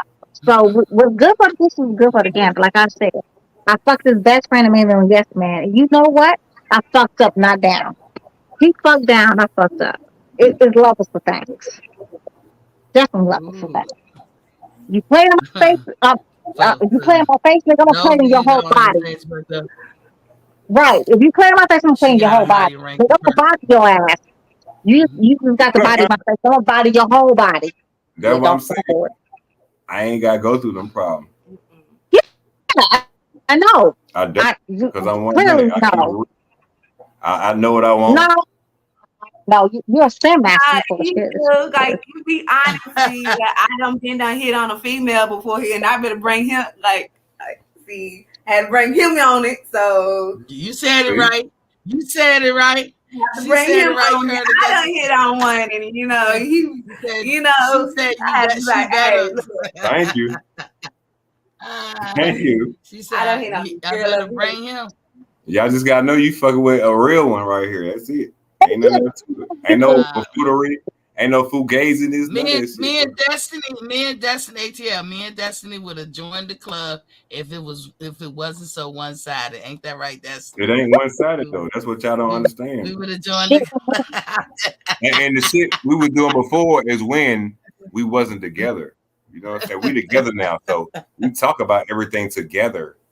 We do everything together. But just like I told y'all, and y'all still don't believe me, if she ever had a point in life and be like, hey, I want to do this because, hey, we doing this, I'm doing this for you, then I will understand. And I'll be able to be like, okay, well, shit, let me set it up because there ain't nothing we ain't doing. I mean, but you not explaining ATL. How come me and Destiny see it as one sided? And I know it's y'all never been around nobody like me. I can say that. But how you said? But it's common sense. Is one sided. It's not common sense. You the only stud in the bunch. Hey, I can't help that. Oh, okay. So I couldn't help if I fucked your best friend and made yes man. You're right. You're not telling me nothing that ain't nothing happened. I mean, you know, sound good. Sound real good. Still here. Like me and Destiny could get right on the highway and mosey up there real easy. No, Miss ATL was it's one sided. We can't do it. It's not one sided. That's what I'm saying. I feel you though. I hear you trying. Yeah, whatever floats your boat, yo. Whatever makes the green, I mean the grass green on your side, make that shit green on your side. If you're doing everything you're supposed to do, why should it be an issue for her to want to go anywhere else? If you're doing everything you're supposed to do. No, but ATL, I was just playing. I'm just saying, honestly. Whatever makes your green. I'm sorry y'all never met nobody like me, but hey, I can't help that. No, okay. ATL. Listen, I was just playing with you in the end here when I said. No, I ain't taking nothing offensive. I promise you. But no, that was the only joke I played. Speaking to y'all open heartedly and telling y'all stuff I don't even really tell people. That's not. No, I'm not saying is mean. People don't get I'm it 100. twisted. When you got 2 consultant adults, that's all you need. I'm He 100, ain't so hurting that's her. all. He ain't hurting them. I've been fucking with niggas that's 45%, 30. But at the same time, when you're the only one that look just like you and everybody I'm the else only one that come on your the show and same, get jumped on that by is motherfucking Spence, one-sided. but I'm still here, Hold Renee. on. I Shut ain't the hell up. stop. I'm still here, Don't get in your feelings, dude. right? Don't get in your Regardless of feelings. what y'all say, I'm still here every day. Don't get in your feelings, dog. I ain't in my feelings. I'm just telling y'all some more truth. Hey, we've been on here 4 hours. Let's break Right. it down. Let's Yeah, everybody it's go. all Go side. ahead. If that's how you and your wifey roll, that's really none of my business. And I support y'all 100%. Like literally, I'm not trying to be condescending, Yes. nothing. I'm being sincere I because feel you. you know what works for one people, what works for one couple may not work for the next. Every couple is unique. Every couple has their own things that they do and how they You're right. handle business. Because you know the strangest thing is people always thought my relationship, my ex-husband, I fucking hate washing clothes. I would much rather have been outside in the yard pulling weeds and doing yard work. So my ex-husband washed the clothes, and I would love to go outside in the yard and do yard work. Everybody else, and actually taught him about costs. He didn't know shit about costs until I really taught him. All jokes aside, I have a lot of masculine ways about, I mean, so-called, in today's society, because we Yeah. have all sexist bullshit. But let's be realistic. We're not born with gender roles. But according to society's gender roles, I guess I would be considered masculine. But Yeah. I showed We him got about God. masculine energy. Yeah, I showed him about God. So what didn't work for you? For you, what didn't work for me and my ex-husband was just toxic, and it just wasn't him. It was me too. I'm Because gonna I'm tell an you what asshole. toxic. No, it wasn't just him. I'm an asshole though. So I'm 100% asshole, and I have no problem admitting that. I know I You're an contributed. asshole. What? First of all, your daddy. You got Second of all, masculine your energy. uncle. And second of all, your auntie with the one toe. You got masculine energy. Shut up. ATL, give me your closing statement. And let's if you finish, Destiny. If you finish. Go ahead, Destiny. Go ahead. I'm done. Go ahead, ATL. What's your closing statement? My closing statement is, hey, live your life. Don't live a lie. You know what I'm saying? Tell the truth. You ain't nothing to really lie about. You know what I'm saying? Drink your water. Stay away from sugar. You know what I'm saying? Tune into this fight on July 29th and watch this incredible ass whooping that Spence gonna give Crawford. Never You know mind. what Don't have no close argument. Never mind. and that's all I got to say. It was almost great. No, I'm just talking. Now, I gotta say, all jokes aside, I echo a lot of things that Destiny just said about him and Miss ATL's lifestyle. Y'all, ain't nobody got a heaven and hell to put none of y'all in. I ain't that type of person. If it's good, and look, I don't even have to do it to know if it's good or not. Yeah, I'll take your word for it if you say it's thebomb.com. But I know, like to me, what I would think that would give somebody pause, because you selling it like, hey, we open. You saying we're open, we doing this, but it's really one person open. One person's openness. But I mean, if it's one person that's one gender and everybody else the same gender, that's it kind of get to that part. And again, I'm not judging. I'm just My ladies like ladies before we even got together. Okay. But in the end of the day, again, I support you, whatever y'all doing. No, it ain't an abnormal or what the fuck, over here. Like we like these grown people doing what the hell grown people do. So that's all I got. Thank y'all for chiming in. Leading up to this fight, I'm gonna be pointing out any kind of inconsistencies because the past matters. And Spence, Crawford, PBC, Al Heyman, whoever, call the fight. We here now. Thank me later. And ma'am, anyway, y'all ain't gotta go home, but look, love y'all. Now. Thank me love later. y'all. And my Pamela James voice. See you, Miss ATL. Peace. And the other lady. Peace.